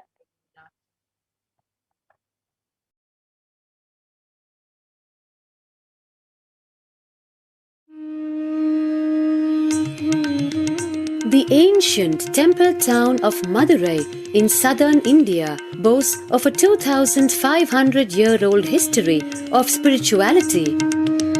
Historians trace Madurai's existence back to the BC, making it one of the oldest continuously inhabited cities. Legend says that Madurai was established by the cosmic mother herself, who incarnated as Princess Meenakshi, daughter of the pious king Malayadwaja Pandian. An able queen and a fearless warrior, Meenakshi expanded her empire right up to Kailash in current China. But when she came face to face with the Lord of Kailash, Shiva himself, she recognized him as her eternal consort and dropped her arms to become Shiva's companion for life. Along with Shiva, also known as Sundareshwara or the beautiful Lord, Meenakshi reigned over her kingdom for a glorious 166 years. In course of time, with the rise of Jainism as a religious force, Madurai too fell to its powerful influence, and Shaivism all but vanished from the sacred kingdom where Shiva himself had once walked the earth.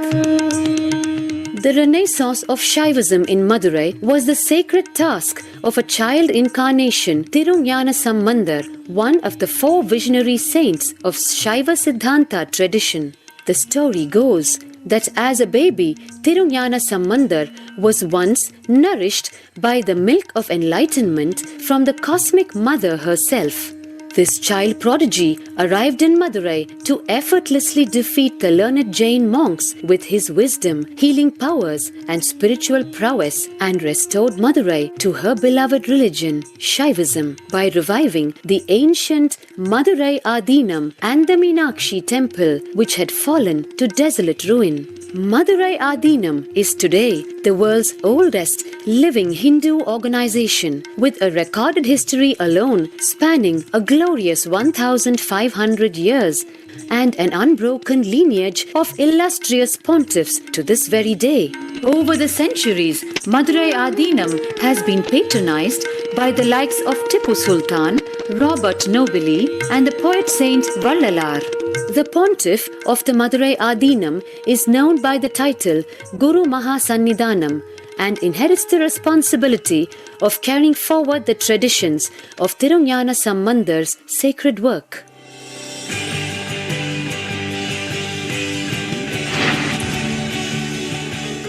On 27th April 2012, a new era began in the history of Madurai Adinam. The 292nd Pontiff, Srila Sri Arunagirinatha Jnana Sambandha Desika Paramacharya Swamigal, guided by intuition and inducement by Lord Shiva, coronated a charismatic young saint as the 293rd Pontiff of the Madurai Adinam. An accomplished yogi, a pragmatic social visionary, and an adept in mystical sciences, His Holiness Paramahamsa Nithyananda is revered as a divine incarnation by millions worldwide. Within weeks of his ascent to the sacred throne, he brought about sweeping changes to the Adinam, including the renovation of the ancient monastery, Annadan, free food for thousands every day, free medical camps, yoga classes, scriptural study, spiritual healing, and meditation programs. Now has a website, and thousands participate in the morning worship and spiritual talks via live streaming and two-way video conferencing. Vast properties belonging to the Adinam are being reclaimed from illegal encroachment. Its numerous temples are being restored to sanctity, and the neighboring villages are being adopted, with basic amenities, education, and medical care being provided for all. His Holiness dreams of an authentic Vedic Renaissance for which India has already waited too long. Here, I take the commitment of making Madurai Adhinam as an international religious organization.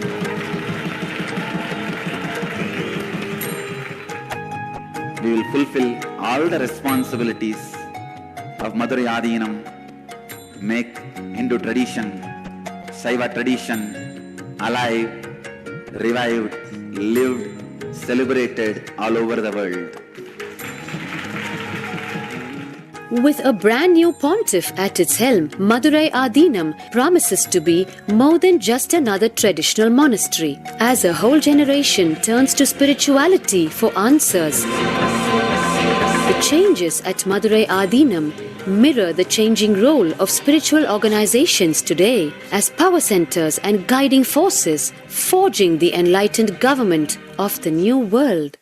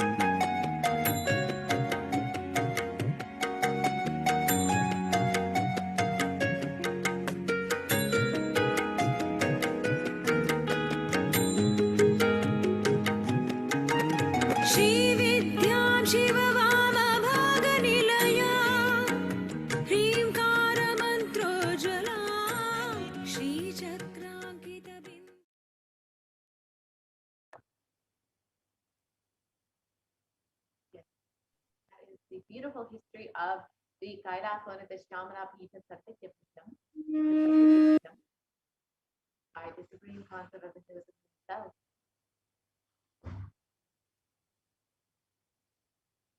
Today, for all of humanity, out of the billions of people on planet Earth, we are the most blessed people.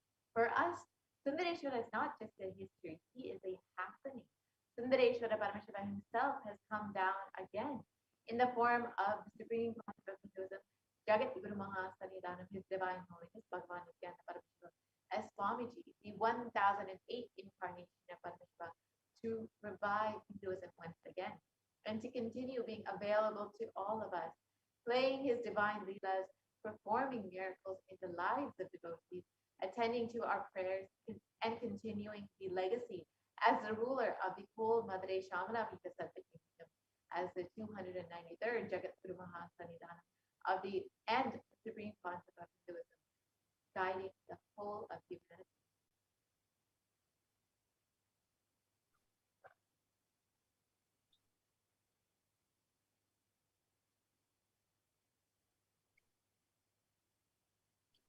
And Paramashiva actually assumed the physical body 11 times in Madurai just to perform his divine leelas.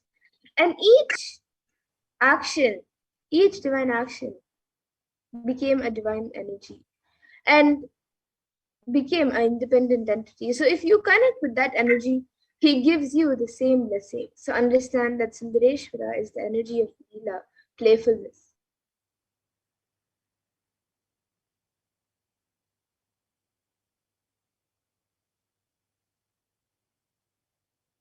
So now, let us look at one of the Leelas of Bhagavan Sundareshwara in this next segment, which is the Leela of healing the Pandyan king's fever. So Sundareshwara has a set of 64 Leelas, which Bhagavan Paramashiva, the form of Sundareshwara, performed. Out of that, today we will be looking at one of them.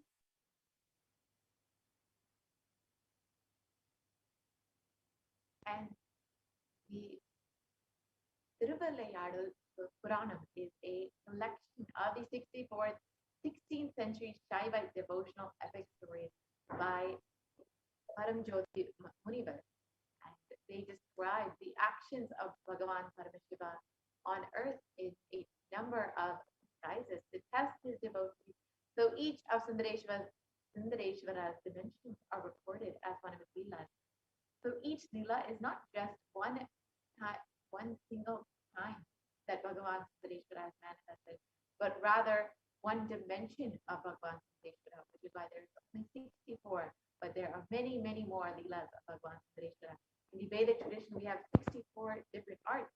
Each leader, a complete being, has to master these 64 arts. In that, even horse riding is one. Astrology, horse riding, the mastery in medicine, mastery in surgery, mastery in painting, the mastery of dance. Each Leela of Sundareshwara, it proves his mastery on each art. There was never ever such an amazing imagination or visualization of the ultimate without reducing the Ananta Kalyana Gunas into the human level.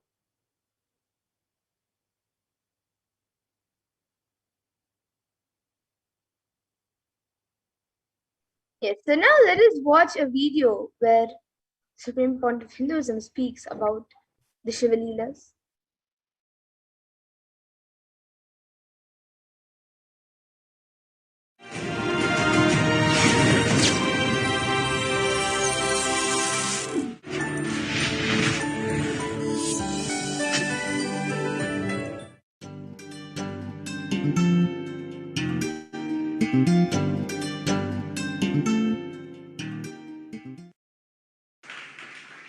Let us start today's satsang in Bhagavad Gita, 4th chapter, Jnanakarma Sannyasa Yoga, 32nd verse.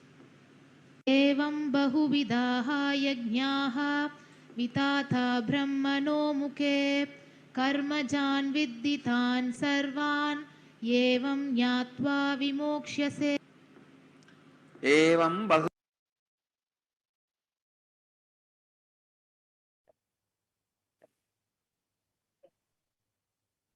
So this is the video where Swami speaks about Shiva Leelas, and you can watch this video, watch just the first verse of this mantra, but you can watch the entire video on YouTube. It is available for each and every one of you. So you are welcome to watch that video on your own. Yes, so let us learn who are the Nayanmars. So the Nayanars or the Nayanmars were a group of 63 saints living in Tamil Nadu during the 3rd to the 8th century CE who were devoted to Paramashivoham. And the list of Nayanmars was initially compiled by Sundara, who is Sundaramurti Nayanar, in his poem Tirutondatogai, and he sings in 11 verses the names of the Nayanar saints up to Karekalamayar, and refers to himself as the servant of servants. And the list goes into the detail of the lives of the saints, which were described in detail in the works such as Devaram.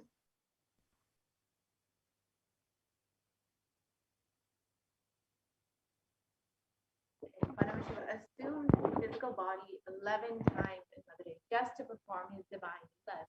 Each action divine energy performs becomes independent entity. If you connect with that energy, he gives you the same blessing. So understand, Sundareshwara is the energy of Leela, playfulness. To connect with Sri Sundareshwara Paramashiva is through the Leela Dhyana. Today, let us meditate on the 60-second Leela, the Shiva Leela, the Narva, Pandya Naku, Varam Padalam, the Leela of healing of the Pandyan king's fever.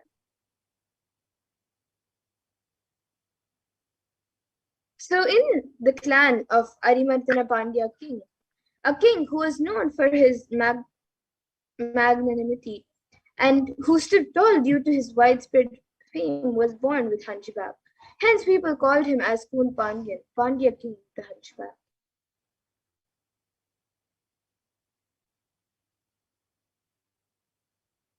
And though the king Kunbandian took birth in the Pandya clan, which has deep devotion for Paramashiva, due to the ill effect of his long association with the summoners, the people who used misunderstood ideas of Jainism to spread violence, he had not only fallen in the trap, but had received the initiation to what to do. It is difficult to revert from the association with wicked people.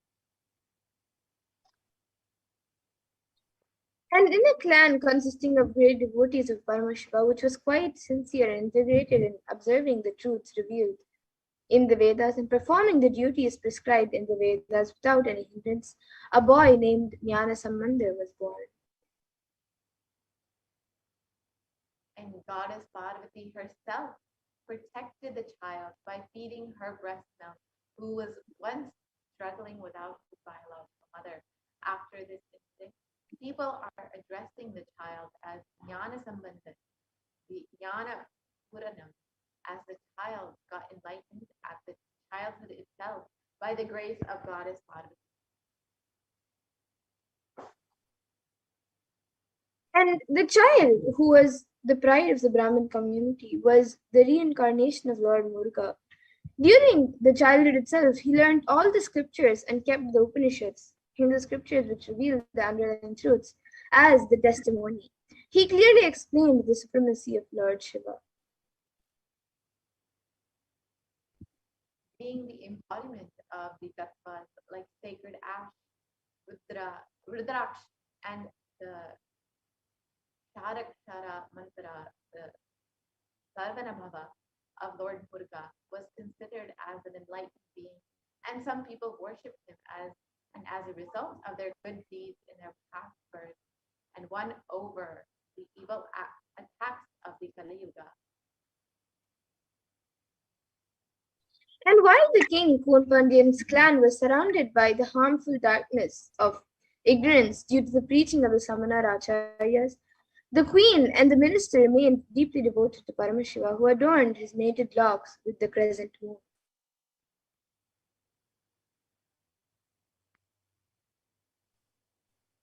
And both the queen and the minister, who had incomparable and deep devotion to the lotus feet of Jnana Sambandha, explained to him about the position of the king and tried to save the king, who was drowned in the heat of the dilapidated wells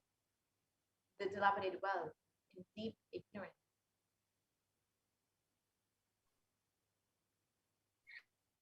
And once King Konpandian was attacked by extremely high fever and was struggling. All the efforts taken by the Samana Acharyas of the king to heal the king were unsuccessful.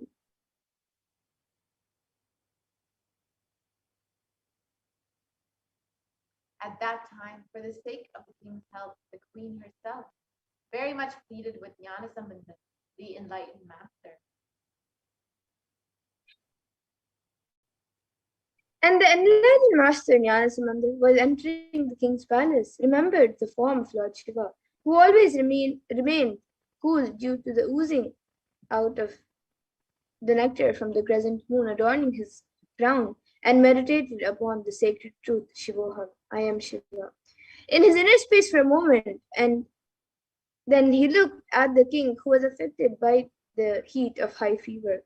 He showed his grace on the king through his eyes.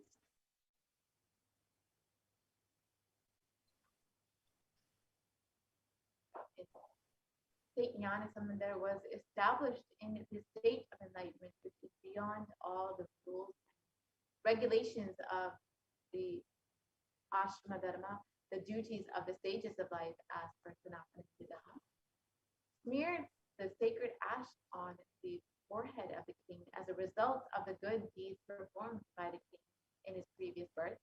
He also applied the sacred ash on the chest of the king with the right hand, which had worshipped the divine lotus feet of Lord Paramashivoham. When applying the sacred ash, Jnana Sambandha also sang the divine and healing verses.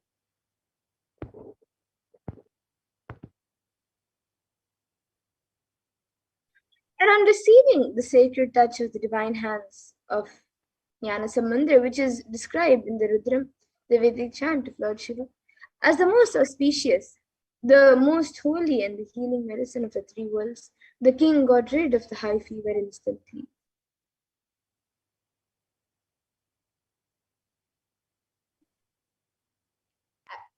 As the heat existed in the stomach was spreading all over the body, the king was suffering. When the king got rid of that suffering, he became very happy. The queen too became happy about the complete healing of the king.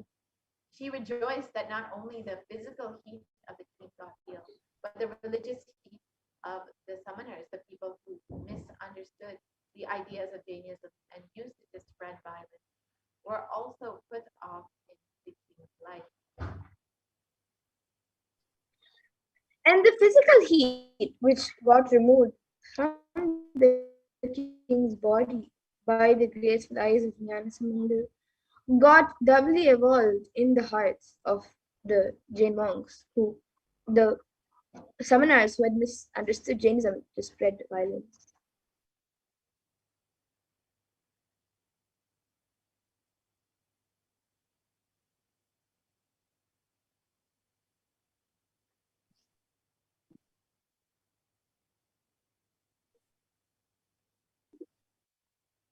In 80,000 people, summoners who misunderstood Jainism, were living in the 8 mountains all over the earth. They were adept in many various forms of pranayama. When they got defeated by Jnanasamanda while curing the physical illness of the king, the wandering devotee of Lord Shiva, they decided to win over him by debating with him. Hence, all of them gathered in Madurai.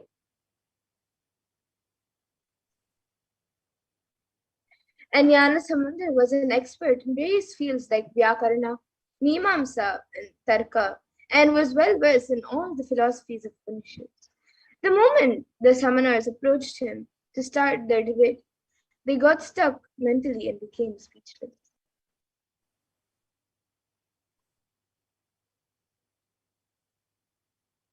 The Vedic religion is proved categorically right by the justifications of the philosophy like Mimamsa Shastra, and is well established by the inquiries of Tarka Shastra, and leaving aside all the valuable justifications, the summoners, those who misunderstood Jainism, wanted to win over Jnanasamanda just by their mere faith. And a continuation of this story was when Bhagwan Sundareshwara through Jnanasamanda healed even the hunchback of the king. So till now we saw how the king's fever was healed and how his high fever was healed. So now let us see how his hunchback was healed. So Kun Pandyan, the king with the hunchback, was a great king, and he had actually conquered the Cheran and Cholan kingdoms. And he married Mangayar Karasi. And Pandyan was deeply involved in the Jain religion, as all of us just saw. And he spoke low of the Shaiva tradition. But Mangayar Karasi, who was a great lady and woman, and the stature of the stage remained as a Shaivite. And during this period, people belonging to the Jain sect, the Samana Matam in Tamil, entered into Madurai and settled down there.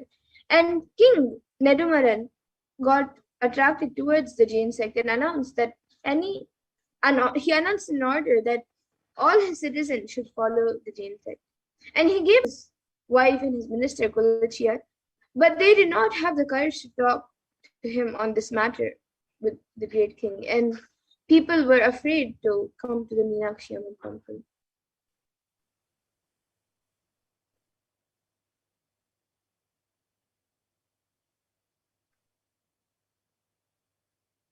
The queen decided to pray Lord Sundareshwara and talk to him on the worst state of the affairs. She took the minister along with her to the temple and prayed to God. At that moment, a Brahmin came inside the shrine. The Brahmin saluted the queen and said, "O queen, I am residing in the Chola country. I am on my visit to various divine places. I came here thinking of worshiping Lord Sundareshwara of Madurai. I inquired with the people here as to why no one is there in this temple. I became sad on hearing that citizens are now following the misunderstood Jain tradition, and no one is visiting this temple. The queen immediately wrote a letter and said, "Oh, Brahmin, somehow or another, handed over this letter to him, asking him to visit the Mother. The Brahmin who came to know that he is staying at the Vedarai went there. And immediately after reading the manuscript, Samandar decided to visit Madurai. And now the Jains, I, the one who was affected by them, know about Jainism. Further, the planetary positions are not conducive for journey. Please start on auspicious day. Samandar replied to him, O Lord, we are slaves of Paramashiva. When Paramashiva is there behind us, what these planets can do. He immediately sang the song, Very Toli Pangan, Vidamunda Kandan, Nala Vinay Kadavi. And even today, those who feel that they will be affected by the adverse positions of planets in their birth chart sing this song. And without bothering about planets, Samandar immediately left for Madurai. Mangerkarsi felt very happy on the arrival of Jnana Sambandar. But the Jain monks, the summoners, got angry and decided to burn the house to kill Samandar. Samandar got infuriated and a collection of songs, the Padikams, beginning with the lines Chayenne Tiruvalavai Nevia.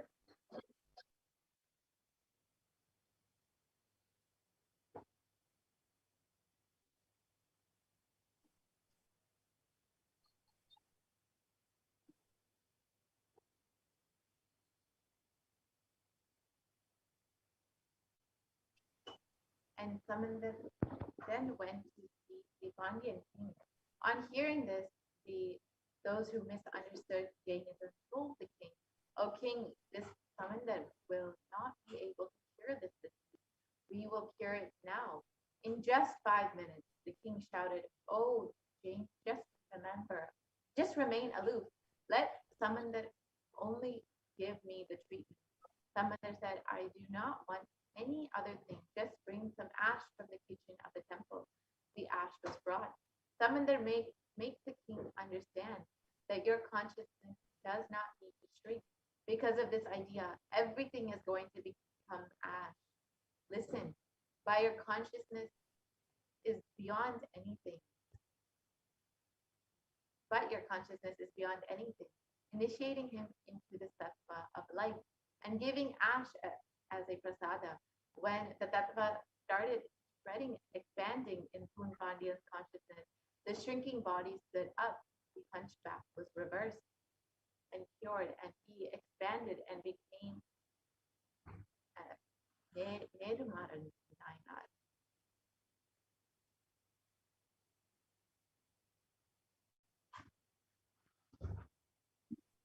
So now let us see how Sundareshwara Paramashiva has come down as the Supreme Court of Hinduism.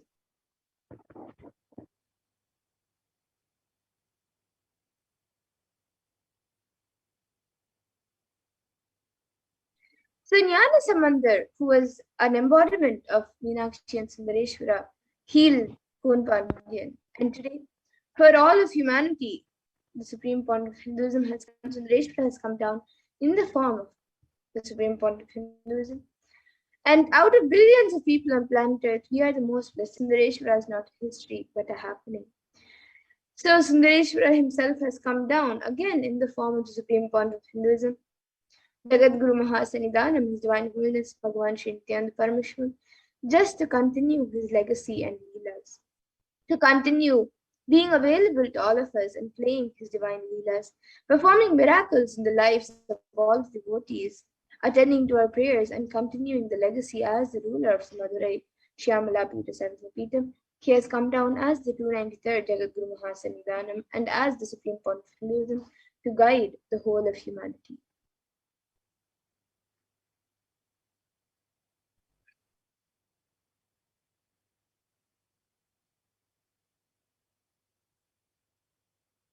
And the Supreme Pontiff of Hinduism being revered as an incarnation of Paramashiva, at a very young age, was birthed by various enlightened beings, Siddhas, yogis, Brahma yoginis, and many other adepts to revive these sciences, the initiations and knowledge repositories for billions to manifest the super consciousness.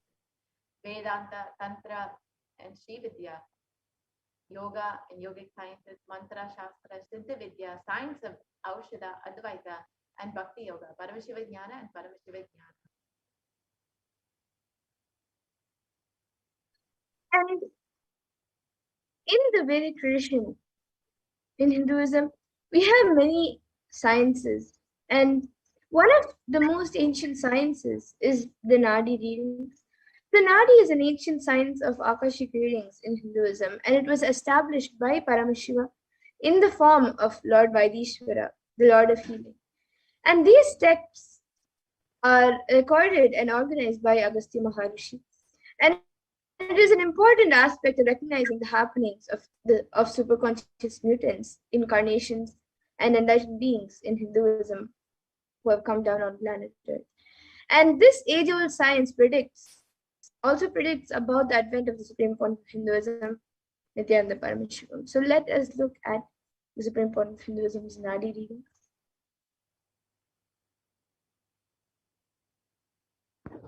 And Sundareshwara Paramashiva has once again come down as the supreme concept of Hinduism. And according to the Nadi readings of Swamiji himself, states that the advent of the avatar foretold by the Rishi Agastya in Jivanadi states that Nithyananda Sangha, please carefully listen completely to the words, for Shiva has come in the form of Nithyananda to protect this world. As the result of the penance of many crores of siddhas, Paramashiva has incarnated as Paramahamsa.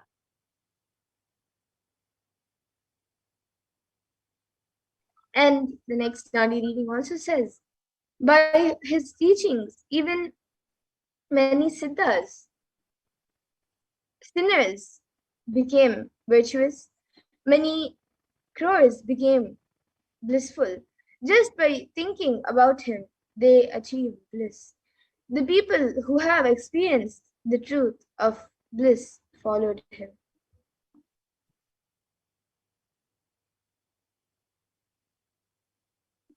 All the life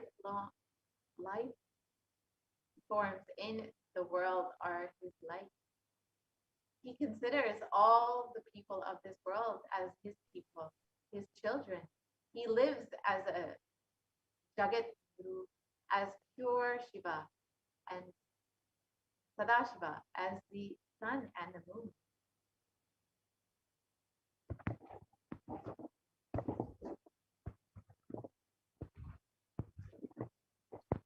And official celebrations were done, and there was a public declaration of the supreme point of Hinduism as the 1008th incarnation of Paramashiva to the world, and celebrating the manifestation of Paramashiva on planet Earth through the supreme point of Hinduism.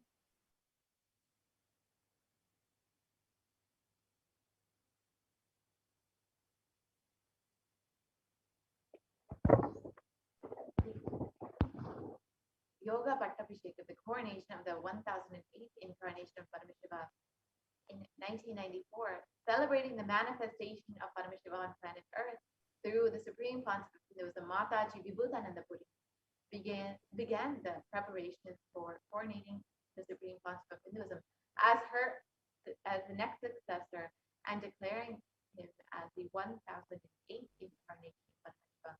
Through this occasion and official letter of initiation, adopted him as her only disciple and successor in the Arunachala lineage, coronating and conferring upon him the title Brahmasukhi. His gurus thus coronated him when he was 16 years of age, immediately after which the avatar commenced the expansion of the work of Kailasa. It is thus 26 years of public life till date, till the year 2020. Hence the avatar stepped out of Tiruvannamalai the very next year in 1995, which is the same year his gurus left their body. The purpose of their entire life was complete. And so many adepts, yogis, siddhas, siddhapurushas, and enlightened beings have recognized and revered Swamiji as the avatar of Paramashiva. And a few months into her pregnancy, Brahma Yogini Mataji Vivekanandapuri gave specific instructions to Anasuya Ammal, her dear friend and the mother of Sri Arunachalam, the paternal grandmother of the incarnation who was yet to be born. And obeying her commands, Anasuya Ammal took her daughter-in-law Malokanayaki, who is Swami Amma, Swamiji's mother, to receive the blessings of Pundi Mahan, a great seer revered as an incarnation of Paramashiva near Tiruvannamalai. And as Malokanayaki, Swami Amma bowed down to Pundi Mahan, he showered her with flowers and akshita, the turmeric rice, and declared to her heartily, Ammayapane Peripan, and blessing her that Paramashiva himself will be born to her as the divine mother and father to the whole cosmos, of the whole cosmos. And the 292nd Guru Mahasannidhanam of the Kailasam Shyamla Peetham, Sri Arunagirinath Jnana Sambandha Deshika Paramacharya Swami is the predecessor to the supreme point of Hinduism in the esteemed Guru-based tradition of the kingdom, Kailasam Dwadashanta Shyamla Peetha Savinipeetham, since 2012. And the 292nd Guru Mahasannidhanam had a divine vision of Lord Shiva and Devi Meenakshi, who both instructed him to coronate the avatar as his successor, the 293rd Guru Mahasannidhanam.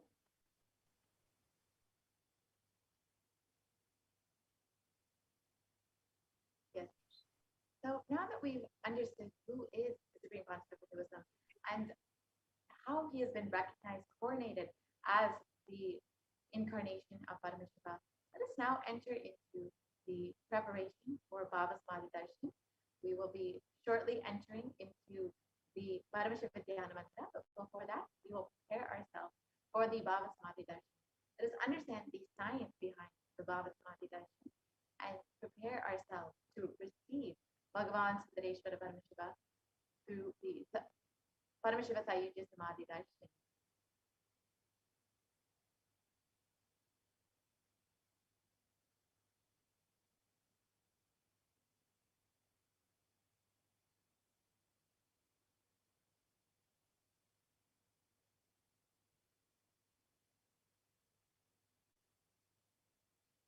So, as we prepare ourselves to receive Bhagavan Sudareshwara, you can take a moment to go ahead and join as a member of Kailasa's Agenda YouTube channel.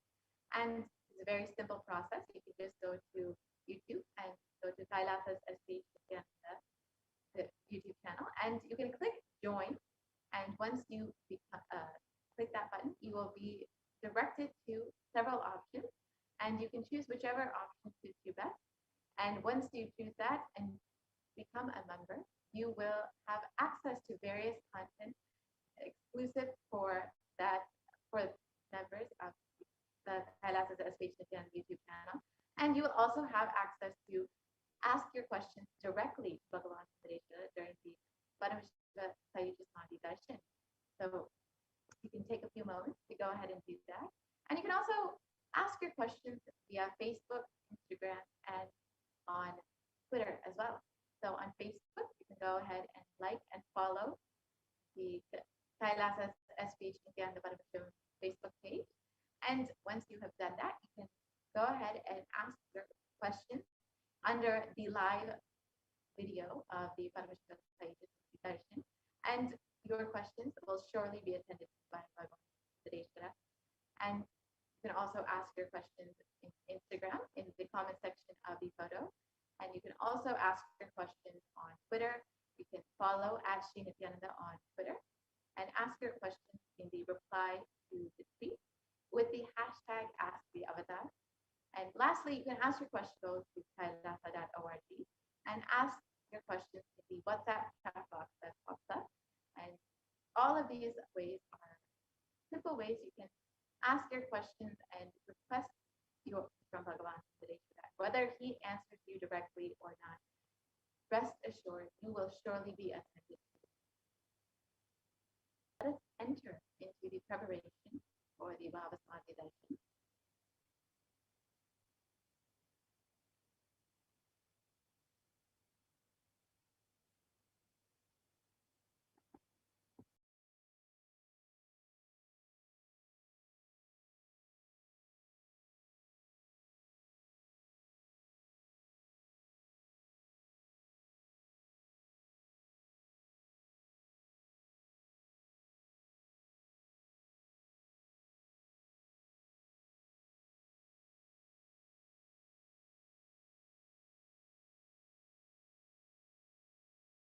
Yes, so let us get into the Bhava Samadhi Darshan preparations.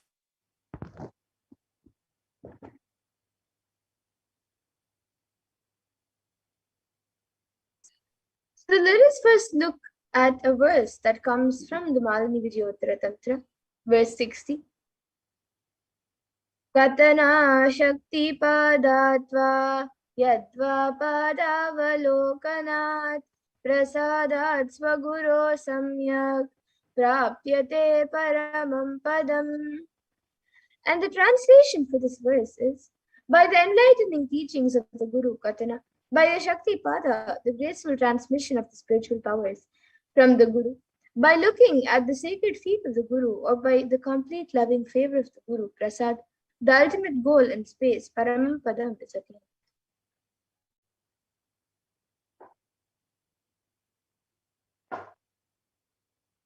And the Bhava Samadhi Darshan is not an event in space and time. Rather, darshan happens at the moment when we are lifted out of space and time.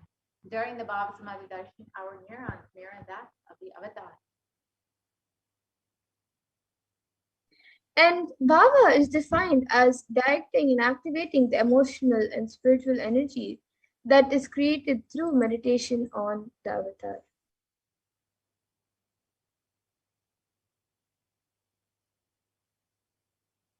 The brain neurons mirror, activate, and process all the observed movements or information of the avatar just by seeing and without the physical act of imitation. So that basically is our entire body can silently and without movement recreate what is happening at distances far away, experiencing the subconscious energy radiated by the avatar.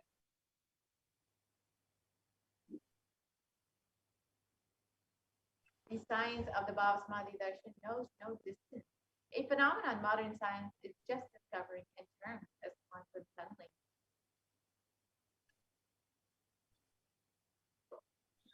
And our thoughts per second reduces significantly during the Bhava Samadhi Darshan, and we relax into the space beyond thoughts, thoughtlessness, becoming mentally at ease and coexisting dimensions beyond duality. So we and the divine become one, unconditioned by the parameters of time and space.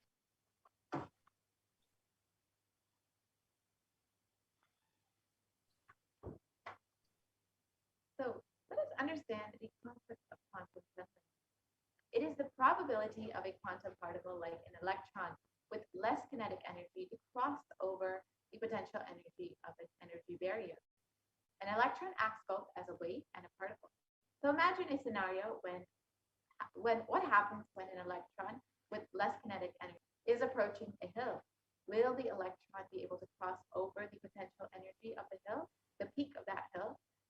As a particle, the electron will require higher kinetic energy to cross over the potential energy of the hill, or it will roll back. However, as a wave, the electron has the ability to pass through by propagating itself through the hill and going to the other side. So that is the science behind quantum tunneling. And this same science is imposed on people who witness the Bhava Samadhi Darshan. So this is because our neurons are able to mirror the neurons of the divine immediately. And through quantum tunneling, we are able to travel through the divine energy and mirror the exact same neurons. So when you witness and have the darshan of Bhagavan Sundareshwara, you will be able to experience the powerful cognitions, the powerfulness, and the power manifestation of Bhagavan Sundareshwara.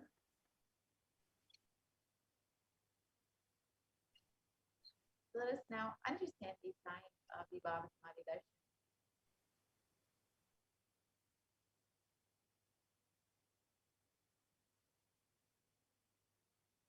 So Bhagavan Krishna beautifully describes, he says, so when once he saw his own extraordinary sweetness reflected in a jewel world, so he was amazed and said, how unprecedented and astonishing is this deep and indescribable sweetness of mine. Alas, when I see it, even I become greedy to enjoy its sweetness.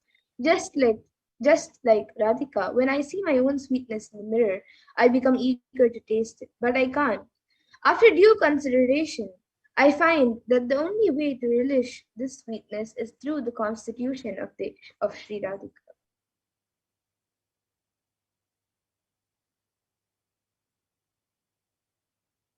The Bhava Samadhi Darshan is the science of the Nityavatara manifesting Paramashiva, the consciousness, the formless, expressing the being of Paramashiva through the Divya Sharira, the light body, and manifesting as the Nijavatara, the physical form, the embodied form, for us to experience Paramashiva.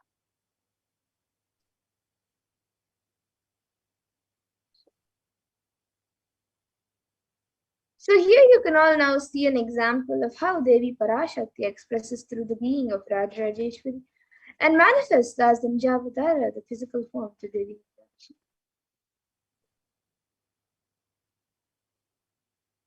And Bhagavan Paramashiva expresses through the being of Subramanya and manifests as the Nijavatara, the physical form of Bhagavan Buddha.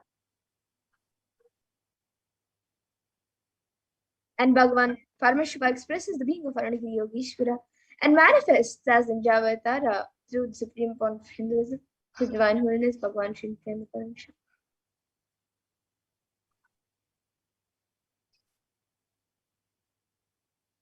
And Bhagavan Parandama expresses the being of Mahavishnu and manifests as the Nijavatara, the physical form of Bhagavan Venkateshwara. And the Archavatar, the deity, reflects the consciousness and the manifestation of the being of the superconscious energy. But unfortunately, human beings are not mature enough to receive the higher level experiences from the Archavatar directly. And so the avatar, the physical embodied form, comes down to bridge the gap and create an experience of superconscious energy in all of us.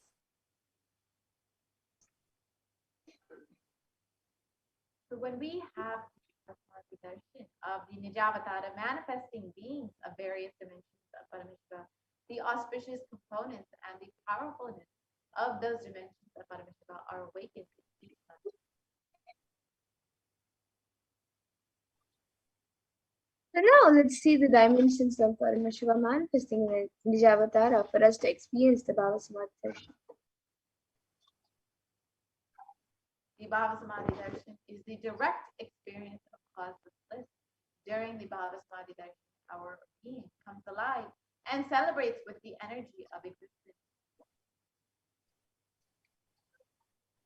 And their very muscles learn to imbibe and radiate Paramashiva. So the Bhava Samadhi darshan is like a window to the infinite expanse of consciousness. And it allows us to glimpse the formless in a way that we can understand.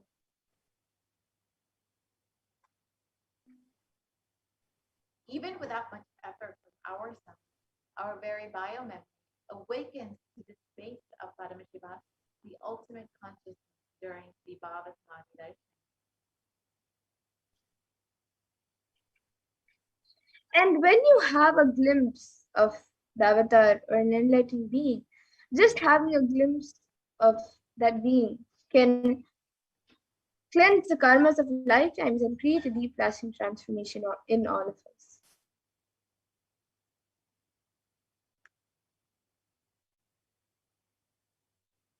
Gratitude enables the reflection of consciousness on all levels, the physical, psychological, and ultimately the conscious level.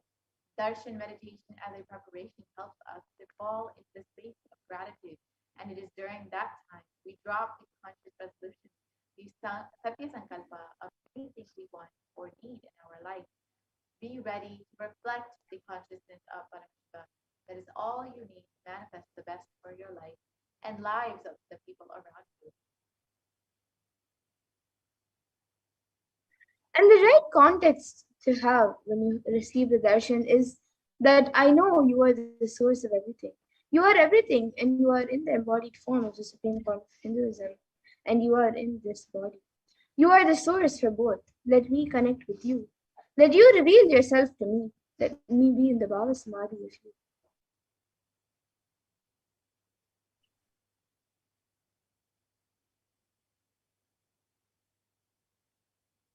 So now let's take a few moments to set up our Panchopacharic list and prepare ourselves for the Paramashivoham mantra. So you can go ahead and set up sandalwood paste or powder, flowers, incense, lamp, and food offering. Ready for the Paramashivoham mantra before we have the live darshan of Bhagavan Sareshwara. You can also take a few moments to offer your gratitude to Bhagavan Sareshwara through the super chat and super sticker on YouTube. Very simple way to just show your love and gratitude for Bhagavan Sareshwara happening in your life. So use that. And now we'll be entering into the Paramashivoham.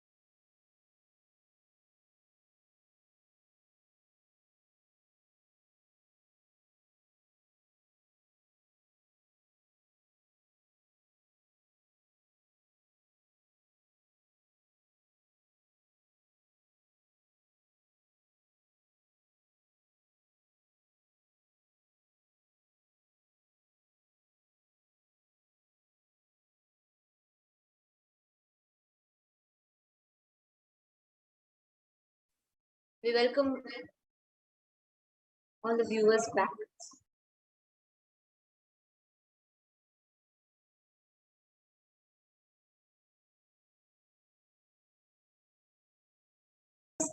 As all of us are preparing for Irena Sundareshwara Paramashiva Sahaja Samadhi Darshan, let us all get ready. Let's all get ready to receive the darshan. Let's all get ready to behold Irena Sundareshwara Paramashiva. And by chanting of the Paramashiva Dhyana Mantra, the Supreme Pontiff of Hinduism has blessed Paramashiva Dhyana Mantra as a Diksha initiation, which encompasses the energy of his Shaktis and transmits that to the receiver. Anyone to whom this mantra is chanted from the space of oneness and deep restful awareness is bestowed with health and well-being, wealth, abundance and prosperity, love and fulfilling relationships, enormous growth and success in business, job and finances. And that person is blessed with success in his career, relationships, in business and job. And a complete and a fulfilled life manifests without any types of doshas, sins, evil eyes, obstacles, leading to a long, healthy and a blissful life. With the grace and blessings of the Supreme Pontiff of Hinduism, today Kailasa's Department of Human Services and Kailasa's Department of Religion and Worship is offering the Paramashiva Dhyana Mantra prayer service on behalf of each and every one of you for the following benefits.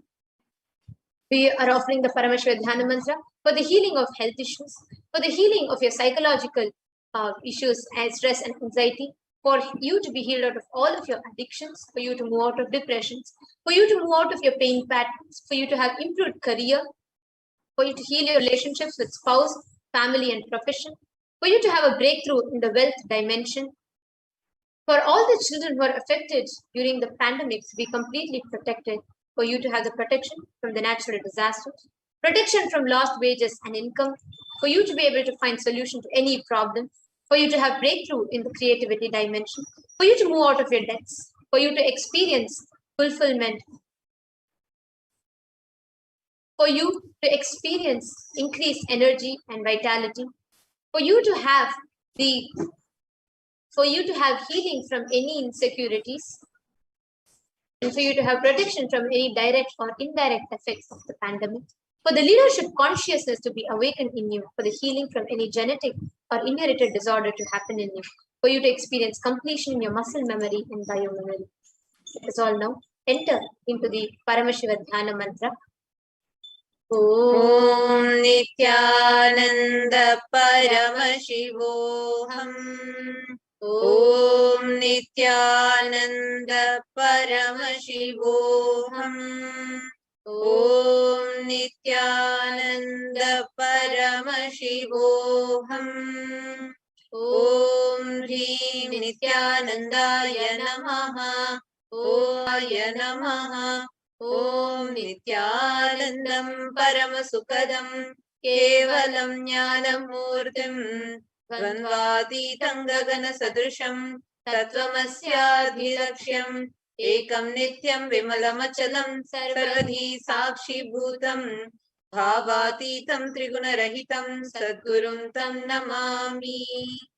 I surrender to the Guru, whose eternal bliss, the restorer of supreme happiness, the one who is the embodiment of wisdom, who is beyond duality, who is omnipresent, to whom the supreme goal is giving the enlightenment experience, who is eternal, pure and unshakable, who is the silent spectator of all thought processes, who is beyond emotions, who is without the three qualities called as Sattva, Rajas and Tamas. You will not be entering into the conscious resolution. When you make a conscious resolution in the presence of the avatar, the power of the Sankalpa itself will give you the experience and manifest your reality. Om Mamopata Samasta Duridakshaya Dwara Bhagavarshi Nithyananda Paramashiva Prityartham. This conscious resolution today for destroying all my karmas and sins, and in order to please Bhagavan Shri Nithyananda Paramashivam. Asya Devadevasya Mahadevasya Akhilanda Koti Brahmanda Nayakasya. Who is the God of all gods? Who is the greatest of gods? The Lord of the universes and multiverses, and who is the Lord of the cosmos? सकल जगत सृष्टि स्थिति संहार तिरोभाव अनुग्रहाख्य पंचकृत्य परायणस्य one who does the five cosmic actions of creation, sustenance, rejuvenation, pulling out of delusion and liberation. आदिमध्यांतरहितस्य अप्रमेय पराक्रमस्य तत्त्वार्थ गोचरस्य one who is the beginning, middle and end, the one who is immeasurable. अकार उकार मकारात्मक प्रणवात्मकस्य वृषभारूढस्य महादेवस्य कामिकादिवातुलान्त महातन्त्राख्य शैवागमस्वरूपस्य सकलनिगमागमस्वरूपस्य शुद्धाद्वैतशैवस्वरूपस्य नित्यानन्दपदस्थस्य नित्यानन्दस्वरूपस्य शुद्ध सच्चिदानन्द विग्रहस्य रूपारूपातीतस्य सकलनिष्कलस्वरूपस्य नित्य निरञ्जन निरामय निर्विकार अखण्डादिशेषणस्य श्री नित्यानन्देश्वरी पराशक्ति समेत श्री नित्यानन्देश्वर परमशिवस्य श्री नित्यानन्देश्वरी पराशक्ति समेत श्री नित्यानन्देश्वर परमशिव अवतार भूतस्य सर्वदेव देवी स्वरूपस्य भगवतः श्री नित्यानंद परमशिवस्य च प्रीत्यर्थं शुभे शोभने मुहूर्ते अद्य ब्रह्मणः द्वितीय परार्धे श्री श्वेतवराह कल्पे वैवस्वतमन्वन्तरे अष्टाविंशतितमे नित्ययुगे प्रथमे पादे जम्बोद्वीपे भारतवर्षे भरतखण्डे मेरोः दक्षिणे पार्श्वे शखाब्दे अस्मिन् वर्तमाने व्यवहारिके प्रभवादीनां षष्ट्याः संवत्सराणां मध्ये शुभलाभ संवत्सरे शुभायने शुभऋतौ शुभमासे शुभपक्षे शुभतिथौ शुभवासरयुक्तायां शुभनक्षत्र शुभयोग शुभकरण एवं गुणविशेषेण विशिष्टायाम् अस्यां शुभतिथौ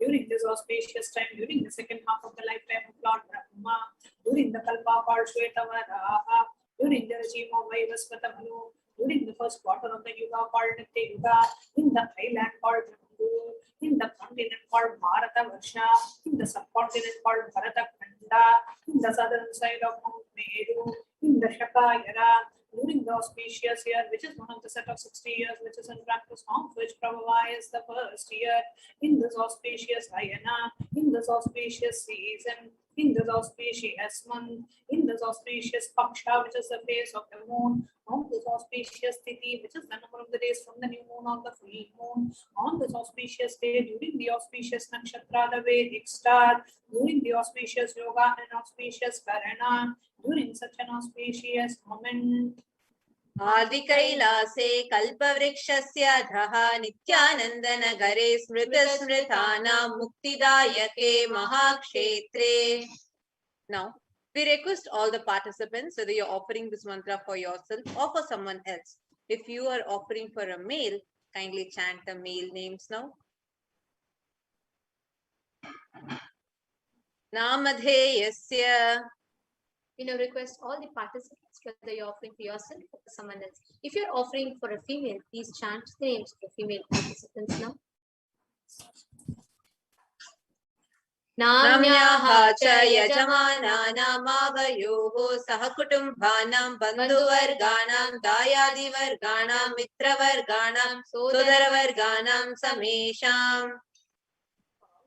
Participants who stand me with their families, relatives, inheritors, friends, brothers, and everyone. सर्वाभीष्टसिद्ध्यर्थं सर्वमङ्गलवाप्त्यर्थम् उत्तरोत्तरणवच्छिन्न स्थिरलक्ष्मी प्राप्त्यर्थम्. Always let there be all types of good and auspiciousness. Always let there be unbroken flow and steady flow of abundance, prosperity, and wealth. कुटुम्बे सर्वदा सन्मङ्गलप्राप्त्यर्थम् अन्योन्यप्रेमाभिवृद्ध्यर्थम्. कुटुम्बे सर्वेषां सर्वाभीष्टसिद्ध्यर्थं चिन्तितमनोरथवाप्त्यर्थम्. Let the family always have all kinds of auspiciousness and anything which is desired be fulfilled. समेषामाधिव्याधिनिवृत्त्यर्थं समेषां शिरादिपादपर्यन्तं विद्यमानानां समेषु अङ्गेषु जनितजनिष्यमान सकलविधनानाविधरोगाणां व्यपोहार्थं तद्वारा रोगदृढगात्रवपुः सिद्ध्यर्थम्. Let all the chronic diseases be healed, with all kinds of diseases and disorders in the body, starting from head till toe, which has occurred or which is yet to occur in the various parts of the body, be healed. Let a strong, diseaseless, healthy, handsome, and graceful body be obtained.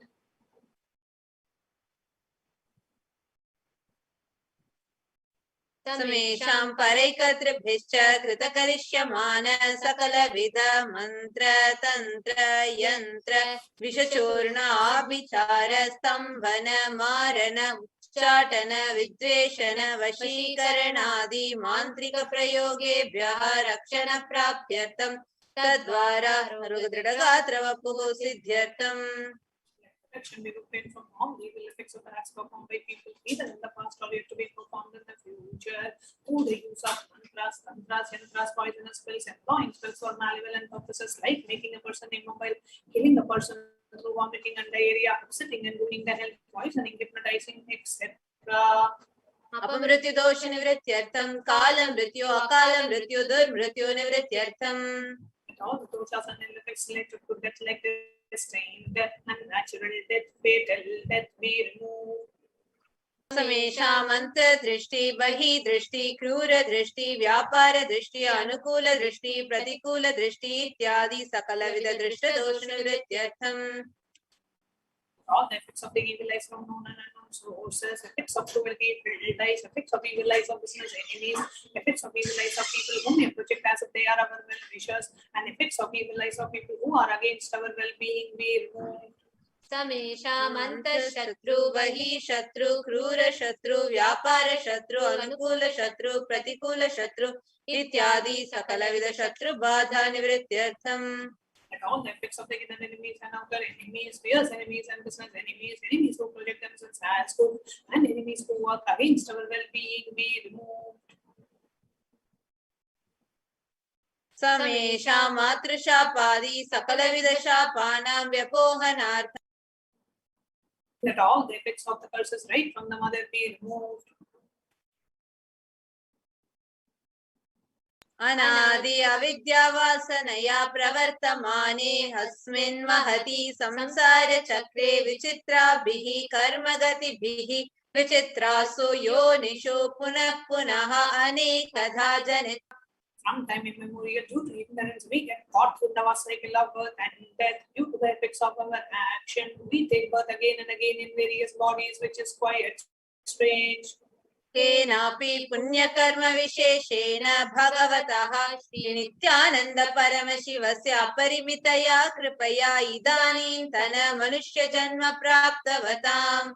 Yet, due to some good action, with the extreme and the immeasurable compassion and the grace of Bhagavan Sri Nithyananda Paramashivam, we have been blessed with a human body.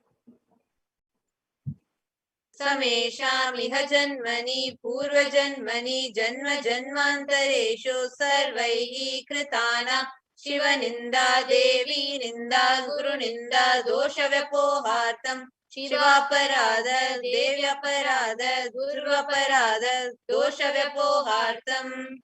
Any kind of abuse we may have done to Paramashiva, Parashakti, and Guru in the present birth, past birth, or in any of the births be removed.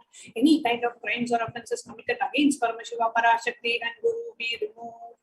ब्रह्म हत्या सुरापान स्वर्णस्तेय गुरुकल्पगमन तत्संसर्गाख्य पंचमहापातकादि समस्त पाप व्यतिरिक्तार्थम्. Let the 5 great sins like killing a Brahmin, drinking prohibited alcohol, stealing gold, having illicit relationship with Guru's wife, one's own mother, elder sister, and other such motherly figures, and those who have people who have committed similar crimes be removed. अपि च सर्वै बाल्ये वयसि कौमारे यौवने वार्धक्ये च. Let all the karmic effects done as a child, adolescent, youth, and as a old age person. जाग्रत स्वप्न सुषुप्ति अवस्थासु. Let all the karmic effects of the action done in the wakeful dream or deep sleep state. कर्मेन्द्रिय ज्ञानेन्द्रिय व्यापारैः संभावितानां. Let all the senses done through the karmendriyas, the 5 organs which perform action like speech, hand, speech, expression, reproductive organs, and the jnanendriyas, the 5 organs which receive information like ears, eyes, nose, tongue, and skin. रहस्यकृतानां प्रकाशकृतानां अतिपातकानां उपातकानां संकलीकरणानां मलिनीकरणानां पात्रीकरणानां जातिभ्रंशकानां प्रकीर्णितानां एवं नवानां नवविधानां bahunam bahuvidhanam sarvesham papanam satyah. With the sins which are done openly or secretly, the greatest of the great sins, the minor of the minor sins, multiple sins, sin, like there being above an unjustifiable sins, sin of destroying the caste system, narrow-minded sins, such 9 sins and 9 types of sins, and more types of sins, be removed immediately and instantly. अपनोदन द्वारा समस्त मंगल प्राप्त्यर्थम शिव भक्ति देवी भक्ति गुरु भक्ति सिद्ध्यर्थम परमशिवत्व परमशिव स्थिति परमशिव शक्ति सिद्ध्यर्थम. Through the removal of sins, let us be showered with all the auspiciousness, and let Paramashiva Bhakti, Devi Bhakti, and Guru Bhakti be obtained. Let the state of Paramashiva, space of Paramashiva, powers of Paramashiva be obtained. कुटुंबे सर्वदा सन्मंगल प्राप्त्यर्थम अन्योन्य प्रेमाभिवृद्ध्यर्थम पूर्णत्व सिद्ध्यर्थम सर्वापनिवृत्त्यर्थम.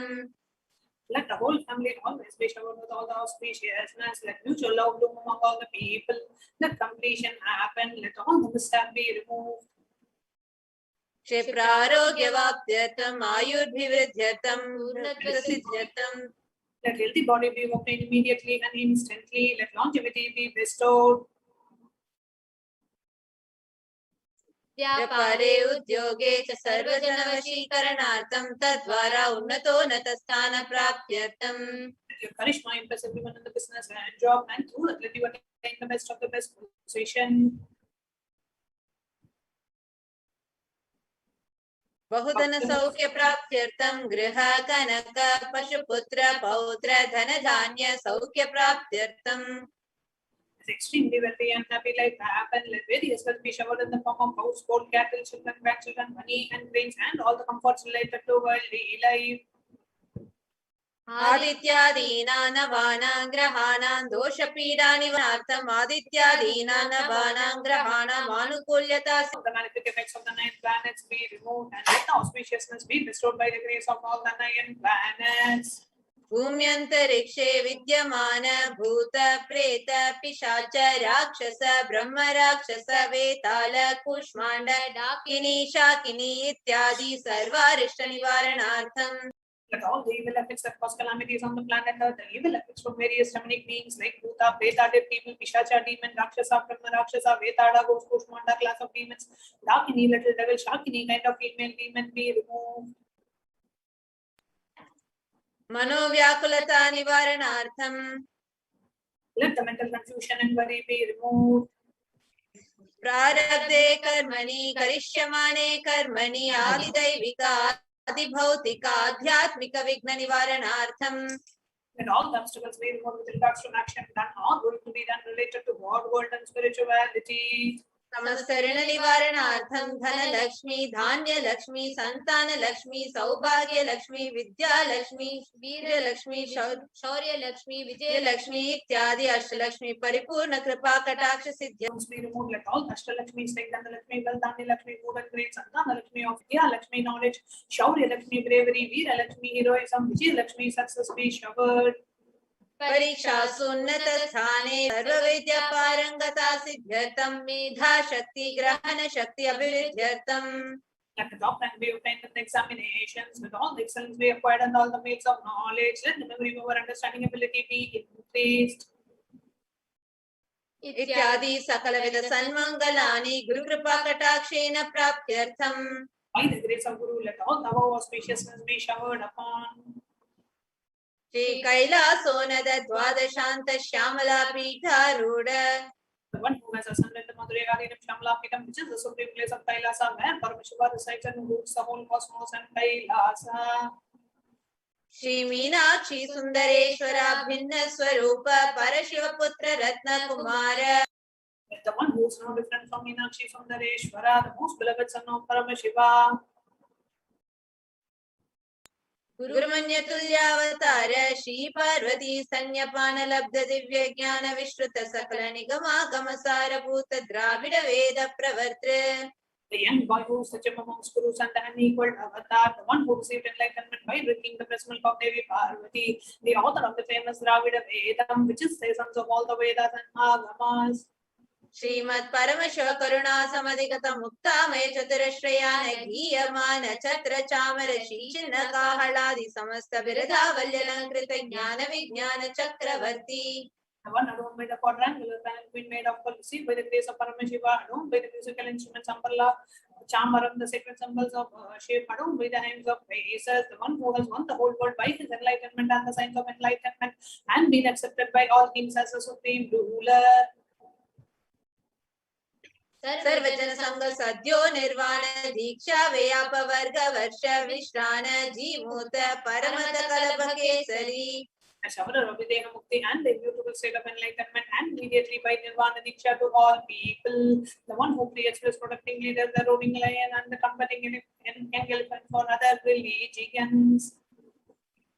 शैव सिद्धांत स्थापनाचार्य श्री राजाधिराज पांड्य महाराज गुरु क्षपन शाक्यादि महांधकार निवारण ज्ञान भानु ईक्षण नरहार ध्वजोच्छेदन पूर्वक श्रीमद् वृषभ ध्वज स्थापक शैव समय कर्तृ. The Acharya who established Shaiva Siddhanta, the Rajaguru of the Pandya king, who is the supreme king of all kings, the Guru who is also the Pandya king, the supreme king, the enlightening sun that removes the utter darkness of delusion, the one who has installed the Shiva flag, the creator and the reviver of Shaivism. सर्वज्ञ पीठारूढ़ श्री जगत गुरु श्री ज्ञान संबंध देशिक स्वामी वागीश सुंदर माणिक्य वाचक स्वामी नाम अवतार भूत श्री ज्ञान संबंध स्वामी पुनरुद्धृत श्यामला पीठ सर्वज्ञ पीठ तृणवद्युत्तर द्विशतम गुरु महासन्निधान. The one who is the ruler of the Sarvagya Pita, the seat of omniscience, who the avatar of such abomination attributes, the Guru of the whole world, Sri Jnana Sambandha Deshika Swami, Upper Sundara Ranmanika Vachaka Swami, who the ruler of the knowledge of enlightenment, the Shmula Pita Mahasamsthana, which was known by Jnana Sambandha, which was revived by Jnana Sambandha Swami, the one who ascended the seat of omniscience, the 293rd Guru Mahasannidhana. अरुणगिरि Yogeshwar परंपरागत अरुणाचल सर्वज्ञ पीठ गुरु महासन्निधान. The one who has ascended the seat of Arunachala Sarvagya Pita in the lineage of Arunachala. Kailash परंपरागत कांची कैलास सर्वज्ञ पीठ त्रयस्त्रिंशदुत्तर द्विशतम गुरु महासन्निधान. One who has ascended the seat of Kamchi, Kailasa Sarvagya Pita as the 233rd pontiff in the lineage of Kailasa.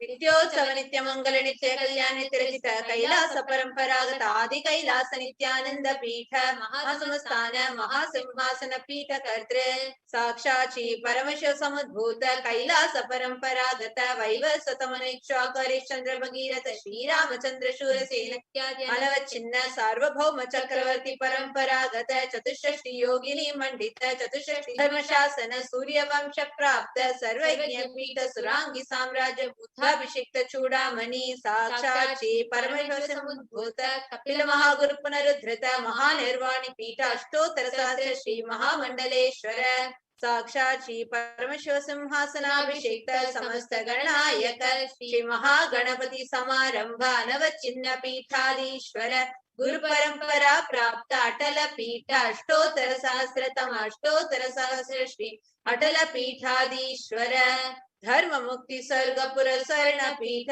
त्रयोविंश गुरु महासन्निधान कैलास परंपरागत आदि पीठ सर्वज्ञ पीठ जगत गुरु श्री कैलास पुनरुद्धारक श्री कैलास परमाचार्य श्रीमत् परमहंस परिव्राजकाचार्य वर्य सच्चिदानंद प्रणव स्वरूप श्रोत्रिय ब्रह्मनिष्ठ श्रीमद् जगत गुरु श्रील श्री भगवत श्री नित्यानंद परमशिव श्री ज्ञान संबंध देशिक परमाचार्य स्वामिनां प्रीत्यर्थम तेषां पादारविन्दयोः भक्ति सिद्ध्यर्थम गुरु कृपा कटाक्ष सिद्ध्यर्थम क्षेम स्थैर्य वीर्य विजय आयुरारोग्य ऐश्वर्याणाभिवृद्ध्यर्थम धर्मार्थ काम मोक्ष फल पुरुषार्थ सिद्ध्यर्थम मम सुदुरितोपशान्त्यर्थम समस्त मंगलावाप्त्यर्थम भगवत् श्री नित्यानंद परमशिव प्रसादेन सकुटुम्बस्य ज्ञान वैराग्य जीवन मुक्ति प्राप्त्यर्थम च श्री नित्यानंदेश्वरी पराशक्ति समेत श्री नित्यानंदेश्वर परमशिवस्य श्री नित्यानंदेश्वरी पराशक्ति समेत श्री नित्यानंदेश्वर परमशिव अवतार भूत सर्वदेव देवी स्वरूपस्य भगवतः श्री नित्यानंद परमशिवस्य च ध्यान षोडशोपचार सर्वोपचार अर्चनाराधन पूजां प्रार्थनां करिष्ये. ॐ आनन्दगन्धनिलयाय नमः ॐ भवरोगभेषजाय नमः ॐ कल्पतरवे नमः ॐ पशुपतये नमः ॐ पाशविमोचकाय नमः ॐ ईप्सितफलदायकाय नमः ॐ भाग्यवृत्तिपरिवर्तकाय नमः ॐ आधिर्व्याधिविनाशकाय ॐ नमः समस्तकल्याणगुणान्विताय नमः ॐ विडदिपुरीशाय नमः ॐ श्रीकैलासपतये नमः ॐ शिवशक्त्यैक्यस्वरूपाय नमः ॐ ह्रीं नित्यानन्दाय नमः ॐ हां हौं शिवाय नमः ॐ श्री नित्यानन्देश्वरी पराशक्ति समेत श्री नित्यानन्देश्वर परमशिवाय नमः ॐ श्री नित्यानन्देश्वरी पराशक्ति समेत श्री नित्यानन्देश्वर परमशिव अवतार भूत श्री सर्वदेव देवी स्वरूपाय श्रील श्री भगवत श्री नित्यानंद परमशिव श्री ज्ञान संबंध देशिक परमाचार्य स्वामिने नमः ॐ नित्यानन्दम्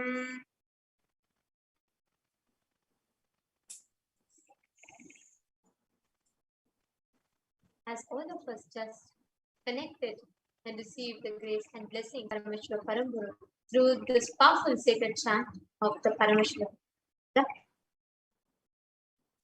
Let us all continue to connect with Irena Sundareshwara Paramashiva, as all of us are preparing ourselves to behold the darshan of Sundareshwara Paramashiva Paramburu.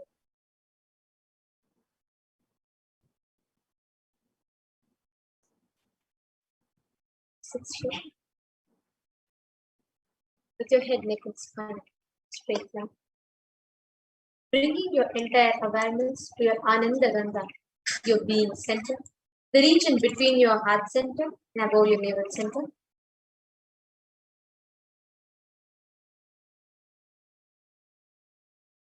Have your eyes closed. Relax from all of your restlessness. Connecting yourself. Irena Sundareshwara Paramashiva Param.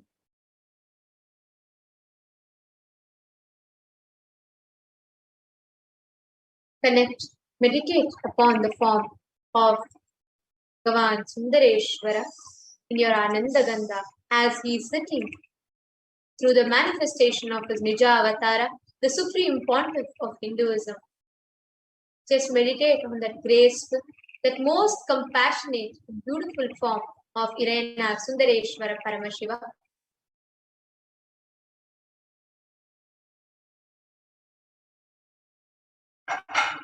And chant the Mahavakya. ॐ नित्यानन्द परमशिवोऽहम् ॐ नित्यानन्द परमशिवोऽहम्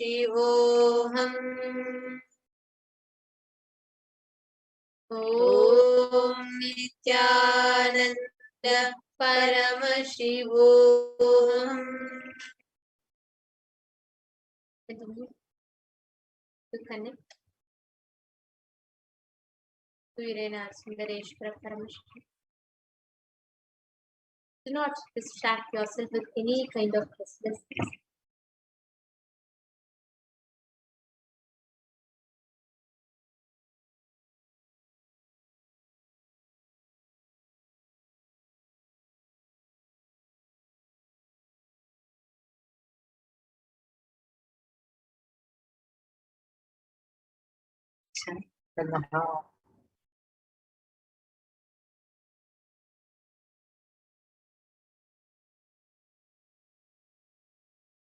As each and every one of us that here to have the darshan of Sundareshwara Paramashiva. Each and every one of us that are here are the most blessed. For us, we get to directly interact, directly have received the blessings and boons from Bhagavan Sundareshwara himself. Just connect to his energy and he will be there for you.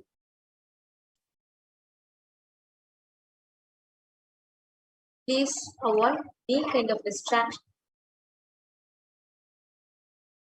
Just bring in your entire awareness to your Ananda Gandha, your being center.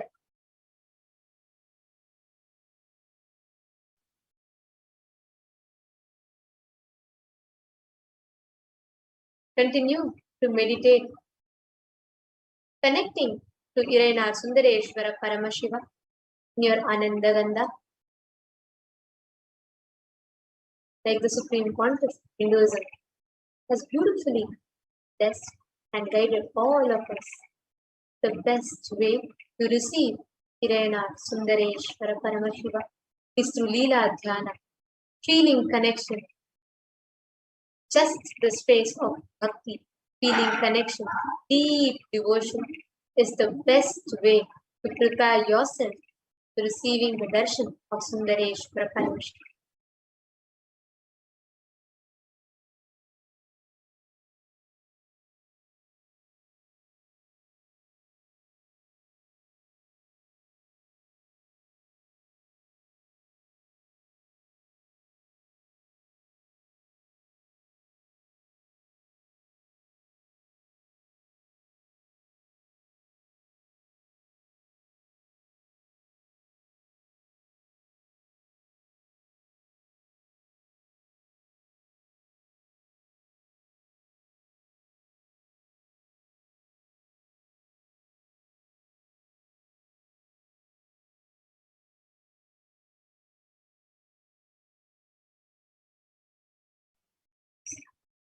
Continue to be in the same meditative space. So beautiful to see your comments.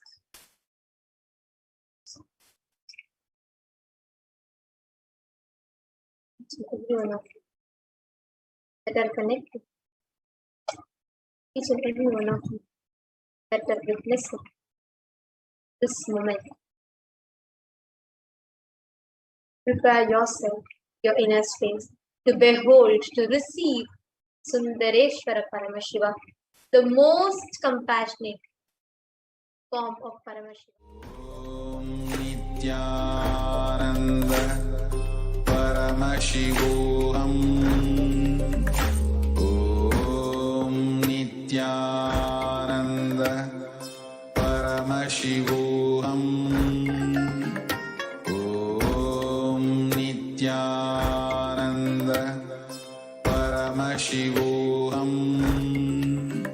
Om Nithyananda Paramashivoham. Om Nithyananda Paramashivoham. Om Nithyananda Paramashivoham. Om Nithyananda Paramashivoham. Om Nithyananda Paramashivoham. Om Nithyananda Paramashivoham.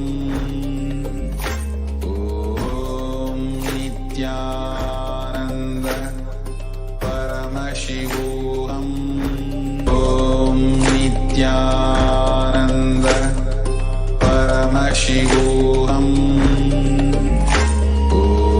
Om Nithyananda Paramashivoham. Om Nithyananda Paramashivoham. Om Nithyananda Paramashivoham. Om Nithyananda Paramashivoham. Om Nithyananda Paramashivoham. Om Nithyananda Paramashivoham. Om Nithyananda Paramashivoham. Om Nithyananda Paramashivoham.